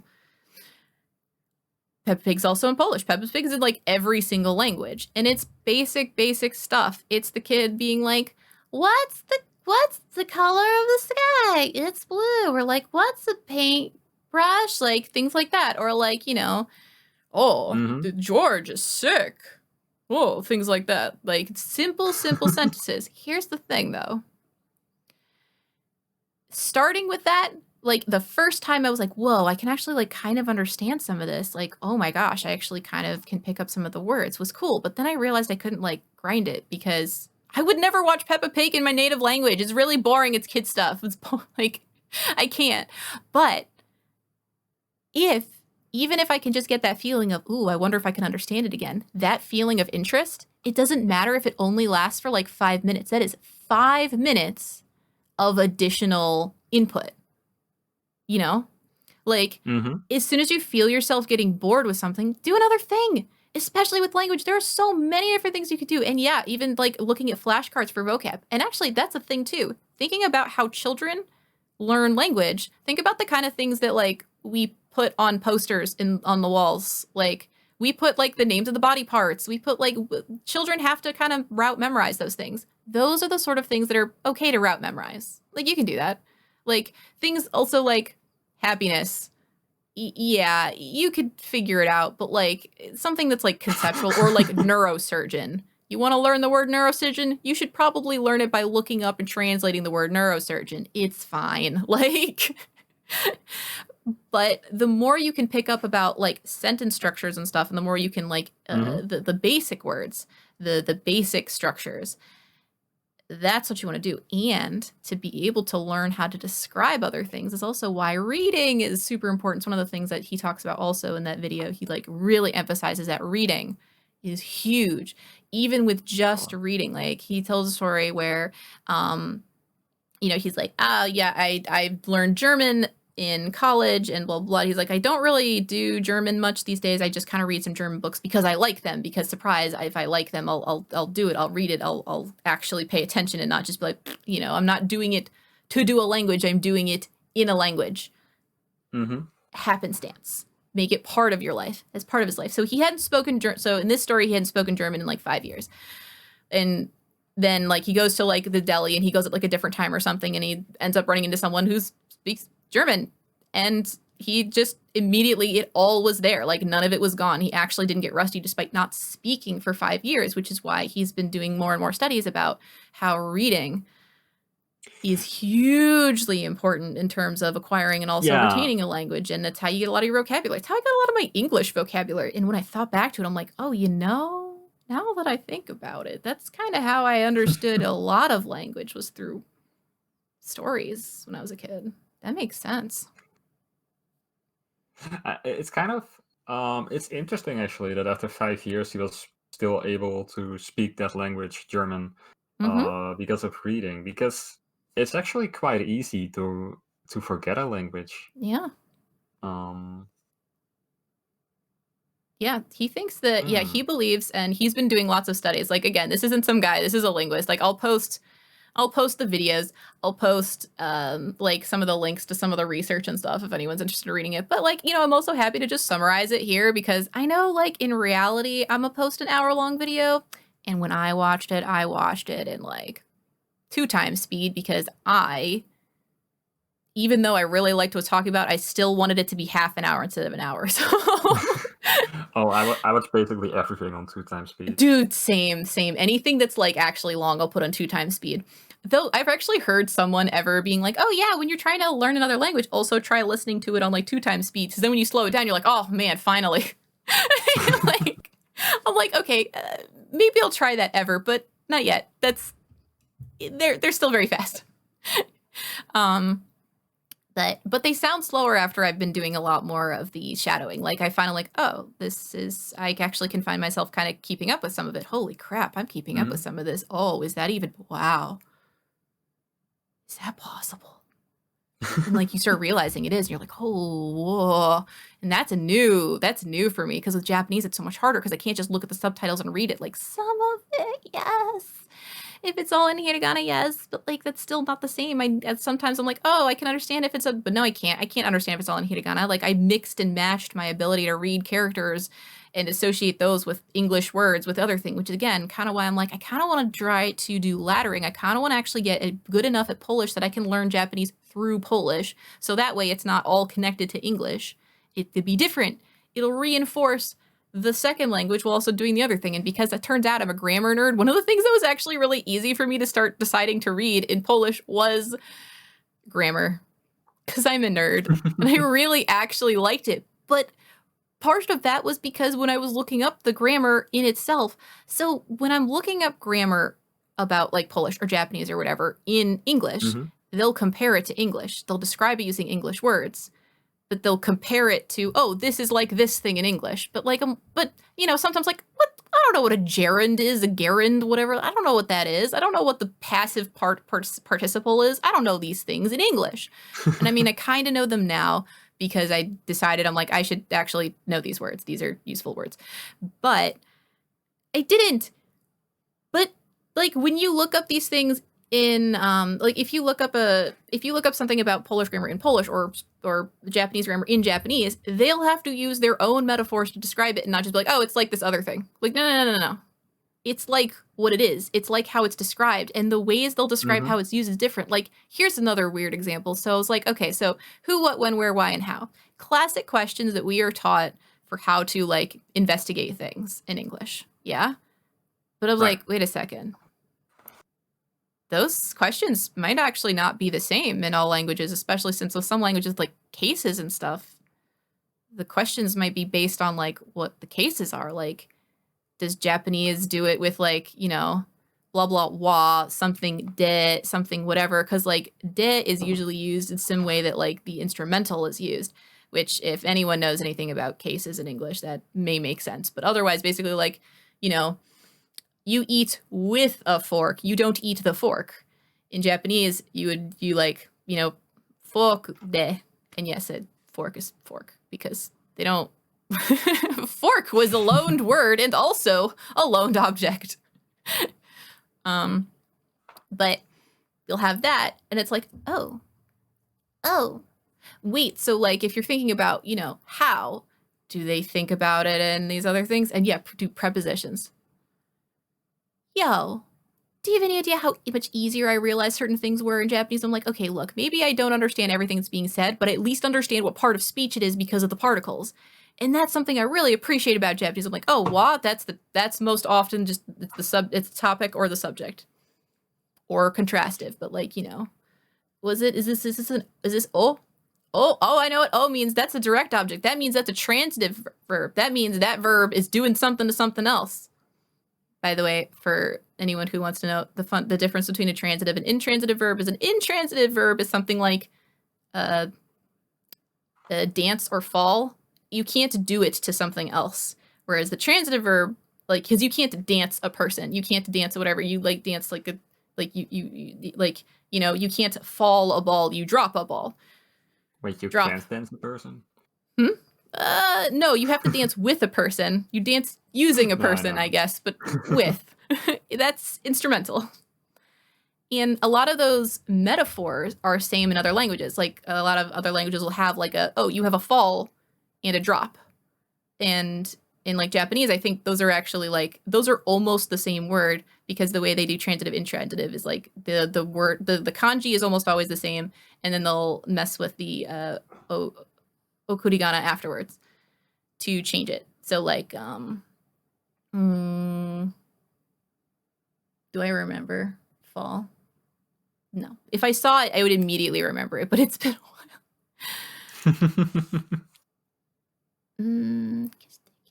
I'm just trying to remember any of them. A single one. My teachers would be so disappointed in me, but seriously, it's a case of I haven't looked at it, but if I looked at it for 2 seconds, even a list, I'd be like, oh, of course, these ones and these like hundreds of other ones I've had to memorize. All my So teachers are disappointed in me. Well, that's fine. They don't need to know. Or they do, because now this is on a stream forever. God. You know, all of my English teachers actually used to hate me. And I kind of get why. Yeah, I mean, the thing is, though, like, one of the weird benefits of, like, not being neurotypical is you can, like, you have to learn skills other people maybe don't. So in this case, like, because I actually can't even pay attention to grinding out language stuff, I had to learn, oh, that's not even how you want to do it. Oh, wait, maybe none of those skills, maybe no skills in life are how you want to do that. Maybe finding the fun in something and like working yourself up to do a thing and like warming up and being like, yeah, find the fun, create the fun, craft the fun, find something interesting, find a way to make it interesting and fun and exciting for you. While it's necessary for me and not necessary for other people, maybe I learn in some ways, maybe I'm learning better. I don't know. I actually can't prove that, but it I may can definitely be. see that though. That's kind of what I did with running, because I used to like I hated exercise when I was young. And then running somehow turned out to be like my most favorite thing ever. So yeah, I guess. How did I do that actually?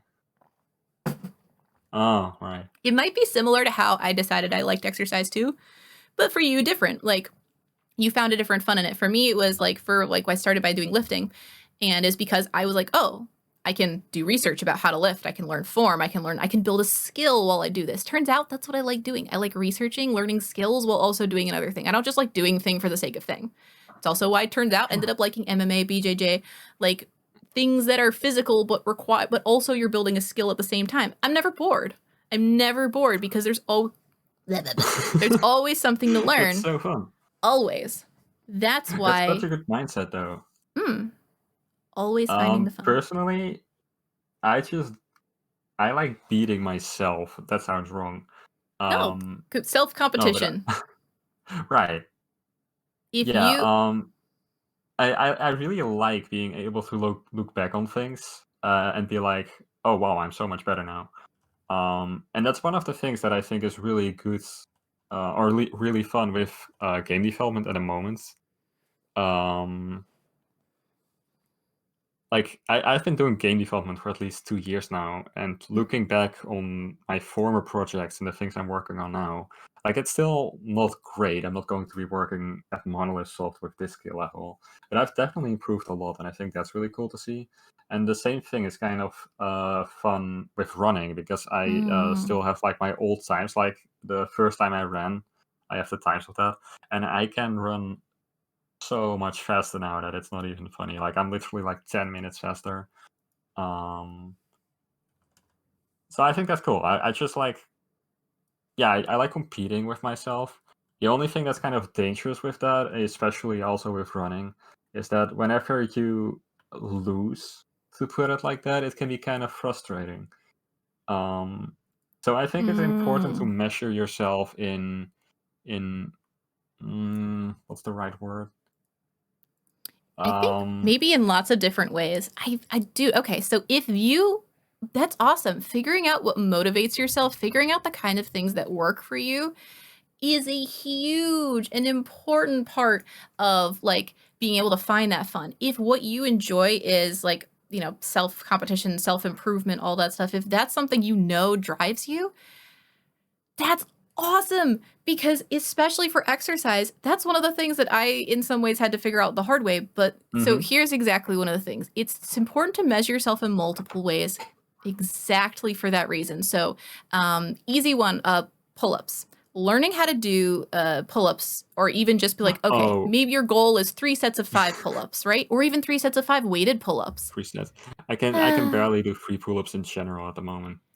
Yeah, here's the thing. Here's the thing about pull-ups. So there is a way that you can do, like you can measure lots of things with pull-ups. So even if you can't do a single pull-up, it's like really disheartening to be like, oh, I'm only doing one, I'm only doing one, I'm only doing one. That's not going anywhere. Aha, but you're measuring it wrong because you can't see the improvement in like how much cleaner you pull up, how much easier it feels to do the thing. You're not going to feel those tiny little things. Find something you can measure. So for pull-ups, what you generally want to do is focus on negatives. So negatives are a hugely important way to be able to build pull-ups in the first place. I used to be able to do 0 pull-ups. It took me like 8 months after I started working out to be able to do my first pull-up. And then yeah, actually after at when I was doing pull-ups real consistent, like I was able to do 3 sets of 5 pull-ups with a 10-pound weight around my waist. Oh, I damn. was like, you can get there, and how you do it. So what you do is you start at the top, and again, please, if you haven't tried this before, please start with just dead hangs. Please don't just jump to the top of a bar and hope that your shoulders aren't going to pop out of the sockets, because that's what it felt like at first. I'm like, this isn't possible. My arms are going to fall out of the sockets. No, my tendons weren't strong enough. I had to build those. It took a long time. Still have to build those. Got a lot of yeah, whatever. Muscles never forget. That's a whole different whatever. Okay, so you're top of the bar and you slowly let yourself down. It's the same motion as a pull-up, but backwards. It's a negative. That's what they're called in the common Mm. nomenclature, at least in English. So actually I'm now kind of curious what they call it, whatever. Anyway, um so that's what you do for building pull-ups. And basically I would just set a thing. It's like, all right, 3 sets of 5. And every pull-up I can't do, I will fill with negatives. Here's the other thing. Well, okay, well now negatives are binary. No, they're not. Negatives, can you count the seconds? So what you'll do is instead of being like, oh, I did a negative, you're like, no, you count first by aiming like, okay, I'll count to 5 seconds, like 1, 2, as you lower yourself down, you count to Mhm. 5. And then you lower yourself down, you count to 10. And you can measure even improving from like 4 seconds to 5 seconds to 6 seconds. Every little improvement matters. And if you start noticing those little improvements, you'll start like actually seeing and being able to embrace and find and like really be like, oh, like have these little victories and stay motivated because you'll be able to like believe in yourself more. You're like, no, I am doing it. I actually have proof, and I might be the only one who cares that now I can do a 10-second Right. negative instead of a whatever second negative. But I also know that that is the step towards being able to do a proper pull-up. And for me, it was. Mm-hmm. I wasn't able to do pull-ups. Then I did negatives, and once I did negatives until I could do like 10 seconds down, and then I was able to do my first pull-up, and like that day was like, I'm like, it worked. The thing happened. All the muscles in the right place. And then, it's still a journey from there, but you can enjoy the journey, especially because exercise, there isn't really a goal, but trying to be better than yourself is the goal. That's the whole point. Right. You just like you said, I think those little victories should be important. Like Mm, that's one thing that's kind of what I was talking about earlier. What was really hard for me was that I measured my time like every single time I ran. Um, but I couldn't beat my own time every time, and that was really frustrating because whenever I failed, even if it was like 10 seconds, I would um, get tiny bit frustrated with myself or not pushing myself harder because I know that I could have pushed myself harder at that time. mm-hmm. Um, so what I do now is that I measure my time only twice a month. Mm, And I feel like that works better. You know, kind of measure longer time periods, if that makes sense. mm-hmm, Because mm-hmm, mm-hmm. then you can see the gradual improvement because you're not going to improve every single time. Yeah, Um, that but totally works. also just don't overdo things. Oh, yeah, for sure. Like one thing that happened to me is that I really enjoyed running long distance, and eventually I got to a point where I could run 10 kilometers. I don't know what it is in miles. I'm sorry. It's fine. Um, 10 kilometers, that's a big number. That's more than I can right. run, that's for sure. My cardio is garbage. I was able to run that in 54 minutes, which isn't insanely fast, but it is a pretty decent average pace. Mm-hmm. Um, so Six at that miles. point. For those Americans. Thank you, Cole. That's very But for far. some reason, at that point, when I got to 10, I suddenly was like, no, 10 isn't good enough. And then I started doing 12, like instantly. Mm, Like one day I did 10, and then yeah. the next day I was like, I'm going to do 12. And then I ripped my muscles apart. And then I couldn't run for like 3 months. And Yep. now I So, can't run 10 kilometers anymore. yep.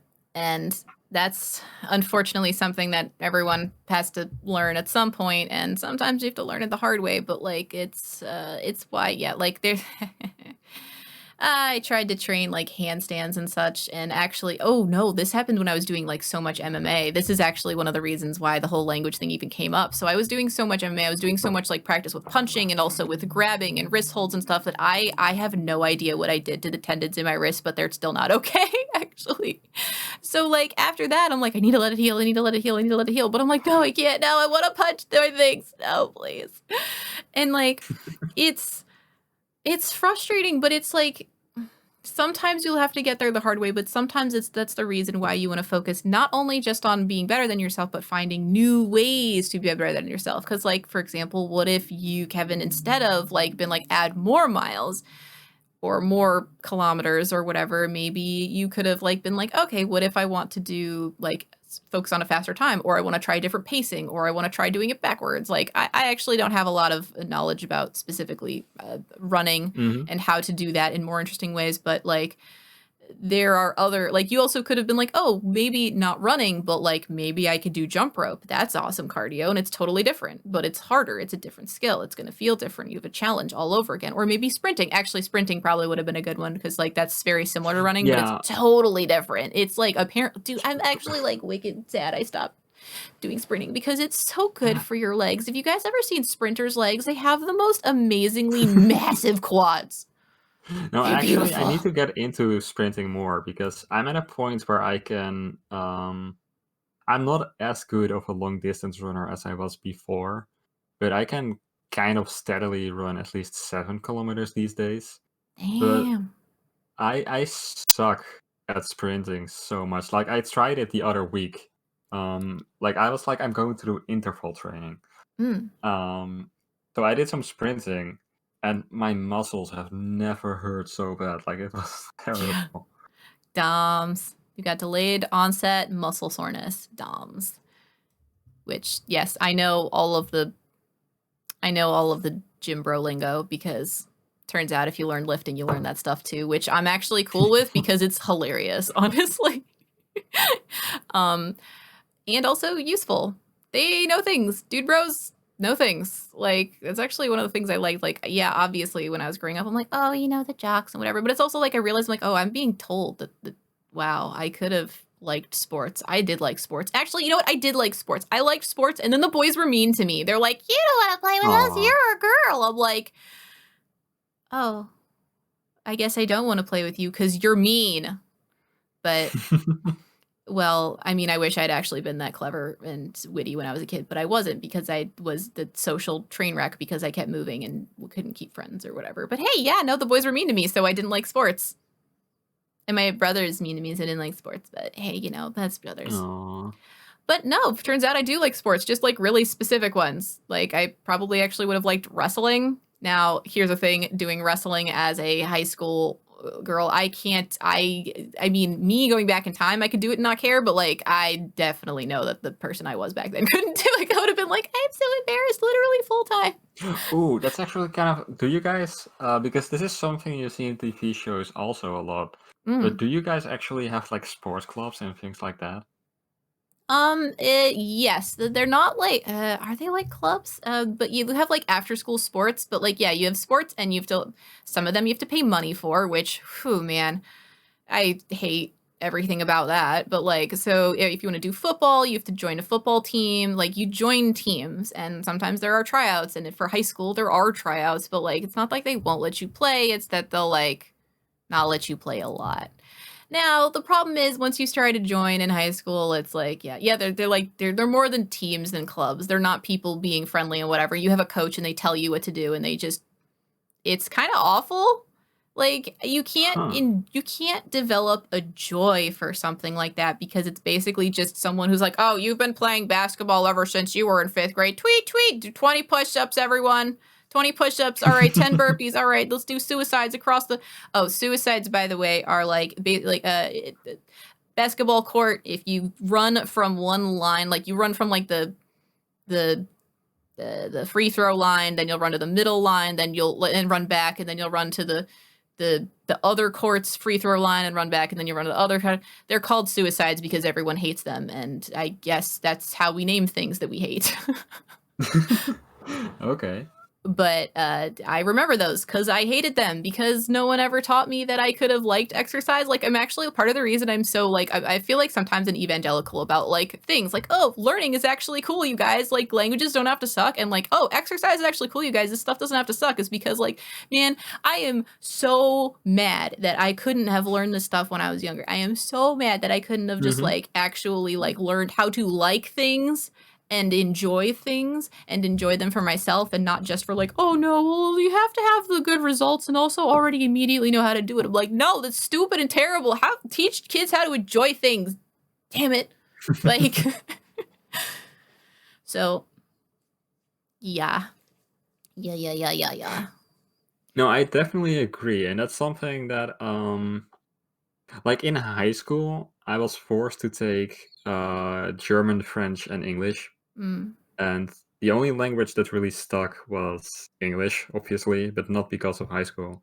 Yeah, because of all Um, the other exposure you're getting into, because you were into other right. stuff that just happened to be in English. Like if it was a different But language, my you would learn Latin instead. like I mentioned earlier, my teachers hated me because of it. Well, not because I was good at English, because I didn't do anything for my Mm-hmm. English class, but I Yeah. didn't need to, which sounds like that sounds extremely arrogant. No, Um, it's not. I but I it's kind of totally true. understand. The system is a lot of times, and unfortunately in most countries, it seems, the system for learning languages is not good. The system for learning a lot of things isn't good. Like, dude, for example, I hated history class in school. Hated Oh, it. I love history class. Hated it. But here's why. First of Um, all the history teachers I had were like also the coaches for random teams. So like they weren't really like passionate about history. It's just, oh, this is the easy thing to teach, so we'll make this guy do it because you got to be a teacher to be a coach. I'm like, wow. Also, because I have dyscalculia, so I mix up numbers. So every time I'm like, oh, what year Hmm. was blah blah? I'm like, I literally have no idea, man. Or like, what was the name of? I'm like, I don't know names. I kind of know the stories, but I don't know the names, man. They didn't do a good job of like engaging me, and like I got really upset about it. But here's the thing. Surprise, surprise. Now that I'm not being tested on dumb stuff, I actually like Hmm. enjoy learning about history. Whoa, crazy. Oh yeah. No, my history teacher was honestly, he was super cool. Like he was a bit of an old guy. Mm. This is going to sound extremely rude, but he kind of looks like he literally lived in those history days. Oh, okay. You had a dinosaur, one of the dinosaur teachers. Did he make those jokes too? Right. Because I've had one of the history teachers like, oh yeah, well back in my day when the dinosaurs were around, ho ho ho ho, you know. Oh yeah, he actually did make a few jokes like Oh, that. good, Yeah. good. Okay, so that's not bad. Uh, You're embracing the character he was also playing. but yeah, he would just we would have 70-minute long classes, and Mm, he would just talk the entire class. Like he would just tell mm. stories about Oh, history, that's and it good was so though. fascinating to listen to because he could tell it so well. And he didn't really care about specific dates or things like that. He cared more about what actually happened. And then he Yeah. recommended that later on you would read about it. Because if you read it when you already heard his story, then he believed that you would remember it better, and then also the dates would click better or something. And it kind of worked. Um, Oh, but that's yeah, a he good was point really cool too. teacher. So that's a couple of good points, actually. Yes, history is a series of stories. And if you tell it like it's stories, it's interesting. Hence why I actually like watch YouTubers who tell good stories. And man, I Mhm. really wish like these history YouTubers and stuff were something that were around when, or I knew that they existed. Because I'm sure some of them were around like way back, but like I didn't know. I didn't know things. I didn't know that I didn't know things, so I didn't know things. But Gold brings up an interesting point. So for definitely sure, at least especially in my experience in American history class too, yo, it's like seriously 80% American history. So it's the same history, first of all, because we have 200 years of history. Yeah, okay, sure. That's not even a lot. And how do they try to teach us 200 years of history over and over and over every single year? They ignore so much world history, so much global stuff. You don't learn about other cultures. You learn stuff like, oh yeah, and then remember there was the Pearl Harbor, and then America decided to join the war, and then we won because America joined the war. I'm like, yeah. And then you find out about like what happened in Tulsa because of Watchmen? Are you kidding me? So not only do they teach us only American history, but they teach like the most sterilized, acceptable American hero version of it possible. Like, oh yeah, sure, I learned the Trail of Tears was a thing, but like that it was a thing.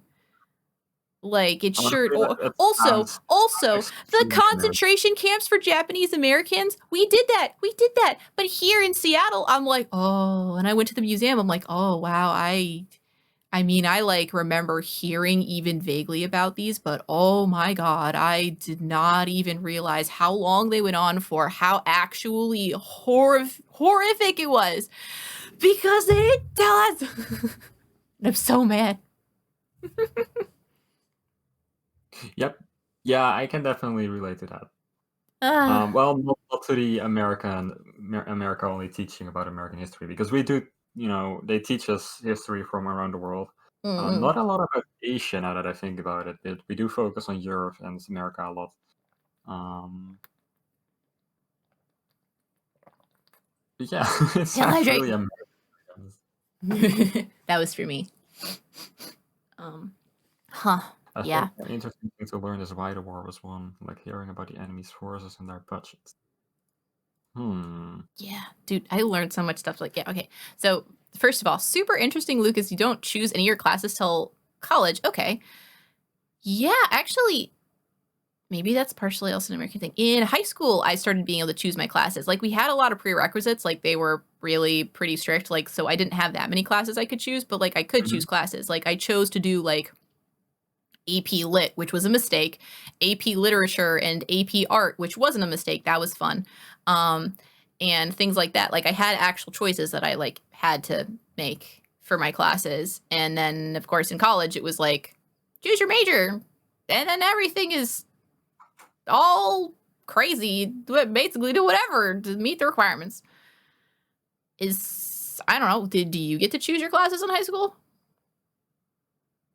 Kind of. The first 2 or 3 years, I don't quite remember, are completely set, and you just have to do whatever they want you to do.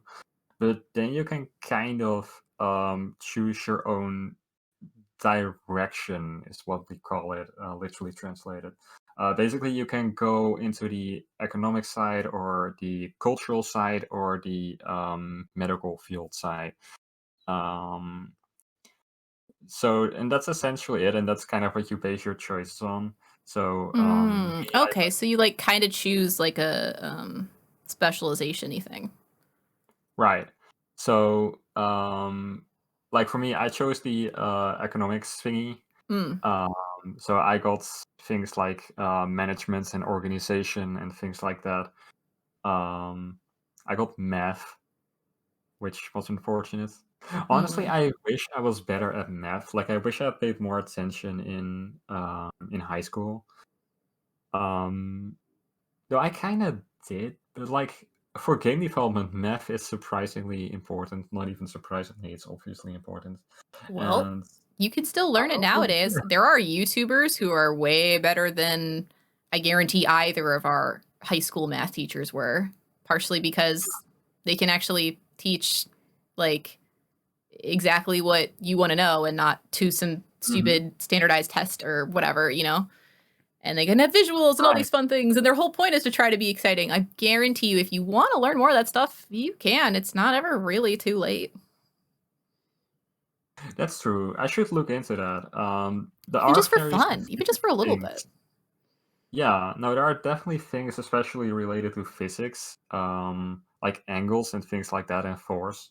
Hmm. Um, Oh, yeah, yeah, I yeah, should look yeah. into that. Like for example, right now in my game, I have like one of my enemies as a shield, and basically what a shield does is that when you hit it with a bullet, the bullet bounces off it and it changes the direction of the bullets, and it goes back towards you and it can hit you.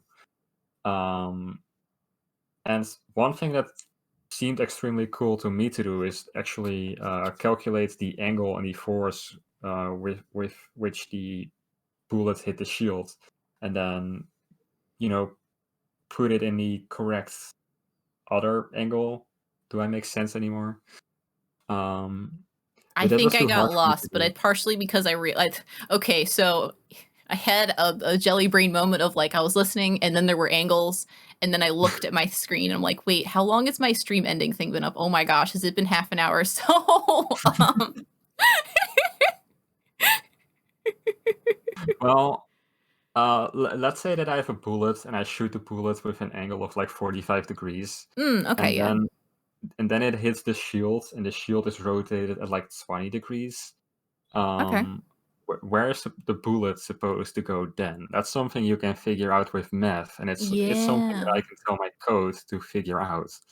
Um, but Telling your code to I figure don't it know out how is to do it. different than math. It's about knowing the concepts behind it, which is actually something that's even easier to look up through YouTube because you don't need to know how to calculate it like directly. You need to know why it's calculated the way that it is, which honestly I think is personally way more interesting.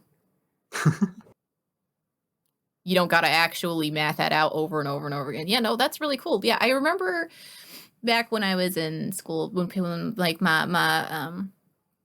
the people who I hung out with who were even more into like the physics programming stuff, they were like, "Oh yeah, you got to know the yaw, the pitch, and whatever the third one is for the camera angles, and like you can use that to sort of like estimate where these things can go, and like there's all these little equations that go in between these, and like wow, that's a lot of those sure are words that I kind of vaguely recognize, and like yeah, man, I know I can learn it. That's the thing that's actually really nice to think about. It's like I yaw, pitch, and roll. Thank you, Gold. Roll was the one. How did I forget roll? That's the barrel roll one. Aw, I'm a disappointment. I was going Um, to make a reference to that in my game because I make some other game references, but I decided yeah, not to man, in the end. totally make references. They're fun. People like.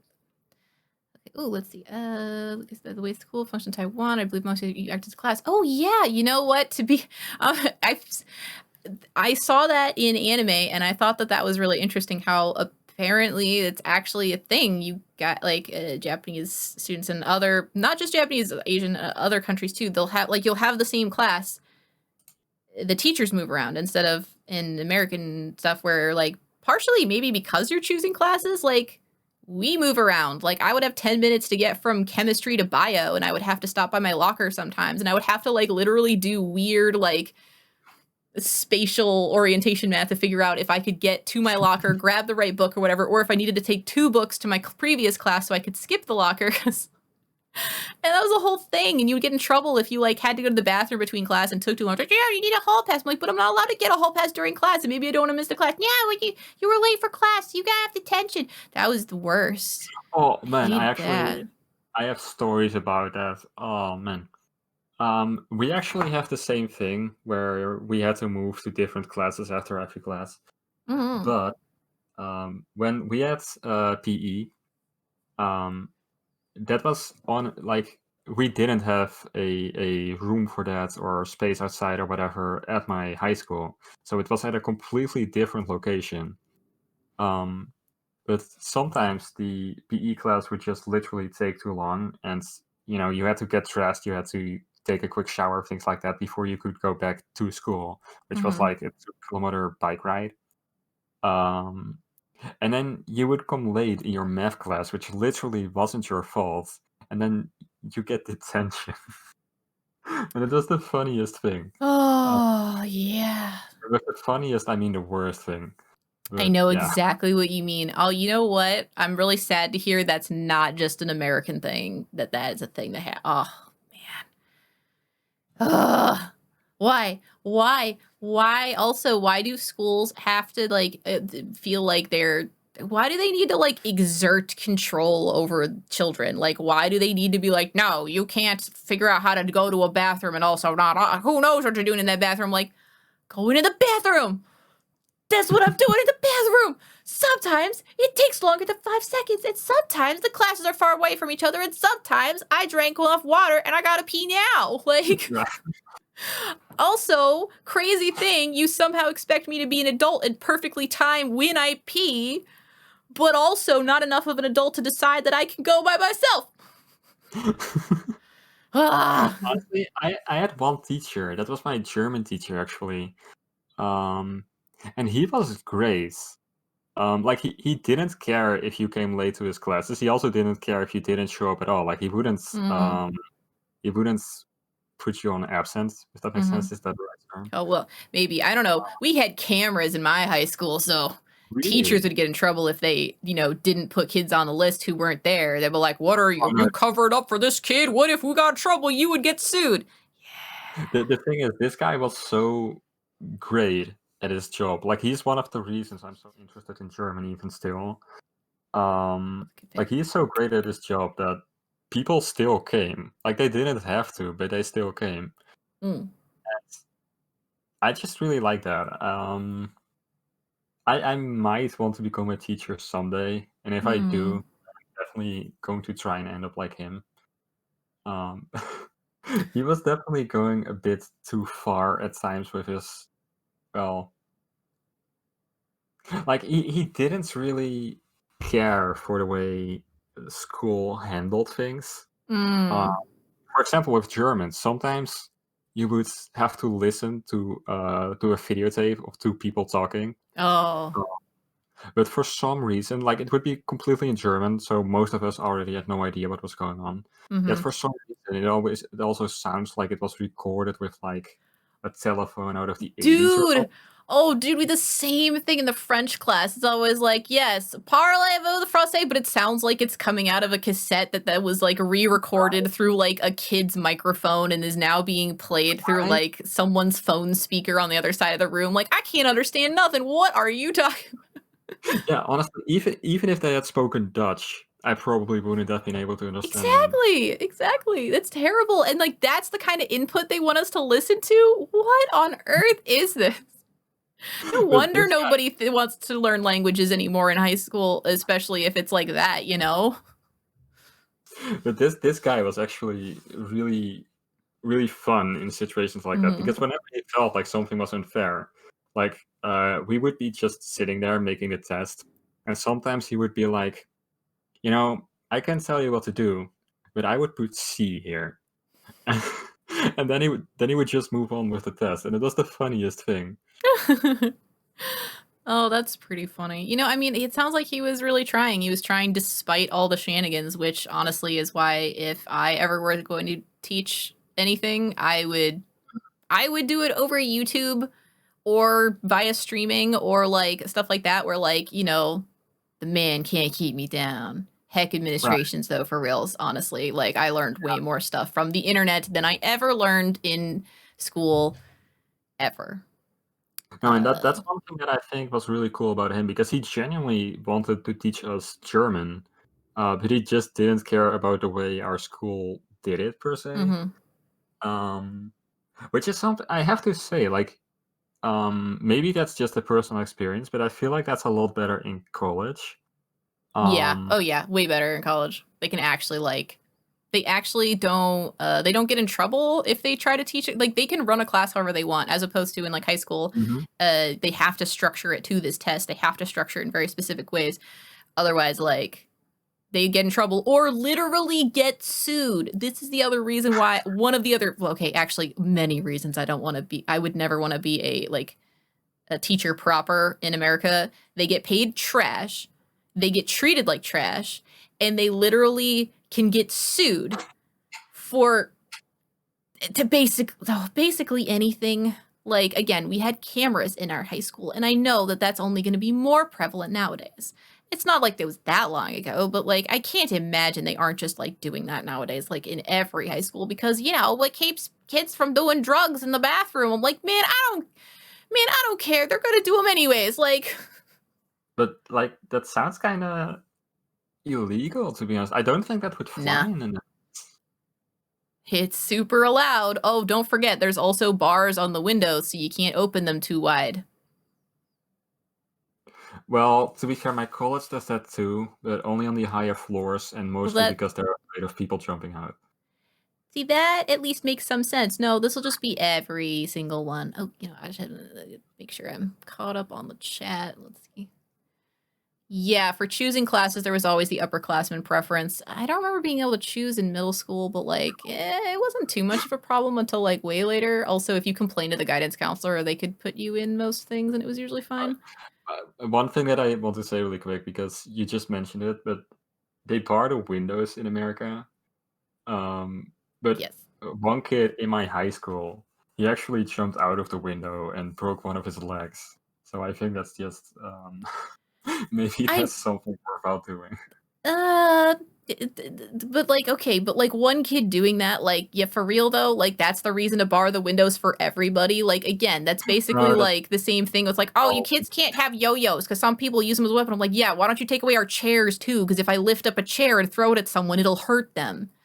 It like, oh wow, did you know that if you jump off a thing, it hurts? Well, so should high schoolers. High schoolers should know this thing. That kid knew what he was doing. Like, what are you gonna do? He clearly had other problems, you know? He No, I needed get it. help that had nothing to do with the windows being barred. If the windows weren't barred, he might have found a different thing to do. Or Oh, like for some other sure. kid, be stupid and punch a window and then get glass shards in your Trust hand. me, That's also this an kid in option. particular found a lot of stupid things to do. Yeah, see, that has not like why take things away? Like collective punishment actually has proven to not work well. It's stupid. Uh yeah. And also yes, Gold. Yes, sometimes they would point things on the projector and they would like they couldn't see. No one could see.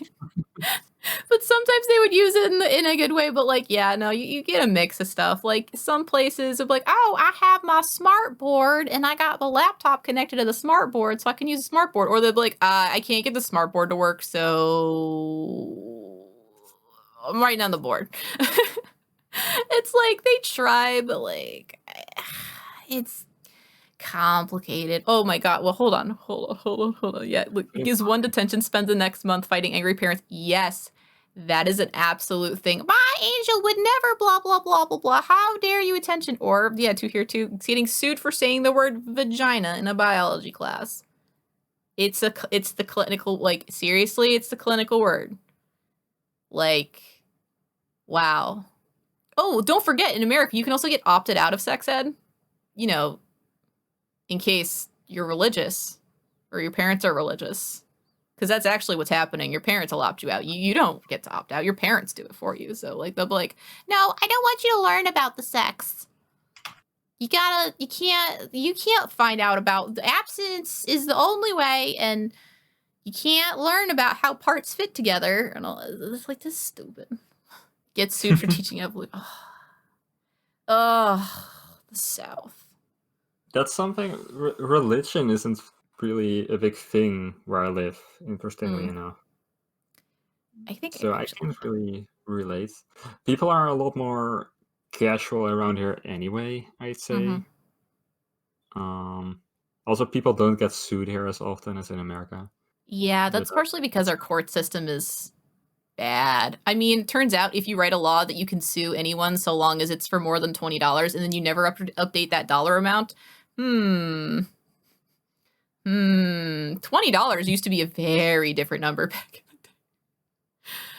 Dude, did you know? Okay. Fun, stupid America. So I took a Law 101 class online a long time ago, and one of the stupidest things I found out is that still, literally still on the books, at least for the state I was in, did you know that it is technically against the law if you find something that is a dollar or worth more than a dollar, you are required to turn it into the police as lost goods. Now, remember, this law was definitely made like when the state was made. So I'm like, a dollar.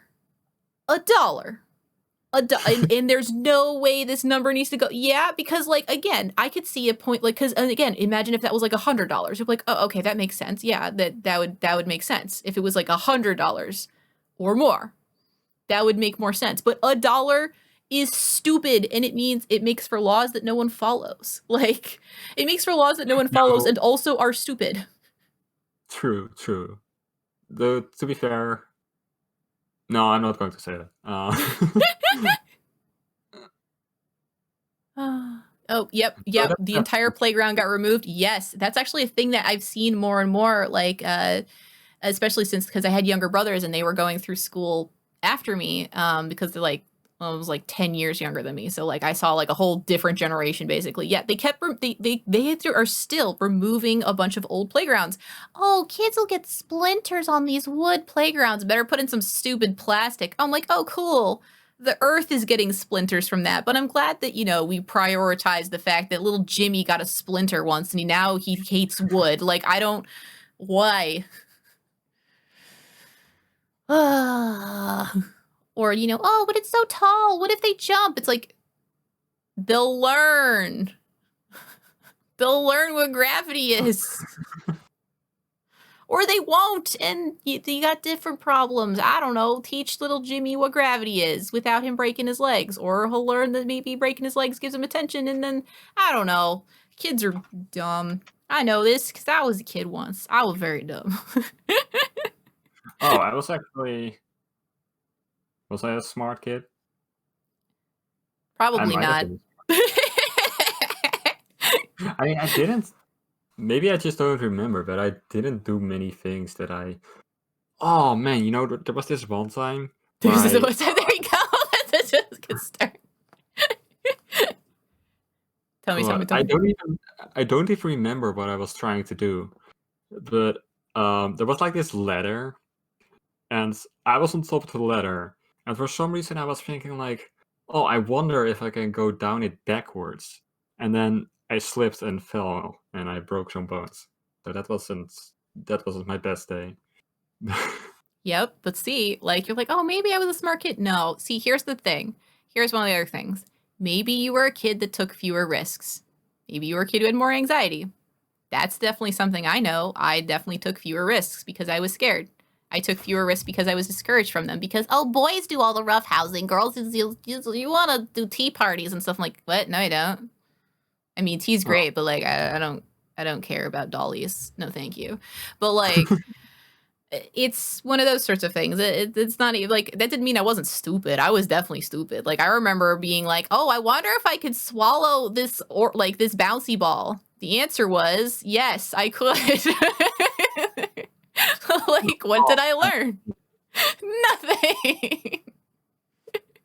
yeah, I've definitely eaten some things that I shouldn't have eaten when I was young. Right? Like again, kids are dumb and it's fine. It's part of being a kid is learning that like you figure things out. Oh, let's see what else he has. Yeah, two here too. Putting bars on windows to prevent jumping out of them is like thinking rope regulations is the solution. Yeah.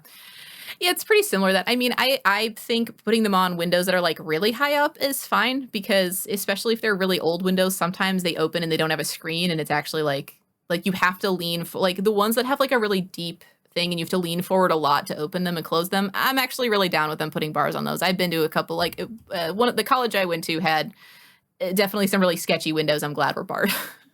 But in general, no. In general, no. Yeah, I Let's agree. I do agree with the windows being barred at my college because, like I said, it's kind of high off, and mhm. I But think on the that's for the ground best. floor? Nah, man, don't even No, bother. Like, why? Like, no. And again, it's mostly the fact that like for high school, it's always a thing of like weird control and like just literally administrations and schools trying to cover their ass and get less sued. Cause it's not that they don't, it's just like less. So like, yeah, that's why? that's such a weird culture you guys have, to be It's so honest. weird. It's definitely one of my least favorite things about Merca. So, Oh but man. let's see.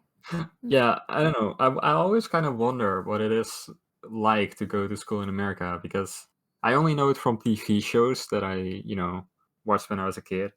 But it always seems extremely different from what I experienced in middle Mm. school and high school.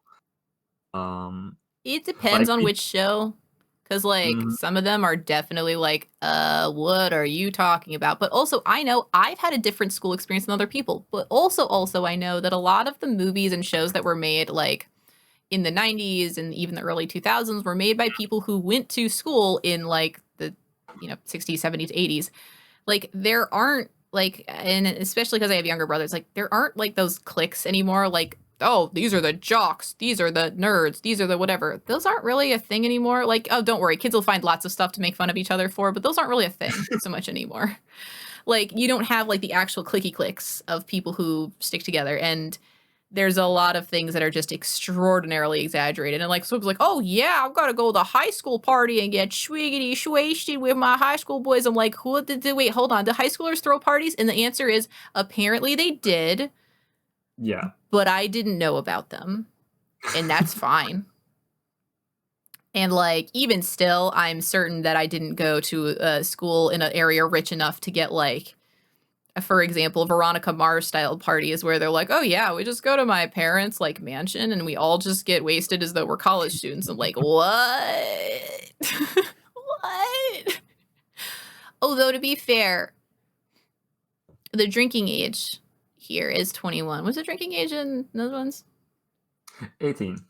18. Okay, so even more of a thing where it's probably like probably way more Um, common and then way less of a big deal. But believe me, man, it I used to mean, be even at 16 college parties, I had to go like, oh, we're gonna draw X's on your hands, okay? I'm like, okay, and then you go and you drink anyways because the X's are for cover your ass, no other reason. I'm like, oh gosh, I have no idea how they got an alcohol despite the fact that we drew X's on their hands. I'm like, man, I wonder, I wonder how.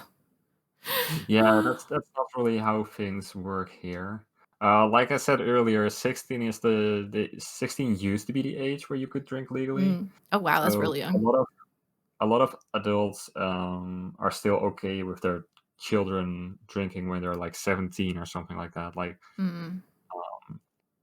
personally, I don't drink because I'm lame.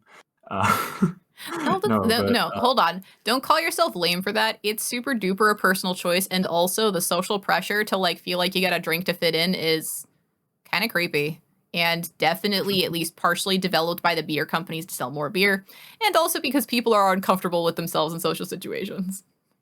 oh yeah, no, I was at a birthday party of a friend once, and I was talking to like his stepdad, and we were talking about the fact that I don't drink, and he was like, "Dude, your life would be so much easier if you start drinking." And I was like, "Huh, huh." Yeah. Well, yeah. So, oh, that's a whole topic. You know what? We can get into that one too. Let me make sure I'm not missing anything else before I go on. Okay. Okay. Wow. Okay. Way back gold. Like, oh, my parents didn't stop me. Yeah. My parents couldn't stop me from learning stuff either because surprise, the internet. I did learn about what parts go on other parts, but not actually just the internet. Also, like other kids who knew things. Which are you sure parents who opt their kids out of sex ed? Are you sure you want your kids to learn from other kids and not the adult that is going to teach them? Are you sure that's what you want to do? Like, because information from other kids not always going to be top tier information. Just saying. Just saying. I've never broken a bone in my body. First of all, because I'm jelly, but second of all, because I didn't take a lot of those risks either. Surprise. Anxiety. Let's see. Good little soldier always follow the rules. Yep. To a fault. Oh Yep. man. That's so to here too. I understand.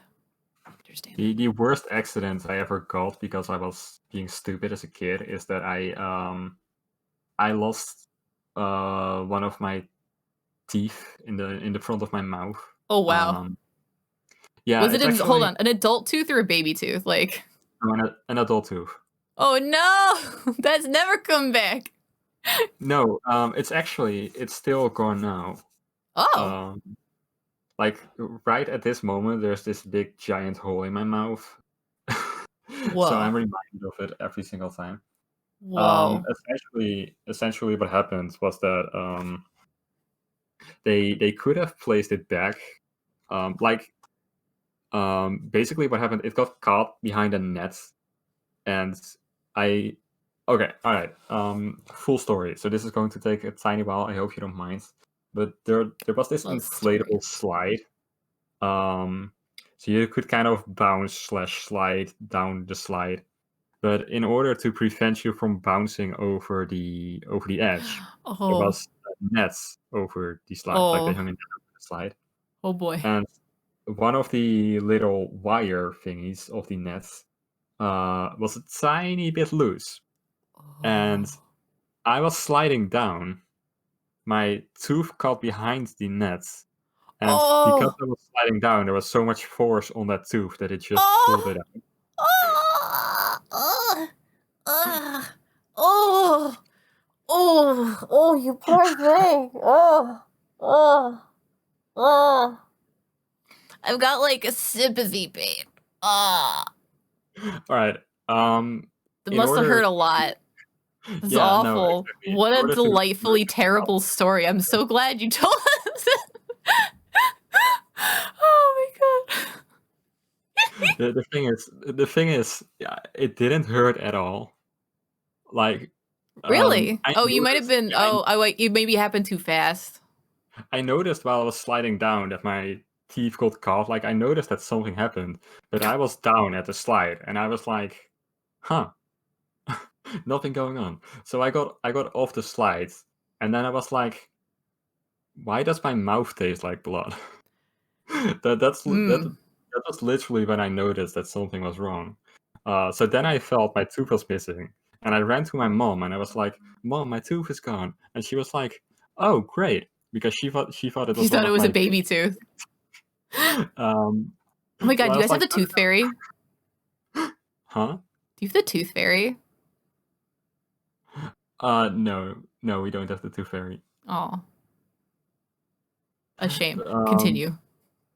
but the thing is, my tooth, we eventually found it back, and it actually got pulled out like perfectly, like the entire tooth and the entire roots of the tooth and things like that. They were entirely intact. Wow. So they literally they could have placed it back, and it would have it would have grown back into my mouth Wow. completely fine. Whoa. But But that's they not what happened. but they didn't. Did they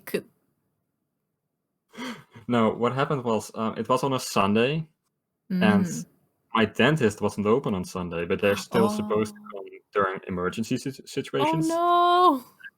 It took this guy over 3 hours to show up, and at that point, for some reason, I'm not entirely sure how this works, but apparently my body didn't recognize my tooth anymore. So Oh, it took too when they long. placed it when they placed it back, my body started attacking the roots, so that started Ooh. shrinking. So Ooh. they had to pull it back out again. Ooh. Uh, and then because I was so young, they couldn't give me a proper replacement for it because it wouldn't grow Mhm. well in my mouth. Like this all happened in 5th grade or something. Oh yeah, that's Uh, really young. so then instead what they did was they literally glued the tooth, like the actual tooth. Um, they they glued it between my other teeth, so Oh. it was literally stuck there with glue. But I So like couldn't put kind of any. like fake braces kind of for Yeah, just those basically. teeth. Well, Mhm. that's not terrible. That's weird, but Oh, not it terrible. was the worst. Oh, okay. It was actually okay. All right. Well, you're right. They Yeah, no, probably could have done a better job by actually like I don't know, fake braces or early braces or I don't know. Wow. well, the thing is that they and I had this until like 2 weeks ago actually, Mhm. but um I couldn't put pressure on that fake tooth at all because the glue would just break. Wait, wait, So I wait, wait, couldn't wait, wait, wait, eat wait. any. Hold on, hold on, hold on, hold on, hold on. That same glued tooth that was glued when you were like 10, Mhm. that still was there like a few weeks ago. Yeah. Okay, all right. Yep. Okay. Okay. All right. Sorry. Please continue. I just had to. Okay. That. Wow. No, yeah, no, exactly. So for that entire time, I couldn't eat anything. So, like if I would try to bite into an apple, it would just break off. But also, if I would try to eat a sandwich, it could also just break off. Wow. So, when I tried to eat, I basically had to put it between. God, I don't know what you call those. Those teeth on the side of your mouth. Molars. So you got yeah. You got your Well, front teeth. You got your canines, which are the sharp ones. The ones they got mhm, yeah. And then you got your premolars and your molars. But molars will just work. Crompion teeth right. is fine too. Yeah, so basically, I had if I wanted to bite something off, I had to put it between my molars and then just pull really hard. Hmm. Um, I've had to so do that that, but for other reasons, like canker sores mostly. But wow, that's terrible. oh man, but yeah, that's the worst thing that probably happened to me when I was young. Yeah. Um, but now, like I said 2 weeks ago, they were like, "Hey, we can fix it now if you Hey, want," maybe and we I was can like, actually like it's been some time. How would you like to have a better solution? Front teeth are called incisors. Oh yeah, you're right. I totally didn't even remember that term. Thanks, Cole. "Incisors." Oh, Yeah. that No sounds one kinda calls cool. them that except for dentists. So front teeth is usually what we say. You can also just call them chompers, front chompers, whatever. We all just use descriptive words. Most of us don't remember the scientific words. Now, if you want to sound really smart, you can remember incisors. You actually call them your incisors? Hold on. Did you have a lot of dental work, Gold? Because that might do it. But yes. Let me make sure I'm not accidentally cutting off what might be additional story before I like go back and look at the chat I missed again.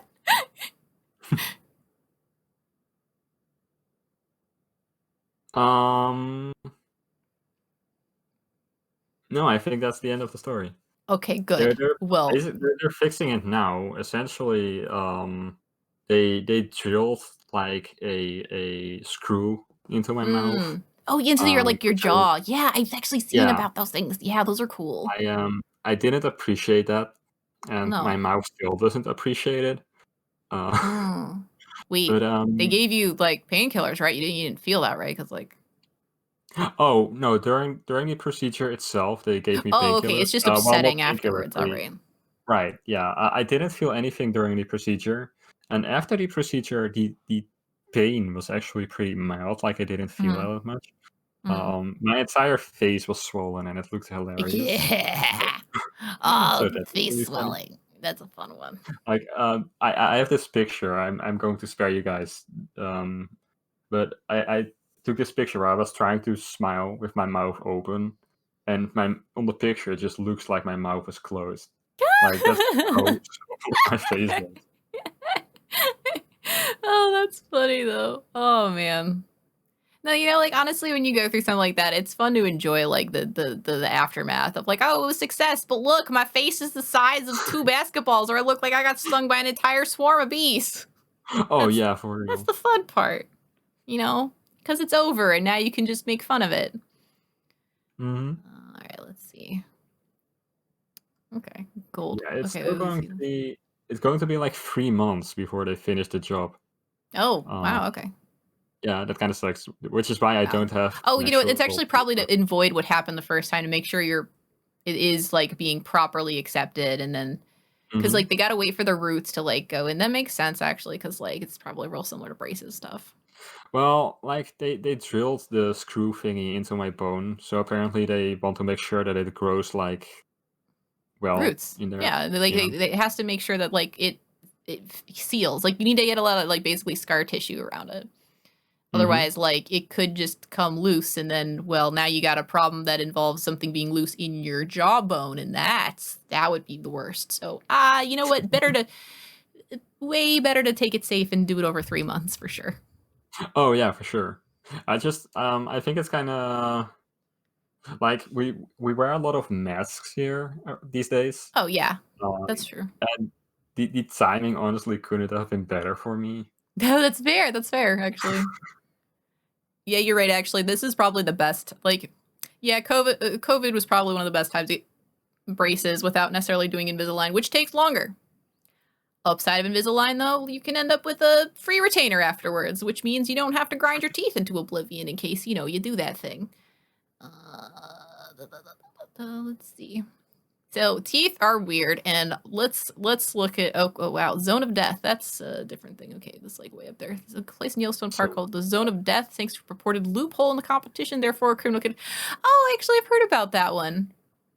I thought you were going to talk about the other thing in Yellowstone Park for some reason. I actually think it's in Yellowstone Park. It might be in a different park. There's like in one of the national parks in America, I think it's Yellowstone Park, there's a pool that looks like beautiful and pristine, but it's like acid basically, or it's like extremely superheated hot. It's one of the two things. All I know is that there are signs everywhere saying do not attempt to swim in this pool because no, it's not nice water. And I kind of like want to look that up, or if anyone knows about that, let me know. But like now I'm like, well, I thought I remembered a cool thing. Turns out I only kind of remember about a cool thing. So everyone is kind of vaguely curious, like, oh, what is that thing? Or they know, and we'll find out. Let's see. Cool. You were scared of food bigger than your mouth because you nearly choked once. That would be very scary. Yes, I don't even blame you, honestly. Actually, you know what? I have bit the inside of my mouth, the inside of my cheek so many times that like sometimes I'm very careful when I chew because I'm just like, what if I didn't, chew the inside of my mouth? What if?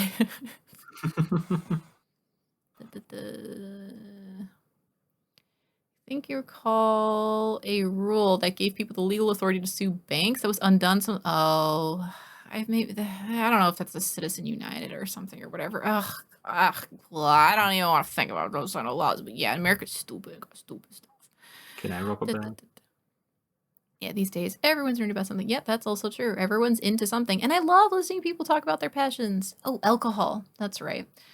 Actually, looks like so no one in the chat's really super into alcohol. And that's totally fine. Like, okay, Yeah. so here's the thing. So having moved to Seattle and having had like a whole bunch of different stuff, there's actually alcohol that does taste good. Does that mean I should drink? No. Does it mean I like drinking a lot? Not even really. Like I do actually I enjoy hard ciders sometimes. I enjoy certain beers, but only because turns out if you go to the brewery district or something, you start tasting things like, oh, I can actually taste the difference between some of these things. Huh. Doesn't mean it tastes good. Sometimes, I guess, it's kind of good. But, like, yeah, it is what it is. Like, honestly, totally. What's the most upsetting about alcohol in general is the peer pressure involved with drinking or not drinking it. Like, honestly, if people were just like chill, like, oh yeah, man, like basically, dude, think about it the same thing as someone offer you a cupcake. Like, hey, you want a cupcake? I'm like, nah, I'm good. Cool. Or no, you know what? Cupcake's not even true because sometimes if there's like a birthday cupcake, it can become times to go, oh, have a cupcake for my birthday. Oh no, thanks. But it's my birthday. No, think about it more like if they're Oh offering you a my. cup of water. Hey, do you want a cup of water? Are you thirsty? And you're like, nah, thanks. Like they don't just get you one anyways. They're not just gonna like bring you a cup of water. Like, well, you have to drink the water unless like you like actually need to. Man, that's a bad example too. Fine, cup of tea or something. I don't know. No, my grandma is actually the worst with that, with like the cupcake thing. Oh Like yeah, obligation she cake. she will, yeah, but she will bring it like a week before her birthday, and Mm-hmm. I'll be like, no, thank you, I don't want it. And then Yeah. she'll be like, oh, but it's for my birthday, and then I take the cake, which is fine, and then like next week when it's her actual birthday, there's another cake, and she's like, no, this one is also for my birthday, and I'm like, Every stop. cake is a birthday cake. Didn't you know? Yeah, no. That can be a thing, especially like if you're like, oh, I just want like some, which is why I'm like, I'm really glad I'm at the place where I'm like, I don't really have to have obligation cake so much anymore. I can have like some. I'm like, oh, I'll have a little bit. Oh, I'll have some later, thanks. Oh, I'll save the rest of this cupcake because oh, it's so good. But oh, I'm so full right now. But man, I do hate sometimes how I have to like almost lie for some of these things. Like for example, if you're like, oh, like for alcohol, it's like, oh no, I've had enough. Have you had any? Well, maybe not, but that still could be enough. Like, I don't know. It works to think about these other ways to do it, and it's probably better, at least with our current situation in society, Hmm. to like find the nice, gentle lies you can tell people that they're cool about. But like, Honestly, I went on a trip to I need to think if it was Croatia or Greece because I can't keep them apart. Um, yeah, Croatia. It was Croatia this year. mm, Um, which, by the way, I shouldn't have gone on a trip this year. I'm well aware of that, so I'm sorry. That's my bad. Um, but hey, anyway, back there, like in Croatia, during a lot of meals, they just give you a drink for free, like alcohol for free if you're at a restaurant or something. You'll probably end up paying for it in one way or another. But like, mm, um, I kept trying to tell people like, hey, I don't drink alcohol, and some people got so extremely rude, and some of them honestly seemed offended by it, and I was like, dude. And others just literally gave it to me anyway, and it was the most annoying thing. mm,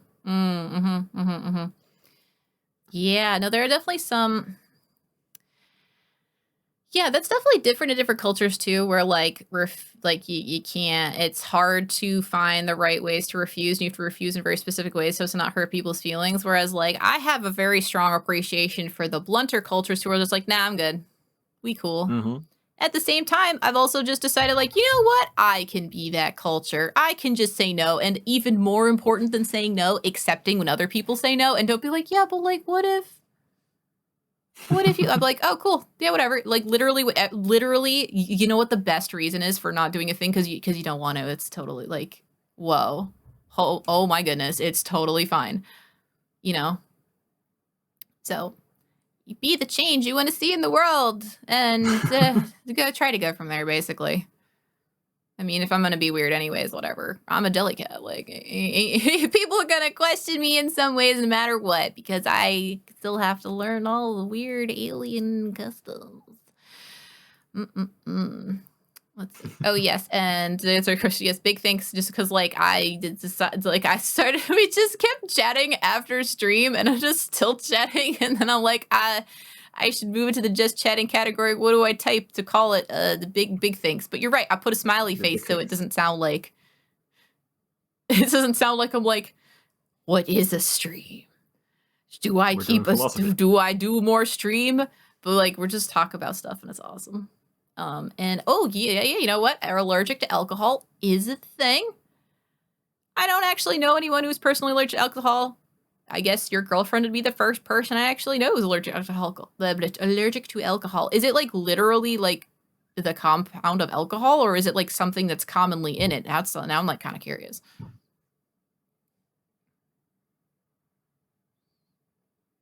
And I'll find out eventually. But in the meantime, were you going to say something, Kevin? Because I probably cut you off at least twice.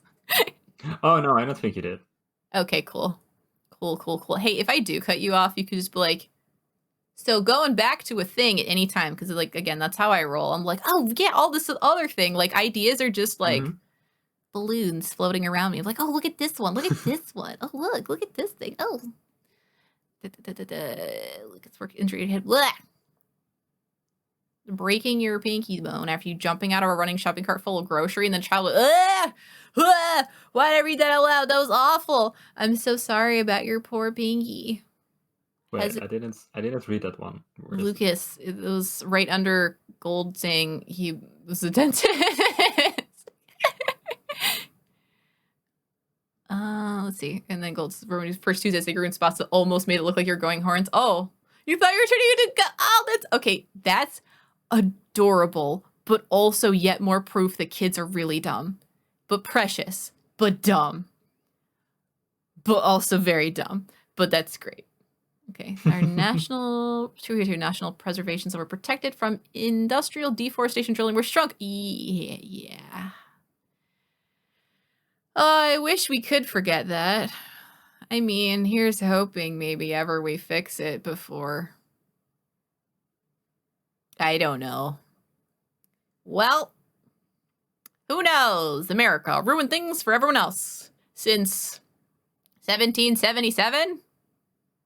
Something like that. I actually don't remember the number. I'm American, I don't remember the number, but that's probably because I don't like numbers. Numbers are evil and they mix around in my head and I don't know what they mean. 1776. Oh, I was off by 1 year. Look. Well, everyone knows it's not really... The country's not really a country until it's at least a year. Minus 10 points. No! No! Well, I could have Googled it, but instead I was honest with you guys. Let's see. Gold Clover, your family has heavy ties to Croatia. Oh, that's cool. You know what?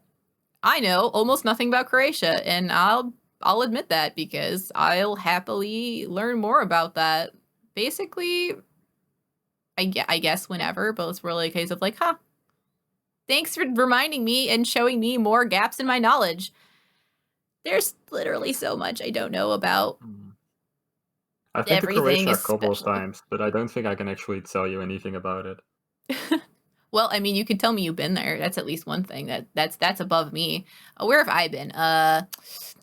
Okay, I've been to a lot of states, but that doesn't really do much. I've been to the East. I've lived on the East Coast. I've lived in the Midwest. I've now live in the West Coast. I'm in Seattle. It's totally different here. The weather's awesome, yo. Do y'all get snow where you are? Wait, I don't have. Wait, hold on. It literally. No, there's no. No, we don't have snow. No snow. We haven't had snow, and we're probably not. Well, like if it snows, it's gonna be like, oh look, someone dusted the ground. Lucas, you've never seen snow before. It's okay. Snow is the worst thing ever, and I hate it. It's completely overrated and terrible. Snow is it's the very best pretty, thing ever, and I love it. You what? I like snow. Why? How? Why? Okay, there are multiple You too, reasons. Church. Why? How?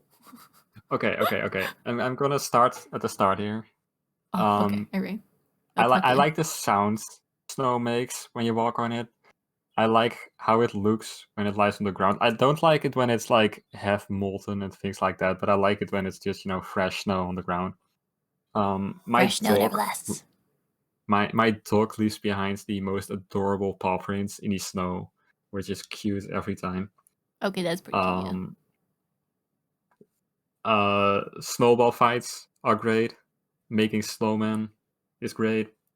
Sledding is great. Like I love to do that as a kid. God, what isn't great about snow? I love all of it. You know what sucks?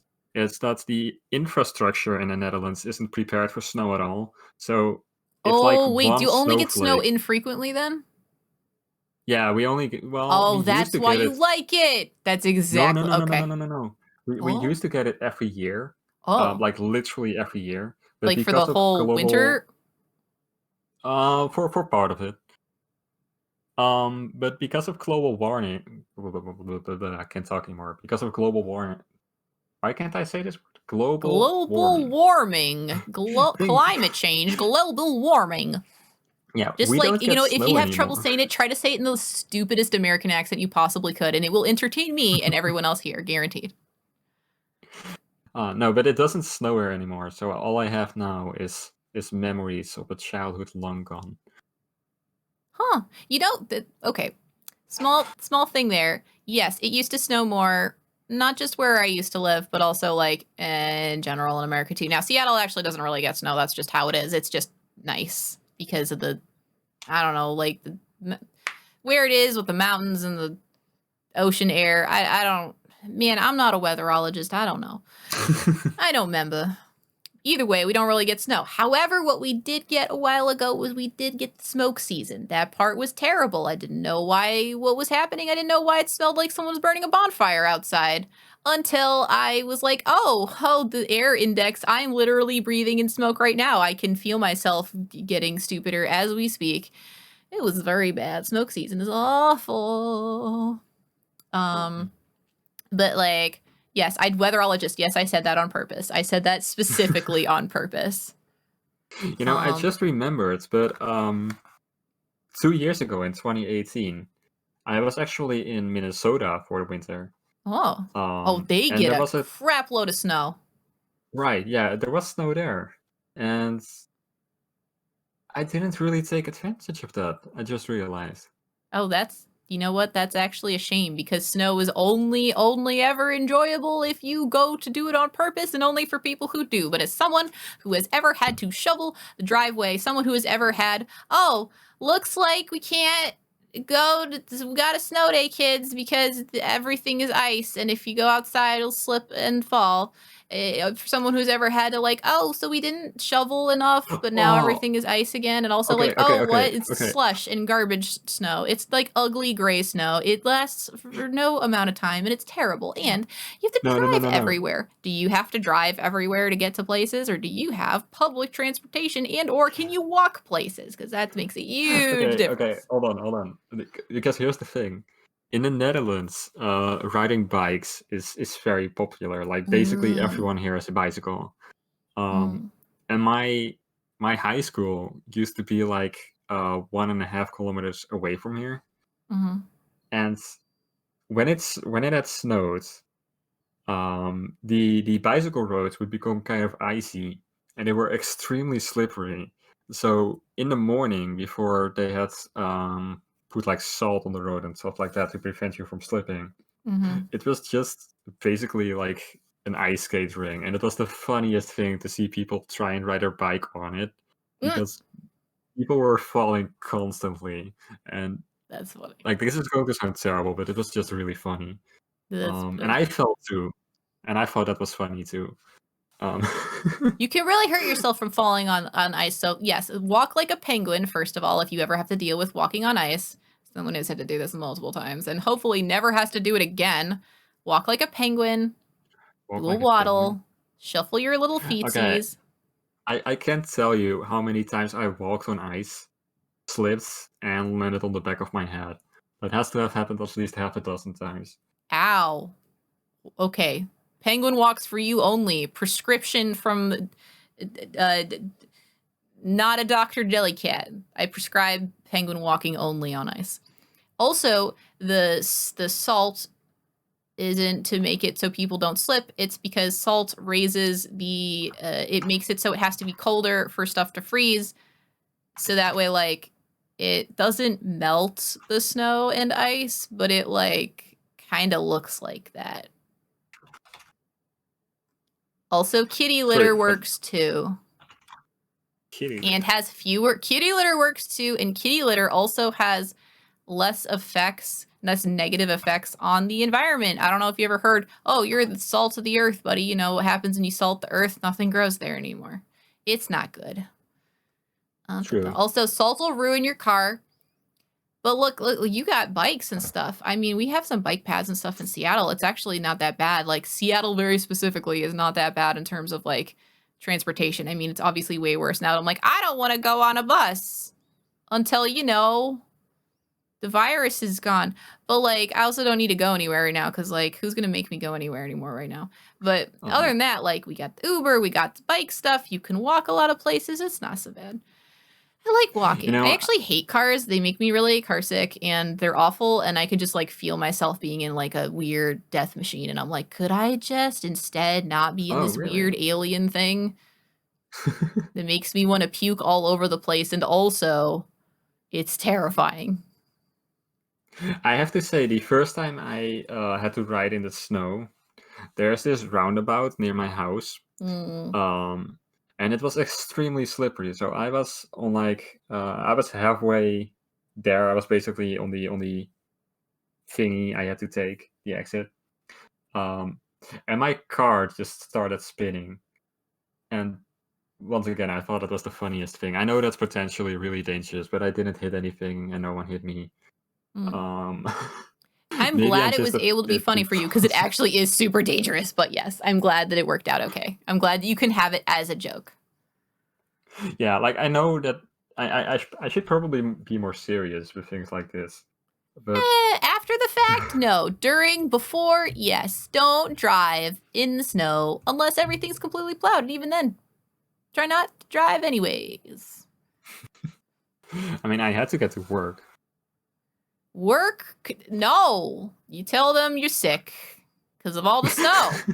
I'm not kidding. I'm not kidding. It's very dangerous. And I mean, yeah, it's not as bad as like, I don't actually know how many hills and stuff. And I don't know how steep your roads may or may not be. But if there are hills and snow, like seriously, it's not worth it if the roads aren't plowed. It's just not worth it. At minimum, think about how much money you could have made during the day versus having to fix your car when you very well possibly could just ruin the car. Even if you don't get hurt, your wallet could get way more hurt. And it's not worth it. Just be sick.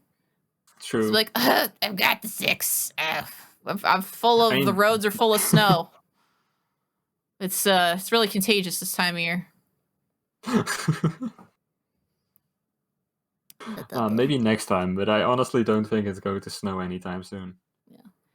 Well, you know what, Lucas? I'm actually jealous that you've never seen snow. I would have loved to never see snow. I would love if I could never see snow again ever in my whole life. Oh, okay. No.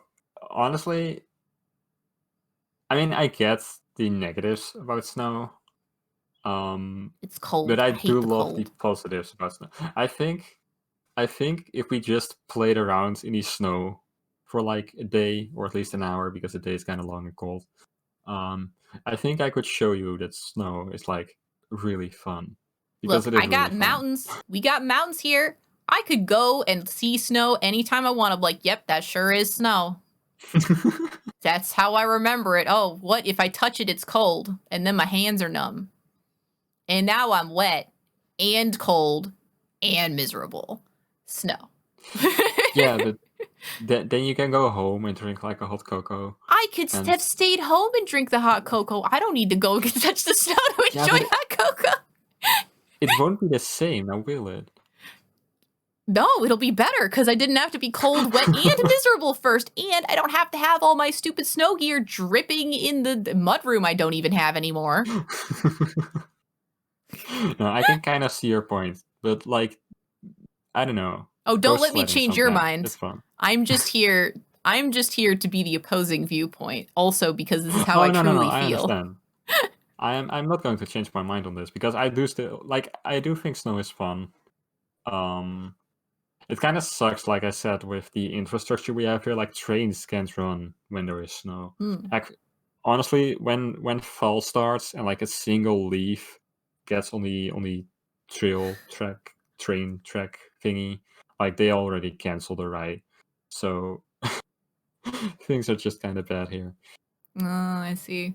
See, look, Church, you're also trying to defend snow in the comments too. Again, it's these people who haven't lived with snow and have to live with you like, oh, you gotta shovel everything. Oh, have you tried walking in this? No, it's all y'all people who haven't had to live with it and have to deal with the fact that it's cold all the time and it's miserable all the time. Okay, well, Gold, you can be the exception. No, Gold, you're supposed to prove my Okay, point. No. Gold, no, you're not helping. Why does how do everybody you like feel snow? about ice skating and stuff like that? Uh, ice skating is fine, but like, I'd rather rollerblade, honestly. Really? Oh, I heavily prefer ice skating over rollerblading. Why? Um, I think rollerblades are kind of scary. They're like the same, except you have more control. No, you have okay, when you're ice skating and you want to stop, you can do like this immediate turn, if that makes sense, and you just stop. Oh, I can't do that thing either. I Um, never got used to ice skating anyways. I'll go and then I'm like, all right, I guess I'm going until I either slow down or get cautiously hit the yeah, wall. no, that's how I feel on rollerblades. Rollerblade. Okay, well, rollerblades have like a thing on the bottom. Look, all right. Clearly, this is just. You know what? All right. One day, come visit, or I'll come visit you. We'll rollerblading and ice skating. Depending, maybe we'll go to a mountain or something. I don't know. I'll show you. I don't know how to show you how snow is terrible, but like you could try to show me that snow is good. I'm like, yeah, you know what's better? Opposite of snow. No, I won't invite you to ice skate. I'll invite you to a rollerblade. We'll go to a roller rink. We'll go to like a fun and stuff, like a pizza putt, like one of those things. Yo, fun and stuff I've was great. actually Arcade, DDR arcade, plus pizza, plus rollerblading. That's the that good actually stuff. sounds super fun because we don't have things like that here. And ice cream. Yeah. Okay. You don't have to. Perfect. That's exactly the kind of thing we're gonna do. I'm gonna take you to fun and stuff.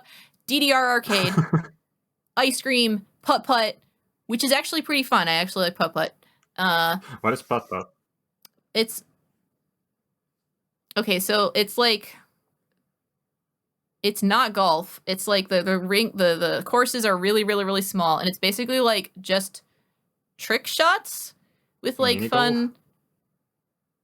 I will post a picture of putt putt. It's always colorful and delightful. Um, Wait, oh, isn't putt putt? Hold mini on, I golf need to Google something really also. quick. I call it putt putt. Also, putt putt is the name of the car. Yes, You're I was right. about to say.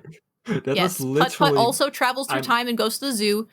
But those are children's games that I definitely Hold played. on, hold on. Putt Putt Save the Zoo was my favorite game as a kid, like by a landslide. Dude, it was Um. one of my favorites too. That's Oh man, I incredible. played that game so many times. Um, Hold on, I I just used to have it. I used to have it on my DVD recorder. DVD And I used to recorder. play with like the remote. Oh man, Oh, those were the days. oh, that's adorable. Oh, that's delightful. That's delightful. I enjoyed those games very much. I wish I had played other games that were like a bit more demanding on me as a kid, but like that was my childhood. Okay.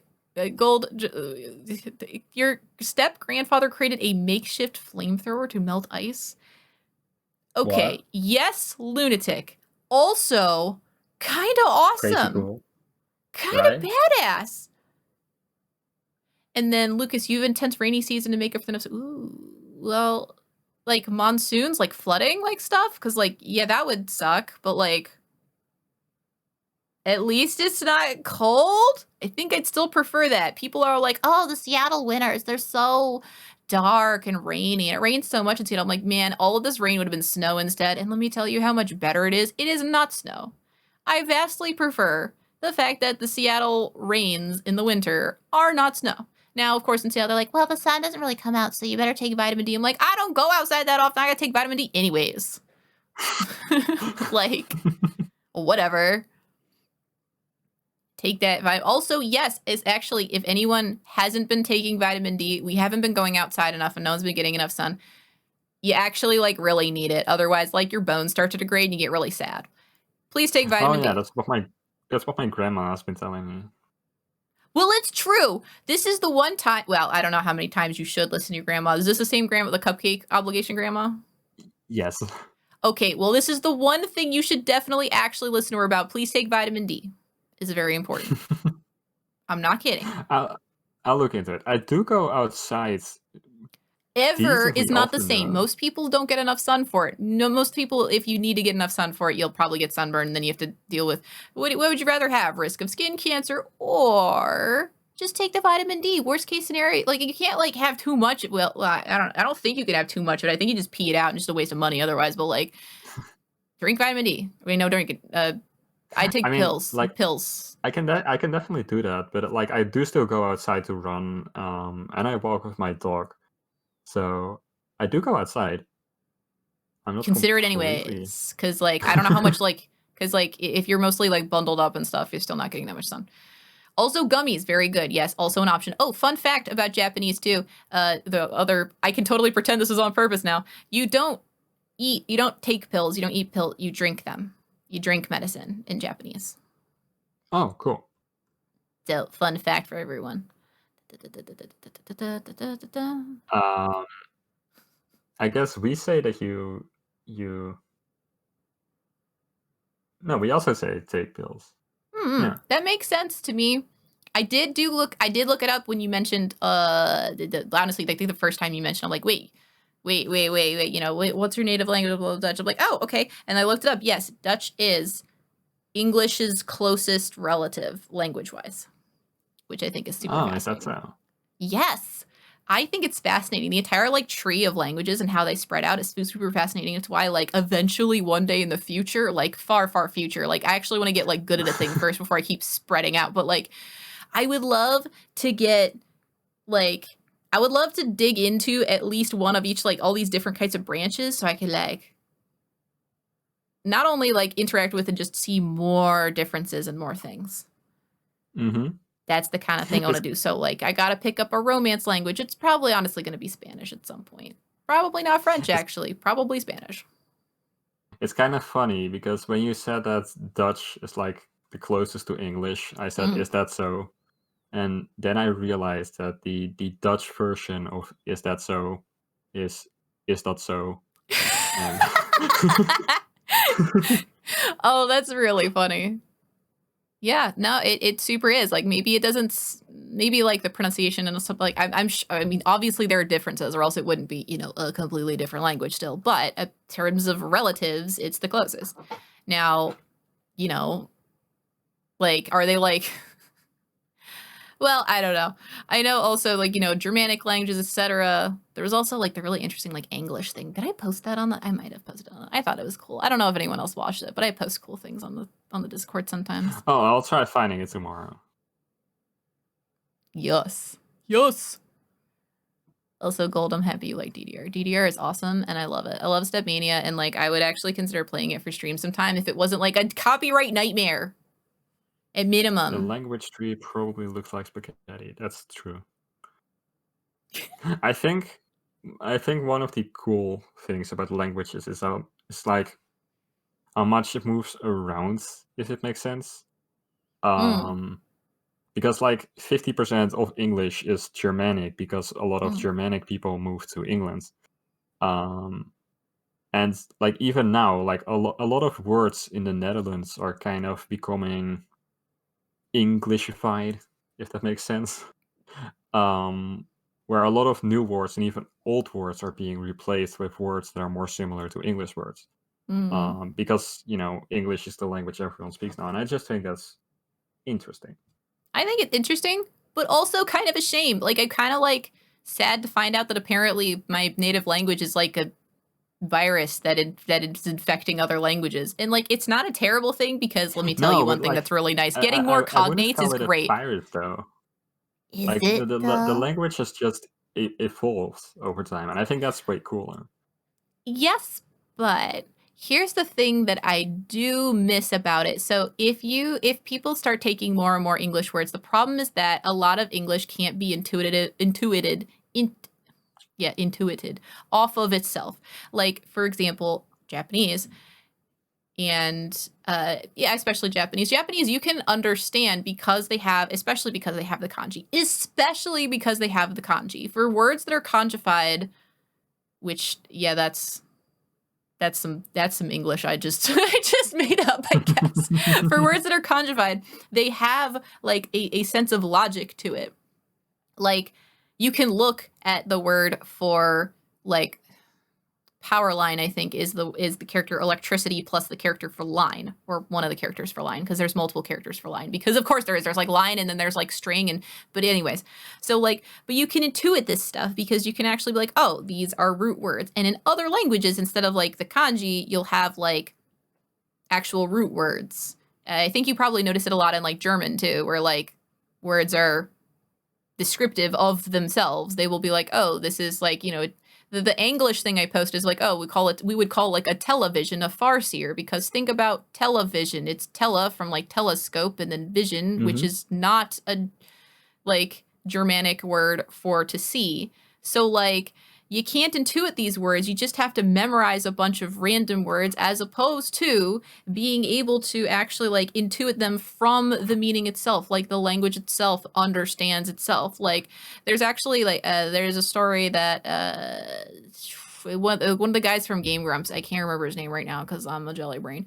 He tells a story about how he went to Japan and he learned a little bit of Japanese, and he's like, oh, he's gonna ask for milk tea. So he remembered the word for milk and tea.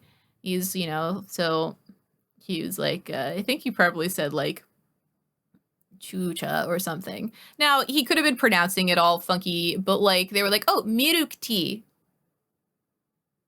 He's like, oh, oh, huh. And it's like, yeah, you can pick it up. It makes sense. Like they'll call it that. But at the same time, you lose some of the things that make the language intuitive of itself. You get different metaphors. Every single word in every language is a metaphor. And it's actually, yes, one of the things I like about kanji, even though it's really hard to memorize all of them, because it's mostly that there's so many pronunciations for them, honestly. It's the fact that like I can't read them and like to pronounce them out loud a lot of the time, just because I'm like, oh, man, I don't remember which one this is. It's really similar to this other one.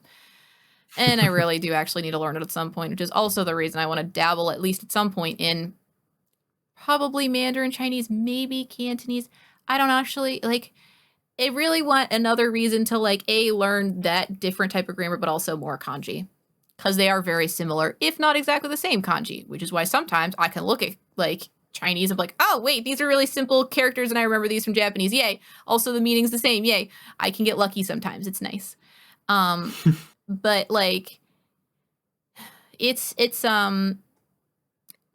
because because language is a metaphor, because words are a metaphor, we have a bunch of words that just like mean exactly what they are and nothing else. They're not descriptive anymore. They're not able to like kind of figure out what it is anymore. Like, yes, English still has things like brown bear. Oh, it is a bear that is brown, but it's also a brown bear, you know, it's like, it is that thing. But then we'll also have like infinity synonyms for various words that are completely unnecessary, just because we have to have a word for things that apparently has like the Romance roots and also the Germanic roots for some reason. I really, if I didn't post it, I will post it, because it's actually a really interesting video about the English thing. It's like, what if English only pulled from its Germanic roots? What if all of the words we use were only like these Germanic roots? And it was really interesting. Not because I think like it should be. I'm not a language prescriptivist. Language does evolve. The only reason I think it's a shame just because like, I wonder if it happens too much, if we'll lose something. And I mean, that's not a big enough reason to fear the change, but really, I think, you know what? I think I know what it is. It's not so much that I fear the change, it's so much that I'm like really disappointed it's only going one way. Like, I really want more other languages to influence English back. Like, push back. Don't only take the English, give us stuff too. Like, I'll take more words in. See, the thing is that that's probably not going to happen, because most Americans, I think, I need to look up the statistics on that actually, but I don't think many Americans are bilingual. I actually looked at the statistic for this recently. It's like less than 20%. Or less than 25%. Right. Again, I'm very bad at numbers. It's definitely less than 25%. It's a really small number. It's a hilariously small number. And we're like anti other languages. You guys being influenced. Yeah, the chances of you guys being influenced by another language are kind of small. Though it is interesting that in New York there are like 800 different languages. Because that would mean that at least some words should take root there then. It's possible, and it's definitely the reason why we know words like Like sushi, karaoke. Now, do we pronounce Mm-hmm. them Yeah, correctly? exactly. Not even a little bit. It's terrible. It makes no sense. But like we do have them. We have baguette. It's different than a long bread. You know, we Oh, do have some. we literally call the translation for baguette in Dutch is stickbread. I love that though. See, that's great. It's a stick shaped bread. This is so it's descriptive. It's delightful. Mm-mm. Yeah, but like I mean, I know that it's like, oh, you know what? Lucas make a really good point. Oh man, Huh. you know what? One of my favorite words is in English for no real reason. It's acorn. Acorn. Okay, why? So when I say acorn, what do you think of?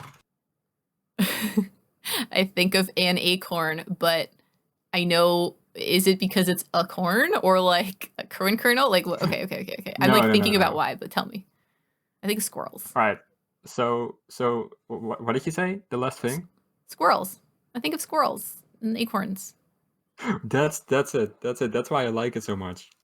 Because you think of Because squirrels? no, guess what the Dutch word for squirrel is? What? Acorn.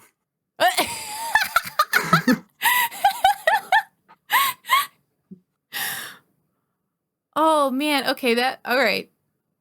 I wonder if there's some etymology stuff there. Oh dude, okay, so I was Right? watching this thing the other day about like it's this I can't remember the channel. Ecolinguist. I think it's Ecolinguist is the name of the channel. Maybe I'll post that later. I probably should. I'll be good. He does this thing where like he's like, are blah blah blah languages mutually intelligible? Now, first of all, almost nothing's mutually intelligible with English, so I'm actually pretty sad about that. I'm pretty sad that I can't have that kind of experience. Maybe another good reason why I'm learning other languages that are actually even remotely mutually intelligible with each other ever at all. Like, for example, how Japanese is like, oh, I know kanji, therefore sometimes I can learn to understand some other characters. I mean, but right. So he had this one where he's like, oh, can these people with these languages, can they understand Old English? So they had some guy who I guess has his own YouTube channel and he just knows Old English. And like, so basically he would describe what a thing was in Old English.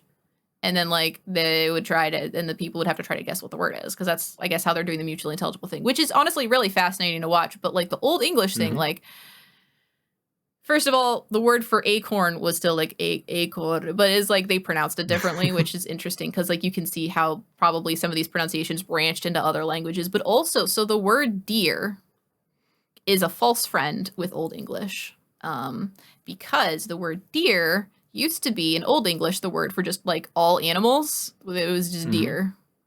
But like now deer are deer. Oh, that's really funny because the Dutch word for animal is deer. See it? That makes so much sense. That's so cool. Ah! And how did that happen? Like, how did Dutch decide to keep that as the word for just like animals in general? And why did we have the word animal? What happened? And it's interesting to think about, right? But it's cool. This is all the reason to learn other stuff. Hi, Finn. I'm having a good day. I'm having a very different day than I thought. Like, this is great. Also, two here too. Did I tell you about the one time my family accidentally started a forest fire that No, you didn't. That is a story I have not heard. Toot here too. Please tell me the story, and I will read it for everyone. I look forward to it, and everyone else, please look forward to it. Final Fantasy 14 style. I mean, it must be an interesting story at least. I sure hope so. But yeah, like language branching is fascinating. But like, here's the thing about it though too. It's like, yes, languages are changed and they're gonna get and they're gonna like, influence each other. But for the most part, it's so weird to see English just influencing other languages so aggressively. And again, not really taking back. And I wish we would. Like, I wish we would play more things on the big screen or whatever from other countries with subtitles, not dubbed. our dubbing is often, I wish we just didn't. I wish we didn't more. I wish we just had more exposure to other languages and other stuff instead of being like, you move to America, speak American. Or like, they're staring Mexicans. Like, wow, really? Like, wow. Wow. It's like our neighbors are basically the Quebecois, the French for the north, but mostly on the eastish side, I think. Hmm. I only think this because I know that like Vermont and New Hampshire and stuff are like closest to Montreal. This is why I think Quebec's on the like eastish side. I'm very bad at geography. And then we got Mexico. We have other countries that have like really close ties with us. I mean, Alaska has like Russia also, but like Alaska is so like weirdly disconnected from America. But like, is America? I don't understand Alaska. I feel like I should at some point understand Alaska. But either way, I wish that the languages would influence America more. Like, honestly, maybe America is just like too geographically large, but also really spread apart. It's so weird to think about. And like, I don't know. I wish we had more neighbors and that we weren't dicks to our neighbors. That would be True. nice. Ugh. I think the main thing is kind of that basically every other country in the world right now is learning English on the side. Ugh, yeah. Um, so it's natural for us to take some words from your language, and while it's harder for you guys to take words from our languages. It's true. But I think that maybe that could not necessarily be the case if we, took. Though now that I think about it, you know who does? The weeb community, the anime lovers, which I consider myself a part of. No, I'm serious though. Like I've noticed that people like everyone who watches enough anime picks up bits and pieces of Japanese. Like I everyone's like agree. nani or like nande or like stuff like that or like occasionally just certain ways of like expressing surprise or certain ways of doing these other things. Pick it up from Japanese media because it works and anime actually is in some ways becoming more mainstream. So what we really need is we need much more awesome media from other cultures. That isn't just translated into English, please, because honestly the dubs aren't helping. Like again, the people who do dubs are doing great work, but honestly, we should really actually give children the chance to learn things. Yes, Nani the heck, yes. Yes. I agree, but also I kind of disagree. Really? Um, yeah, but that's mostly because, like I said earlier, that I feel like a lot of the meaning goes away if you don't understand the words behind the voice acting, if that makes sense. Like you can still hear the tone that they speak in, but you can't really hear the emphasis on the words themselves. And I think you're really missing out then. Which is why a lot of times I still prefer English VA over Japanese VA. Like Xenoblade, being a Japanese RPG, is obviously originally in Japanese, but the English VA is insanely good, and there is no way in like 100 years that I'm ever going to play that game in Japanese. Hmm. Hmm. So, okay, that actually brings up an interesting whole second conversation. So I'll catch up to people in the chat first before we get into the concept of translation and localization. Remind me that's where we're gonna go. Hopefully I'll remember, but I'll definitely that's where we're gonna go. Okay, blah blah blah blah. Yes, I agree. We need royalty-free DDR. Yes, please. That would be great. Blah, blah, blah. You don't need to be good at DDR to like it. It's great exercise. Lucas, you like kanji. That's awesome. Like, I mean, I'm jealous that I didn't like. Honestly, sometimes I'm jealous I didn't grow up in a country that like I could have learned English also through other stuff and could have, had it as a different language. I just have a different whole life experience. I feel like I have to do this the hard way by like being like, oh wait, I actually like languages. Oh, I wish I had found that out years ago. Dang. I don't know. I think you guys kind of had the easy way out, to be honest, because Really? it doesn't really matter where you go at this point. In every country, most people at least speak some English. Um, Mm, that's like, I don't know. I found out that that's like, I hear that a lot, but at the same time, like, it's the same thing you were saying with like if you don't understand what's going on, like you don't get the context and stuff, you know?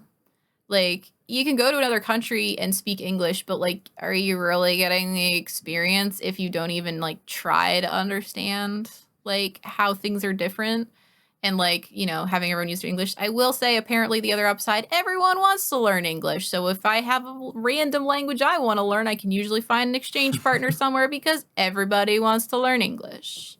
I Though, mean, the thing is, like, I'm going to take Croatia, for example, mm, or even Germany for that matter.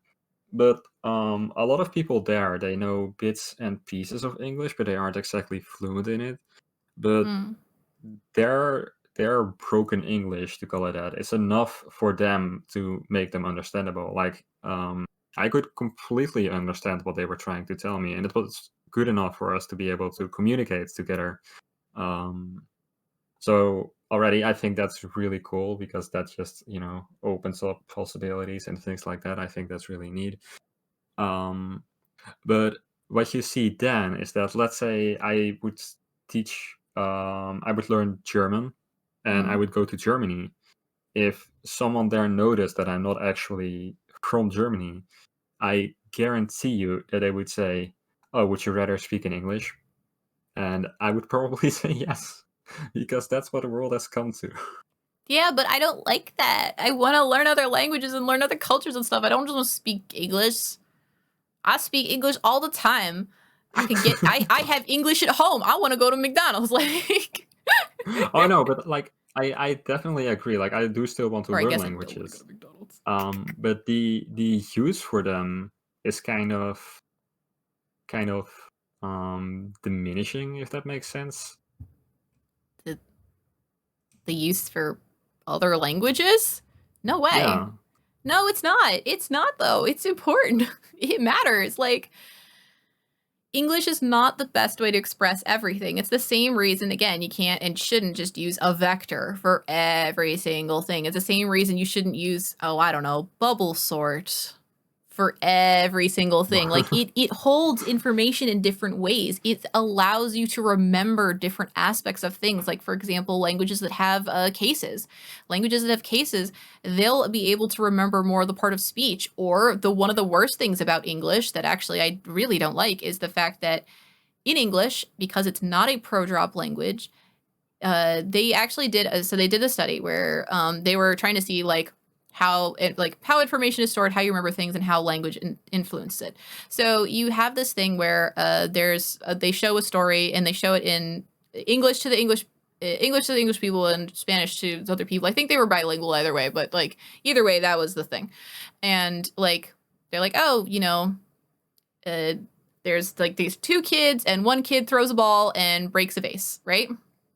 Hmm. So in Spanish, because it's actually very natural to make sentences like, the vase broke, like basically it broke itself, like it just happened, like it's incidental, and it's not important, at least this is what I remember, it's not important to like determine who did the thing. Whereas in English, it's actually like kind of necessary, not only that, but like really maybe Um, culturally part of it, like Timmy broke the vase.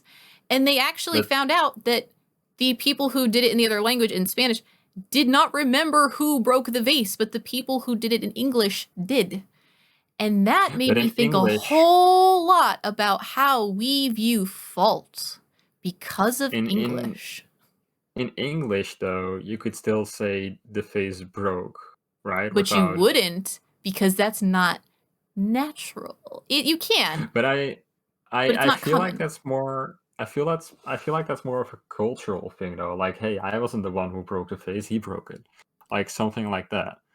Mm, Um. yes, but culture and language they influence each other heavily. Like the reason Oh, for why it's sure. not common to say that is because we don't. We'll say Timmy broke the vase, or he broke the vase. He did the thing.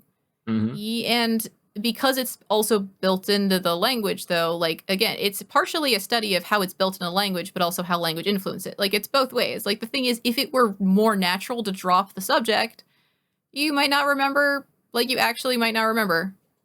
Like you might not remember who did the thing just because it's much more common. Or in Japanese, for example, because they use passive sentences, they use passive sentence construction, which, for example, is Instead of saying Timmy broke the vase was broken by Timmy, that second one is a passive because it's, it makes the subject the thing that stuff happened to.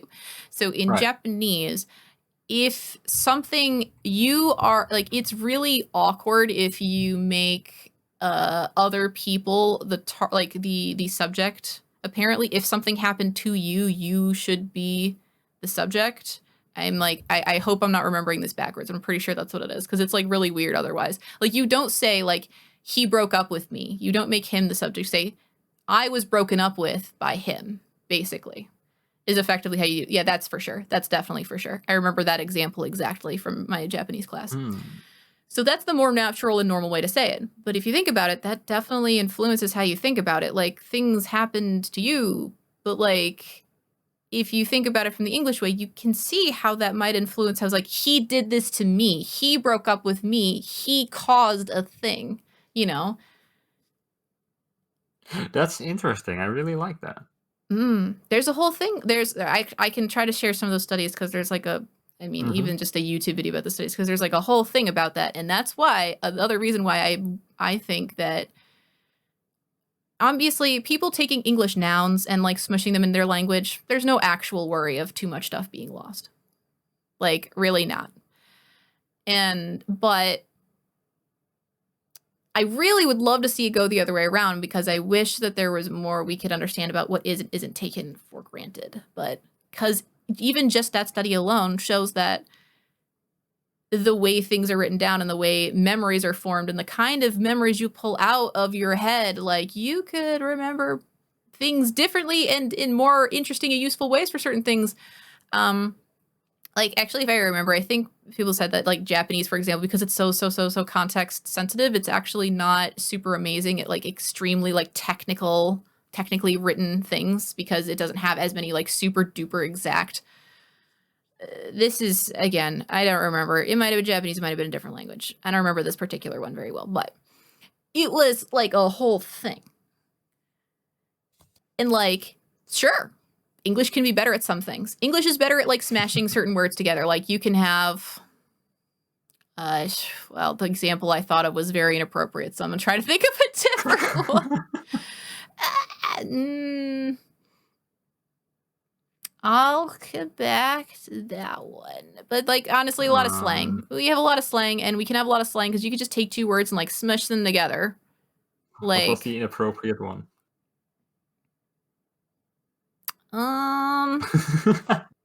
You know what? We haven't used. You know what? We haven't done the one. We're still PG-13 and we haven't. All right. Fuck boy was the word I was thinking of. Actually. That's a word, that's a slang, and it's two words that are smushed together. And it means something different. It's totally different thing. Moped, that's actually kind of funny. But like, I'm gonna be honest, I don't know what it means. You know what? It's honestly kind of complicated. Is that a bandage? Uh-oh. That's okay. Well, other like they'll have stuff like that, but it's more like you can smash words that already exist together, because like some of the words like motorcycle and stuff, like they have roots. No one has to know. Look, it's probably one of the banned words for like really specific reasons. This is an academic one, so I hope that that's fine. This is academic though. Everyone put on your academic hat. I need an academic hat. I don't have one. It's okay. Don't worry, guys. Everything's fine. Corn dog, ice pop ice cream. Maybe. I mean, we like, obviously other languages can make words by smashing them together, but like not every language can, because some languages have some like weird rules about what happens when you do that, or like it just doesn't look right or doesn't feel right, or no, we have words where we just put two words together. Yeah, I'm not saying it's unique to English. No, not unique to English. Just not every language do the thing. But I can't remember all the things. Either way, some languages are really better at specific things than others. And one of the things I like about Japanese, and I guess all forms of Chinese in this case, because of the kanji and because of the characters, you have visual information instead of sound information that represents a thing. Because if you think about this, and this is one of the fun things I was thinking about with like, English, Dutch, a bunch of other things. All of the like the Latin or even kind of Latin things, they represent sounds always. Mm-hmm.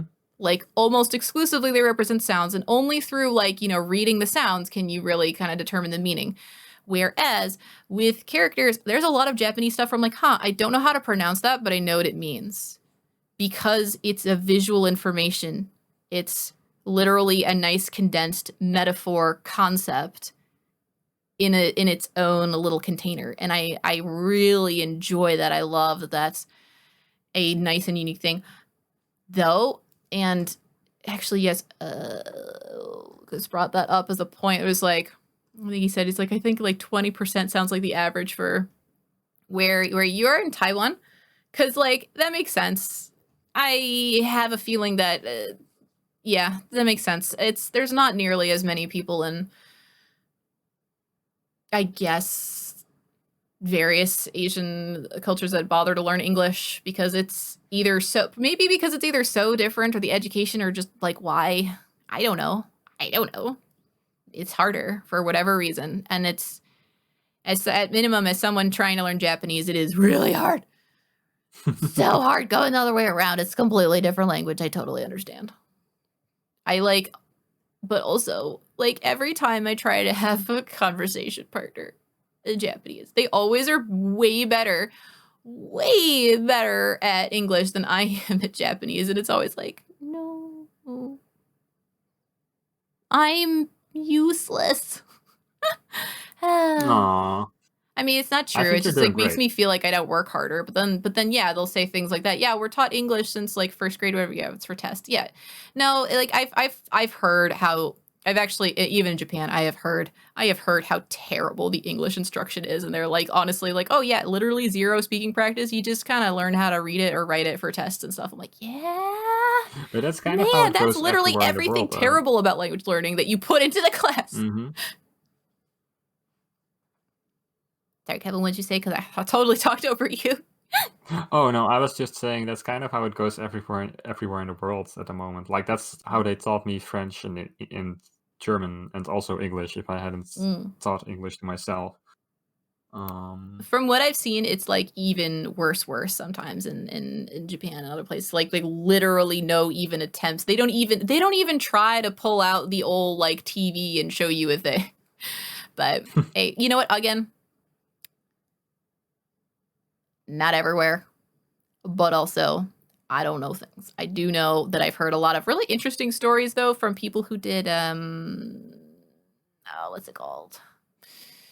There's a whole program where where you can apply to be an English teacher in Japan, and like you don't really even need to know Japanese, I don't think, which is Yeah, actually, my fascinating. English teacher, my current English teacher, like the one I'm a TA for, Mm-hmm. um, he's going to do that. Like his lifelong dream has always been to go to Japan.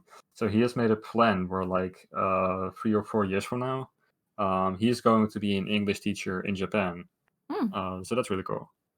Yeah, I mean, a lot of people have a good time with it, and a lot of people have a bad time with it because it's often not what they were expecting.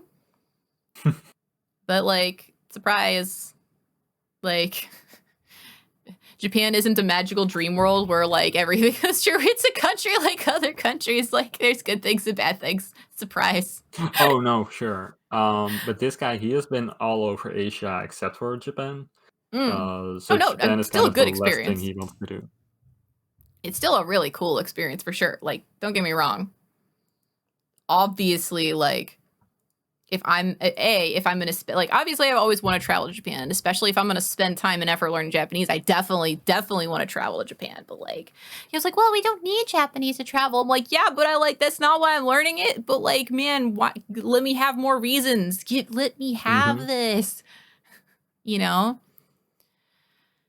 But I actually want to go to Japan relatively soon. really, Like I'm hoping next summer or at least the oh, okay, summer that's what you after mean by that if that soon. doesn't work out. Yeah. I get you. Yeah, I have plans for travel like once everything settles down.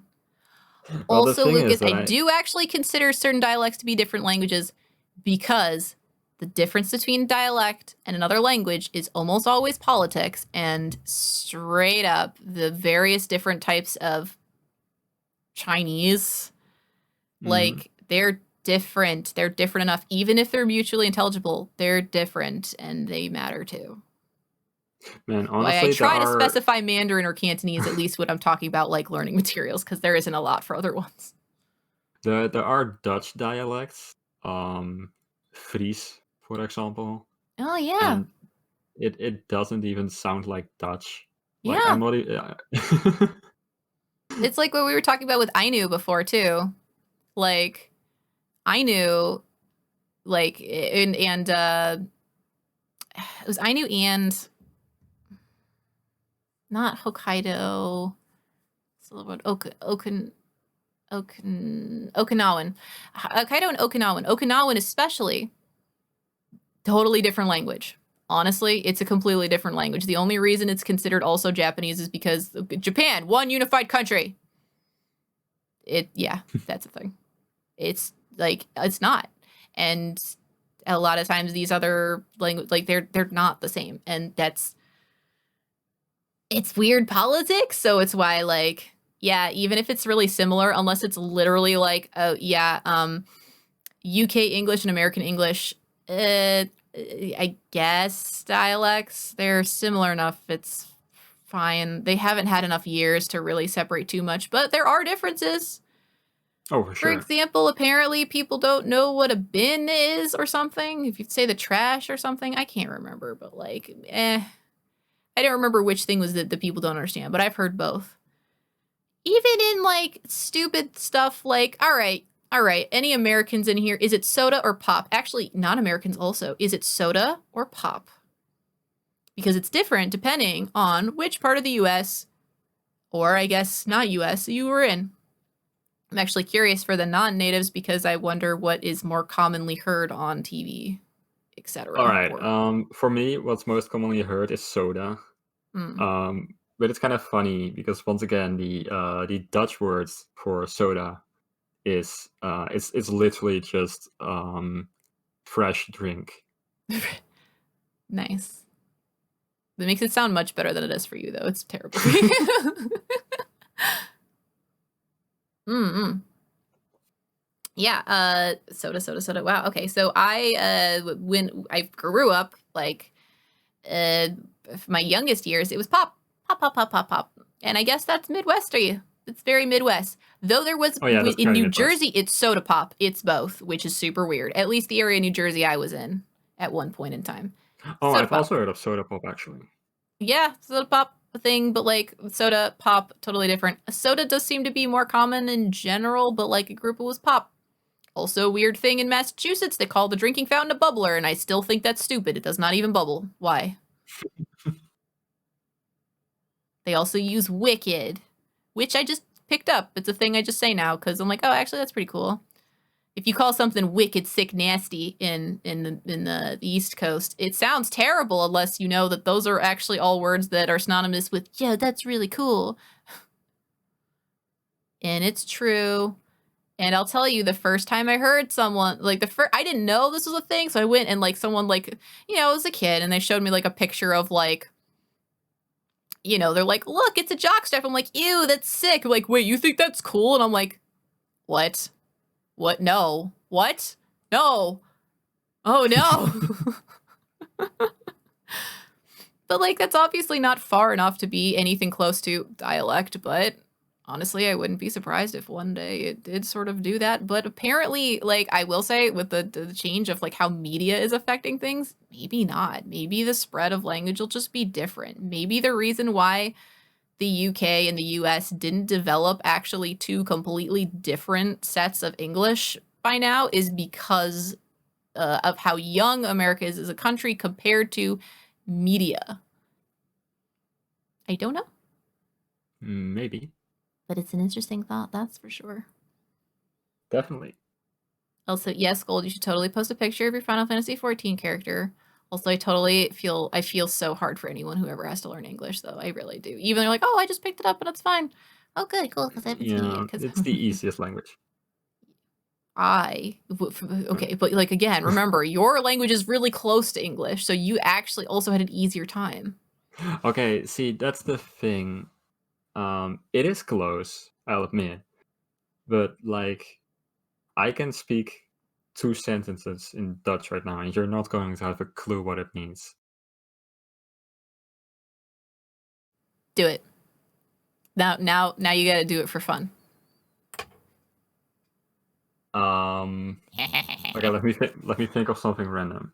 Okay, well you know what, that's fair. I can't even prompt you. Do it something about one of the games we were playing maybe, or not at all. You know what, do whatever you want. Maybe no, I can't prompt you because then I'll figure it All right, out. just give me a topic. Just a topic. A topic. Mm, games. Topic is games. That's very wide, but it should be like enough to think of something. If it's too wide, I could less, but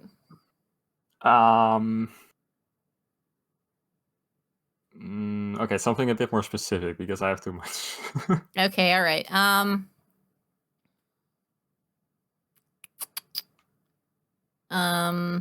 A bit more specific, maybe too specific. Movie tropes? Oh man, what are movie tropes even? Movie like something that happens really commonly. Bad games. Ooh, maybe something about bad games. Or Monster Hunter. Yeah, you could do something about Monster Hunter. Maybe something about weapons or the types of monsters, or like you could describe a monster or something, and I could, oh, you know what, maybe that's a good idea. If you describe a monster to me and I try to figure out what monster you're talking about, especially because if you think I'll understand nothing, no problem, but that's a good topic. Okay. All right, I'll describe a monster to you in Dutch and you can guess what it is. Oké, dus het is een monster met een donkerblauwe vacht, met een lange staart die daarmee naalden kan schieten. Hij slaat zichzelf altijd vast in de grond. Daardoor is hij best wel makkelijk te slaan op dat moment. We hadden het er eerder vandaag over dat hij moeilijker is aan te vallen door wapens die sloom zijn.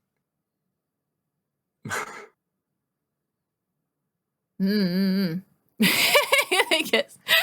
It's Hij heeft guessing. roodgloeiende ogen. Okay. I'm not looking at chat. I'm not looking at chat.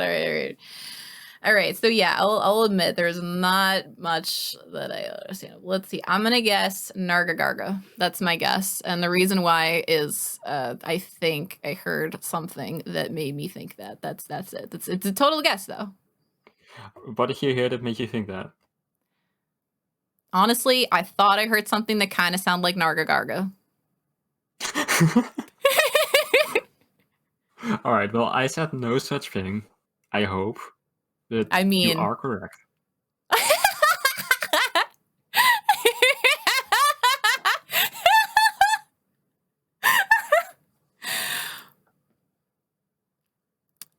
What can I say? I accidentally I rolled a 20.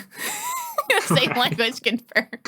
But I will admit, no, I couldn't understand anything. It's not really mutually intelligible. However, the point that I would have tried to make is that the grammar is going to be extremely similar, meaning that if you're able to identify what, like, because you if it's the same sort of things where you kind of need to identify probably subject, object, verb, like, and the way verbs and adverbs and adjectives and stuff are used are similar. If it's similar, it's going to be easier to pick it up through intuiting it than if you tried to pick up, say, like Japanese. Like, you literally will not be able to understand, like, of the words they're saying, which are going to be the kanji and which aren't, because you have no context whatsoever. That's the reason why having a language that's similar does help when it comes to picking it up.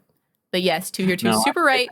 I threw a dart at a board blindfolded, and I hit a nat 20. Maybe you just know more Dutch than you think. Or I secretly know Dutch. Maybe. I mean, honestly, weirdly, I think it would have been easier if you had written it. I might have been able to figure it out easier that way because I'm very visual. I'm very bad at hearing. Honestly, There are a lot of similar words between English and um, Dutch too. Like Yeah. Cognates help a apple lot. is apple naturally. It's not zuurlijk. Mm-hmm. Um, there are a lot of similar things. But like, yeah, I Cats, think cats. yes. It makes it easier. And it's not that it's and I'm there's no part of me that's saying it's not hard. Like I know if I tried to learn Dutch, it's not like, oh, this will be so much easier. It will be easier than Japanese. Like again. I know it will be because that's how that works. I don't have to Oh, wrap my brain around new concepts, you know? the fun thing about Dutch is that we say the G in like an entirely different way. Mm. Um, because we say like Oh, yes. Had to do that for Polish too. It's really, oh, it's hard. Cause like every time I'm like, man, am I gonna like spit? Like, am I supposed to do it like I'm gonna spit? Like, how harsh do I really need to do? Like, what? Why? the hardest sound in English is actually The, the yeah, exactly. yep. I'm not even sure if I can do it right these days. Mm. These I days, I just mean, kind yeah, that's a of good one. Here's a thing that I also like weirdly didn't notice until I started looking at language. I was like, oh, actually, our th literally is like if it's at the front of a sentence, it's voiced, so it's like a th sound, and if it's at the end, it's a th sound. I'm like, oh, huh, huh, yeah, every hmm, time, huh. I And never then because I realized that, noticed but it, I because guess you're right. Polish is like that too. They have a zh sound, and they have a zh, but if it's at the end, it's like a sh. I'm like, oh, it's just unvoiced, and I'm like, oh, oh. Yes, the theme. Yeah, theme, theme, like it's fine. It's the same thing when Japanese tries to approximate a V sound. It's depend or a W sound sometimes, or well, not always a W, but like ueter is spelled or uirisu, which is fun because I'm pretty sure they got that from Dutch actually. Like I'm like Which word? 90% sure that's where they got the Japanese word for virus, virus, which is spelled well, romajied as like U I. I just type it. Virus. I'm pretty sure that's right. It's been a while. I mean, Does that say fetus?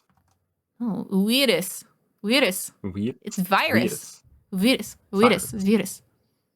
Okay, see, the Dutch word for virus is Did they get it this. from German then? I gotta look it up. Yeah, virus. But like, how do you pronounce that? You know, virus. Fetus. Yeah, fetus. So virus. They don't have a Fetus. V sound. They just approximate. Here, I'm going to the Why do Google. Going to why would they Google. get it from Dutch? Google knows. Right. Oh, because actually, you'd be surprised, but There was a thing between Japan and the Netherlands during World War II, yes. where we kind of we kind of got into some conflict, but that's a thing for another day, I guess. Yes, there was a whole thing where they got a bunch, I think it's medicine words mostly from Dutch, if I remember this article I read the other day.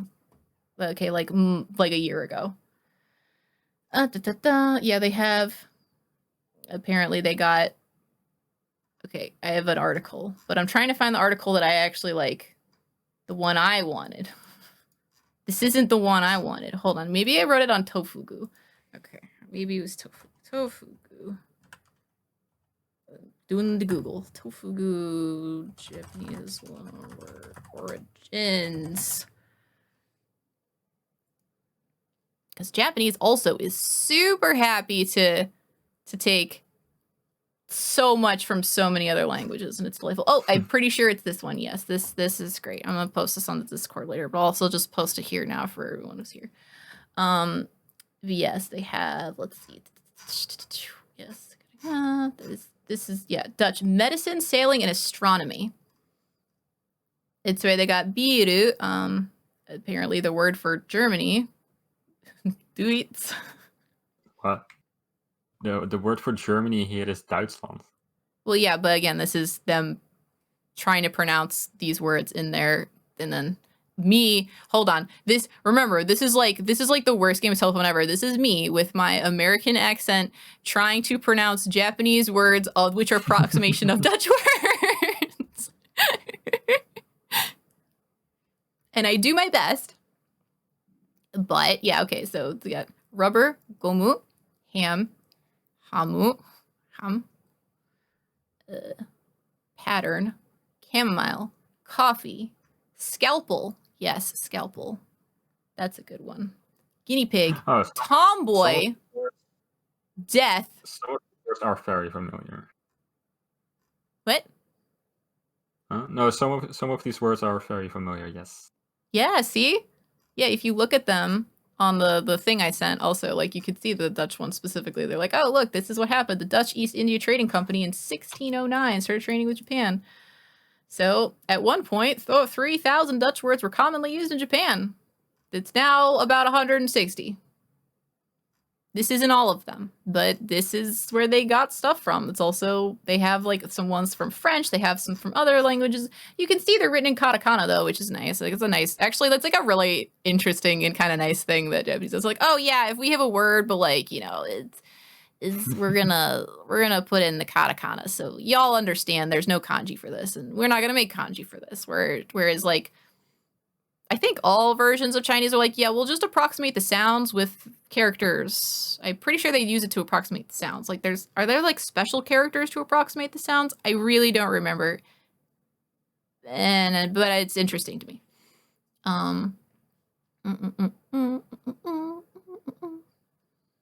Yes. A lot of English is very context sensitive, actually. I mean, think about slang. Like you mentioned the word read. There's also the word, was it can? Ran. I think it's run. Run because you run a lot of things, can take a lot of things. It's really weird when you think about these sort of things. Like you don't take a bus in Japanese. You don't take a bus in Polish. You don't take a bus in probably a lot of languages. You ride using the bus. You go somewhere using the bus. It's instrumental. We actually do say take a bus. You guys say, see, look, it's same language, just saying. Same metaphors, though, but it's a metaphor. You think about it that way. Right. Mm-hmm. I mean, I could also literally take a bus. No special characters. Okay, yeah, so, like, but is it, so for Chinese, is it, like, you have characters that, like, sound like it, and, like, it's, whatever the meaning is, it's fine, or, like, how do you... I want to know how y'all take the foreign words, or you just make your own words. If so, honestly, props. I wish more countries did that instead of being like, oh, it's a telephone. Damn it, now everyone says telephone. You got a telephone, and you got a telephone. The word we use for telephone is telephone. Yeah, see, everyone's got a telephone. Every friggin' language got a telephone, cell phone, but it's still, telephone. It means the same thing, essentially. Yeah, it is the same thing. That's the thing. A lot of the technology words are just, you know. Okay. Because you just use words that sound like it. Okay, yeah. Okay, so they take characters to represent the sound. Okay, is it like nonsense otherwise? Like, are those characters nonsense? Or is it like it would make no, or just like it would be nonsense in the context if it wasn't soda? Complete nonsense. Okay, cool. That's cool. That's fun. Interesting. Yeah, I gotta dabble at least a little bit in literally any flavor of Chinese. Probably the one that has the most materials learned for it's Mandarin. But that's fine. There's nothing wrong with it. It's just like, I don't know, it seems like such an arbitrary reason to pick it. But I guess in reality, all kind of things are picked sort of arbitrarily. Anyways, oh my gosh, how late is it? Oh my god, I was about to say 6:30. I'm actually going to head out. I should probably go. This has been like legit awesome.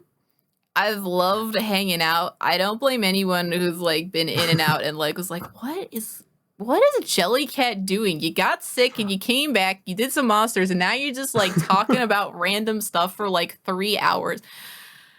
Honestly, But either way, I think we've been talking more than playing Monster Hunter this at, stream.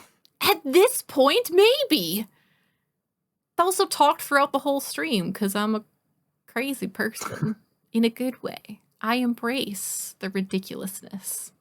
But either way, anyway, so for realsies, actually, oh, whack the thing. I'm actually gonna end. I'm gonna hang up on you, Kevin, so that way it doesn't like Yeah, transmit no, through the I was thing. about to head out anyway because it's Oh getting late. well, I figure you should probably go to bed. It's probably double super late over there for you now. So, It's 3:30 a.m. oh, goodbye, Kevin. Go to sleep. I hung up on him. Ha ha ha ha. But you know, with support for like, you know, people sleep. Oh yeah, I mean, I'm very glad that anyone would have had a good time listening to me and Kevin, and also chatting with you guys and all this delightful stuff. I had a great time, or else I wouldn't have been here. Surprised, and the more of you guys had a good time, the better. This was really fun. I'll definitely, honestly, I think I actually will do more of this sort of thing. I don't know if I'll do it on this stream, or maybe I just should.